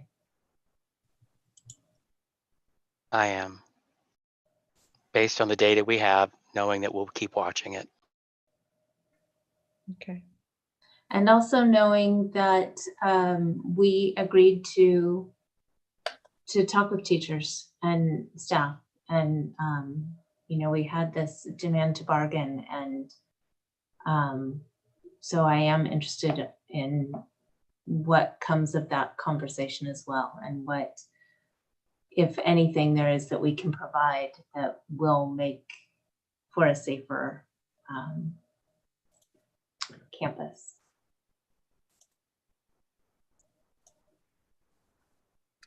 So Tiffany will strike the action 2. There's no motion there. Back to the elementary.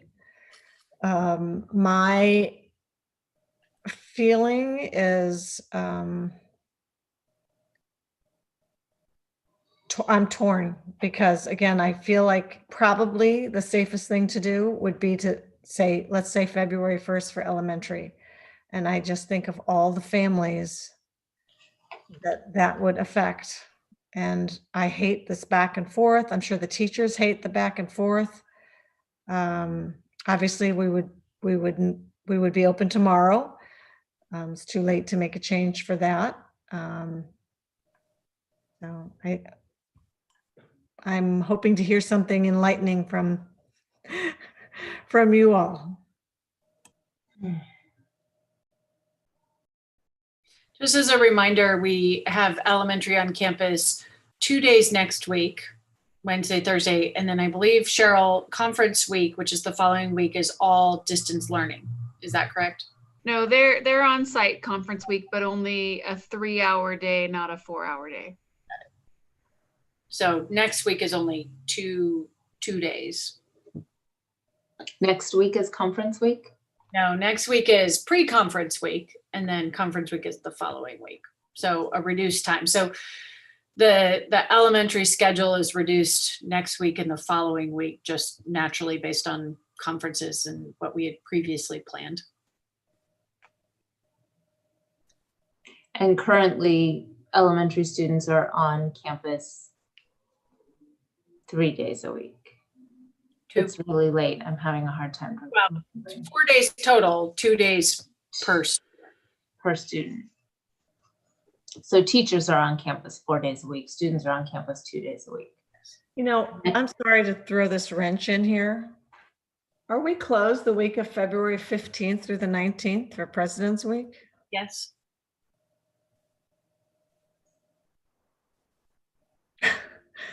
Like I said, I'm throwing in a wrench, but it seems kind of crazy that we don't even get 3 weeks to do the period 1, period 2, period 3. Maybe we postpone the start date for the secondary to February 22nd. Well, we also have spring break coming up after that. So Dave and I talked about that. And, ideally the semester we would have been able to start the semester and then do 3 weeks. But we feel like if we pushed it back a week, then we only have 1 week on campus. But, this is one of those things I was saying where there's, yes, we want to be as consistent as possible, but there's just sometimes where we have to say, you're going to do period 1 and 2, and then third period the next week. So for our middle school, it works out great because they would do A 1 week and B the next week, right? So all kids would be on campus only once before February break, right? And then in high school, it would just be, they'll go to their third period after the President's Week. And honestly, I think having that break gives us a little time to reflect. It also gives us a little time to look at, have we had any spread? Are safety protocols in place? Is everything running as smoothly as possible for a week while we're gone? And then a chance to renew those things if we need to, coming back the day, the week after the vacation. Okay. I table my comment. Back to elementary.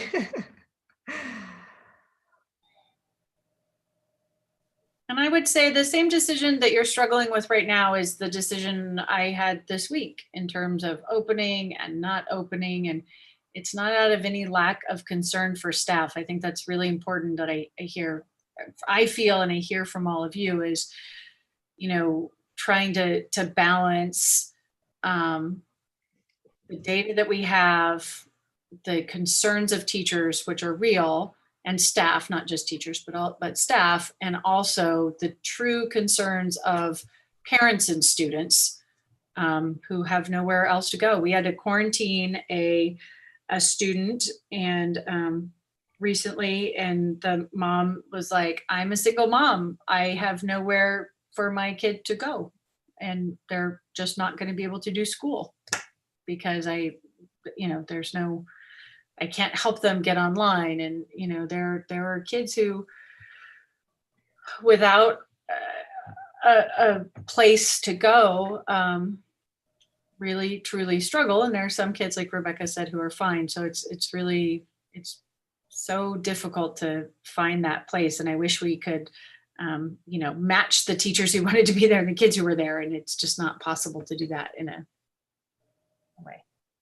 So I'm going to reiterate, if I was going to ask a teacher to come back to an elementary campus, I'd want to know that we have in place a rapid response to teachers express concerns, right? Because if I'm hearing them and they're scared to death, and I'm not saying that's irrational at all. What we have seen is in some cases misinformation because memes have gotten out there and it takes us some time to catch it and correct it. And that stokes the fears, right? Because we want to be dealing with facts. Some of the letters that we got talked about inadequate cleaning, but I hear us making massive commitments to sanitizing our places, right? So I think part of that comfort level or lack of comfort level may be stemming from not full information about what we're doing and what resources are available to teachers and how responsive we will be to expressed concerns, right? So if there's one of the teachers was saying, I see people pulling their masks down to talk to people. It's like once only, right? If someone says that, and I would want us to respond almost same day level, right? Because infection is just it's a binary. You're either infected or not. There's no give us a minute, we'll work on it, right? It's so I'm struggling to articulate. I'm not doing a very good job, but I am leaning to leaving elementary alone, but I really want to hear commitments from you, Tiffany, and the rest of the administration about how promptly we can deal with instructor and staff concerns. So I would give you an example. One of the people who wrote in today said that they didn't have adequate PPE. So I, of course, get the comments whenever they're submitted live. So I asked Mr. Murphy to contact that person and say, what PPE is it that you need that you don't have? We found that there was the person wanted a face shield, didn't have one. We got that. I just ordered, they wanted some particular dividers for their classroom. I just signed the purchase rec for that tonight. Those are all ordered. Chuck told me, you keep saying there's a pulse ox. I don't have a pulse ox in my check-in area. And that was what, Chuck, Friday? Monday, there's a pulse ox in his area, right? So like we do respond if we know. And so I think what you're saying is valid in that having a zero tolerance policy for masks, which we have not yet. We require them, but we don't say, first time this, second time this, third time this for staff. And I think having a way for teachers to communicate and staff of, classified staff to communicate concerns is, something that we can continue to work on and make sure that they know how and that we will be responsive. Yeah. And I think Rebecca's point about additional people, we already had planned on doing a safety check this week with the admin team going out to each school unannounced and just checking how many people are on campus, how many people have completed the check-in, the health check-in, how many, is there a kit in every class, just having a checklist to go through and probably doing that on a regular unannounced basis to make sure that we can address any problems. I'd like to hire someone so it's not me every time, but Yes, agreed. And I just with the mask, just making sure that we understand, like for children, not, staff, obviously, there's no question, right? Like masks, everybody needs to wear a mask. Children, especially a lot of the time, special needs kids, like they really need to learn to wear a mask, and there has to be patience and tolerance and building that up, so just like, obviously, if there's a child that's obstinate, that's a totally different situation, but like making sure that those learning protocols are honored. Can I ask a question about that? If we decide to close the elementaries to February 1st, that then we have to separately talk about our ESL and our SDCs and our chaparral students, or? Well, that's up to you, but we do currently have chaparral on campus, SDC on campus at every site, and EL pods at middle school and high school. I don't know, high school, maybe not, at middle school. It's so hard. I feel like my family across the country and friends in Chicago and New York and New Orleans and St. Louis and Florida, they're all in school. All of them. Even Chicago and New York, shocking to me. Pennsylvania, they're all in school, public schools. It's like, well, I don't understand how we're not. And then at the same time, I have, a lot of friends who are teachers here, and I don't know how we make this decision.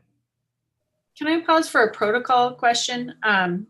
It's almost 10:30, and I'm doubting that we're going to have a robust discussion about Measure K projects after this. Could we potentially let Alan and Adam go so that they can be back at work bright and early at 7:30 a.m.? I had a lot of questions for them, actually. No, I'm kidding. I'm completely fine with them going to bed. Oh my gosh, you're sitting in your office. Excuse me, I am too, except we do have 2 change orders, but we don't need them here for that, right? We can just vote on those without them. I don't have questions about them. I asked. I'm good. I did not know you were in your office, Adam. I would have done this a long time ago. I thought you were in your rocking chair. That's okay. Not at all. Not at all. I'm here ready for the Measure K now. Alan and I are ready, so. Me too. We still have 4 more items to go. So Yeah, go home. Go home. Yeah. Thank you. Good night, Adam and Alan. And we'll talk about potentially when we can have this conversation, because I know we're anxious for Measure K, but we'll address that. Not a problem. Thanks, guys. All right, thank you. Good night. I am still here. Just every once in a while I have to stand, and I'm not set up for that. So just letting you guys know. We just keep sitting here and looking at each other because I don't know how to make this decision. I know, I'm sort of waiting for it to fall out of the sky, and it's not going to happen. Yeah. Okay, I will go first. I am comfortable balancing the harms, right? Because what we're doing is balancing potential risks to our faculty, potential risks to our students, potential risks of pedagogical losses, all that kind of stuff. At the elementary level, at this point, I am prepared to let it go, knowing that we're going to tighten stuff up, that we will give faculty, direct access to making their concerns known and rapid response, and continue to watch the data. There is no good decision, but I think I'm comfortable with that appropriately structured. And knowing that we can't close tomorrow, at this point, and students aren't coming back onto campus again next week until Wednesday. Is that what I'm hearing? We have a week after tomorrow, nearly a week, to make sure that the numbers are continuing to go down before students are back on campus. I don't think there'll be any new numbers before next Wednesday, but. Well, so this sheet that I showed you, and I figured out now when I made this, but let me just show you really quick because everyone in the public can look at this too. So this is our daily, this is what I was showing you just from VC Recovers. So this chart is updated literally every day that shows kind of what's happening. And this chart, which is the one I meant to show you, which is cumulative cases, but then active cases. So you can see the same thing in terms of our active cases, just in the last few days have started to decline. These two are updated every single day on VC Recovers. If you go to, well, I don't know. My tech skills get worse after 10 p.m. I don't know how to show you. Anyways, on VC Recovers, there's the main chart. And then if you click the arrows, you can get to those 2 charts every day. So we would have more information before next week. Yeah, the zip code is only every week, but that if that metric is helpful to you, it was helpful to me to just see holistically countywide, because we've, it's clear the teachers are want to see data beyond just Ojai. So if that countywide data is helpful, then that's available. Well, and if the county itself is going down, I can't imagine Ojai is surging while the county is decreasing. So I think it's helpful. Just for public record, could you clarify how many of our staff percentage-wise live in Ojai Valley? So Cheryl and I did a little analysis because I received an email today that said, more than 50% of our staff lives outside of Ojai. And in our literally thumbing through the directory and counting the number of people that live in Ojai and not in Ojai in our staff directory, it seemed like probably 3/4 of people lived in Ojai and 1/4 don't. And in terms of people who don't live in Ojai, our teachers are coming to campus. So, but our students live in Ojai, right? And it seems like our concerns are primarily about student to teacher spread, but our students, aside from the very few that we have on inter-district transfers, they live here. That's not true in Summit, but everywhere else, it's mostly true.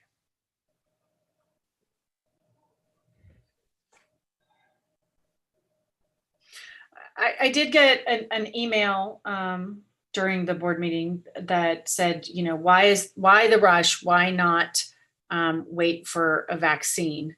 And I would say if we had a really firm date to say like there's going to be a vaccine on, February 1st, that would be an easier conversation to have. There's literally no concrete plan for distributing the vaccine in that 1B tier that I've seen. And that's been shared out. So there's no concrete timeline, no concrete plan for doing that.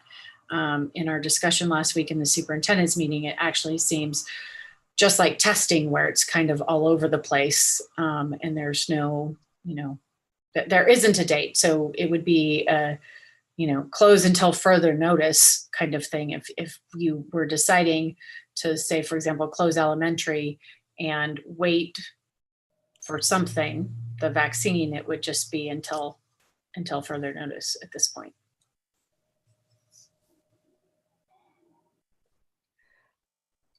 So I have to say, when we were talking about the secondary and talking about February 1st, I kind of felt my blood pressure go down and I felt comfortable.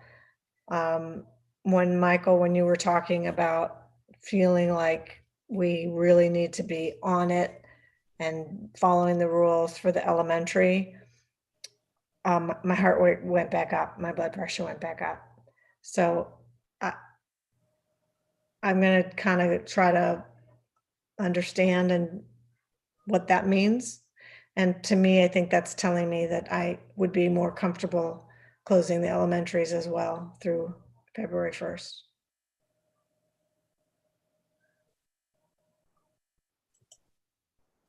As much as I don't want to do that for their students and our families.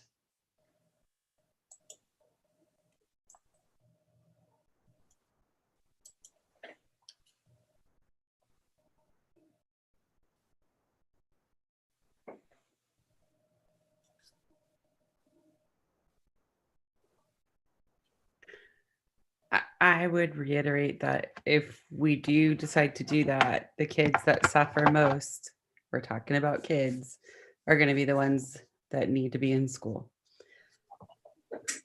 Because the other kids will stay home. And I know that teachers are scared. I totally understand it. I'm on campuses every day. But it breaks my heart when I hear the stories of the kids that are like literally getting zero instruction because they don't have a support system at home to help them.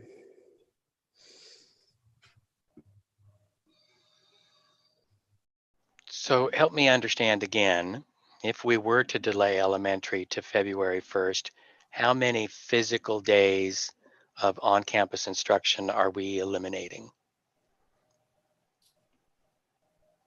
10.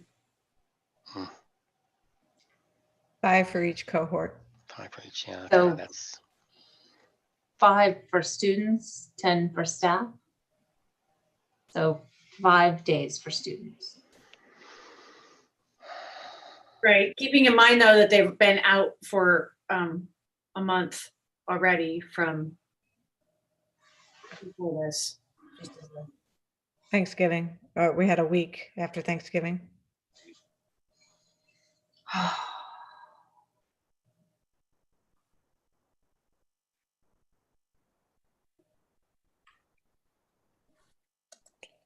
Okay, I think I'm going to try to make it easy.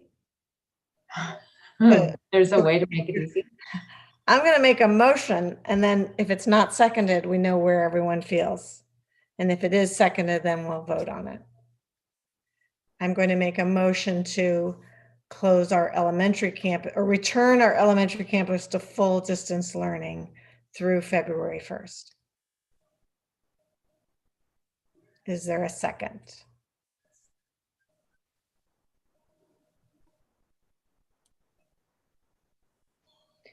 Okay, that motion has failed.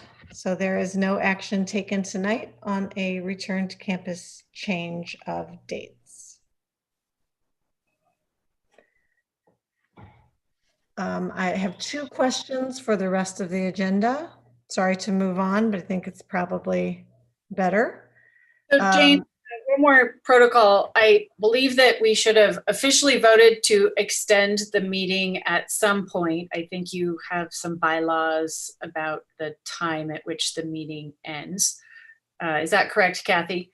And so potentially taking another an action item to extend the meeting. Which we've already extended. Have, but To extend our meeting. like a good time to stop. Yeah, so I'll have a couple, so I'll make a motion to extend the meeting till 10:45 for us to just discuss the rest of the evening and how that would go. Second. All those in favor, Kevin? Aye. Michael? aye. Rebecca? Aye. Shelley? Aye. And Jane? Aye. That passes 5-0. Can we postpone the SARC reports, or does that have to be done by a certain date? Can I go back to our, I know nobody seconded, but I want to be very diligent about watching the numbers and where they're going. And knowing that we could have an emergency meeting if it's needed. Well, I was going to actually suggest that we should schedule a special meeting to discuss the Measure K budgets, because there's a lot of work that, you know, a month now would prevent us from submitting things to DSA or starting work or being prepared for summer construction. And so I would suggest that we have a special meeting just around Measure K. But if you wanted to schedule that in a time where we could discuss this again, like next, not that I want to have another board meeting next week, but you could do this all over again. I really enjoy everyone's company a lot, so I would be in favor of a special meeting, since we can't have a robust discussion about Measure K anyway tonight. And I know on Monday we have the Guiding Coalition meeting, the first kickoff community meeting. Monday. Thank you, Shelley. That would be bad. Yeah, so Friday or Tuesday. It would have to be Friday in order to. Or, I mean, We wouldn't have updated numbers, though. That wouldn't help on this decision. It could be help on Measure K, but yeah. But if we wait until Tuesday and they have class on Wednesday, it's too late. Can we have Kathy just poll everyone tomorrow so we don't spend time on that right now? Yeah. All right. Okay, sorry. So we're, unless anyone opposes it, we're going to skip the 6.3.2. And then we'll be skipping the Measure J update and the Measure K, but we will still do items 6.3.3, 6.3.4, 6.3.5, 6.4.3, 6.4.4, and 6.5.2. That's quite a bit tonight. To, Black History Month is in February, so you could do 6.5.2 at the next special meeting. You could potentially move that item. So that's about 10 or 15 minutes of work. Does anyone want to take a break, or do we want to just finish up? Let's finish. Let's power through it. Okay. We are postponing Kathy 6.3.2 till next month. Biology, chemistry, 6th and 8th grade science textbooks. Shall we take them together? I would move to approve 6.3.3, 6.3.4, 6.3.5. Second. I would just like to make a point of, I would like to vote in favor of the adoption of these textbooks, but I wouldn't mind a little discussion on the numbers of books that we purchase. But I have a motion from Shelley and a second from Kevin. All those in favor, Kevin? Michael? Aye. Yes, sorry. That's all right. Rebecca? Aye, with some serious hesitation, but aye. Did you want to discuss those? I think Dr. Boris mentioned it earlier. I'm not a huge fan of paper textbooks because they change, and then we have old textbooks and it's slightly outdated. But right now, if we're not one-to-one, then we can't really do anything about it until everybody has a device. And just to answer, all of these come with both the online platform and the physical textbook. So there is definitely an online platform that has the features you talk about of being able to be updated and all students having the ability to access it digitally if that's the way they prefer. Okay. And So not as we become one-to-one, then we can, if the books start falling apart in the spine, it doesn't matter because we'll be using all digital. Yes, and not to get too far into this discussion, but we are working towards OER, open education resources, and teacher curated textbooks that are digital, that we can print our own, or that we get bound copies printed, that are not developed by a large publishing corporation, but rather curated by our teachers. The science department was just generally not comfortable doing that yet, given the newness of the next generation science standards. But we hope to find a department that will pilot that OER and move into the future as soon as we can. Okay, Shelley? Aye. Jane, aye. That passes 5-0. 6.4.3 Matilaha Kitchen change order and 6.4.4 Nordhoff Library change order. Unless there's questions, I'll move to approve those two together. I will second. All those in favor, Kevin? Yes. Michael? Aye. Rebecca? Aye. Shelley? Aye. Jane? Aye. Those pass 5-0 unanimously. We've already done 6.5.1. We are moving 6.5.2 to next week's meeting or Friday's meeting.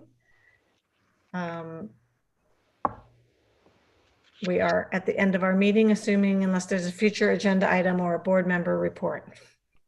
You'll have to wait, sorry. Was that a serious question? I've got a little PowerPoint. I'll get through it in about 20 minutes if you guys. I think we'll get slap happy. Special thanks to Chuck and Angie and Chris and Dave for staying so late, and David Rogers and Kathy Smith, Cheryl and Tiffany, obviously. Thank you. It's a difficult night, and I don't know how well we'll all sleep, but I look forward to seeing you next week. And thank you all for the work. I can't express enough how impressed I am with how much work has gone into all of this. So thank you. The meeting is adjourned. Thank you. Good night.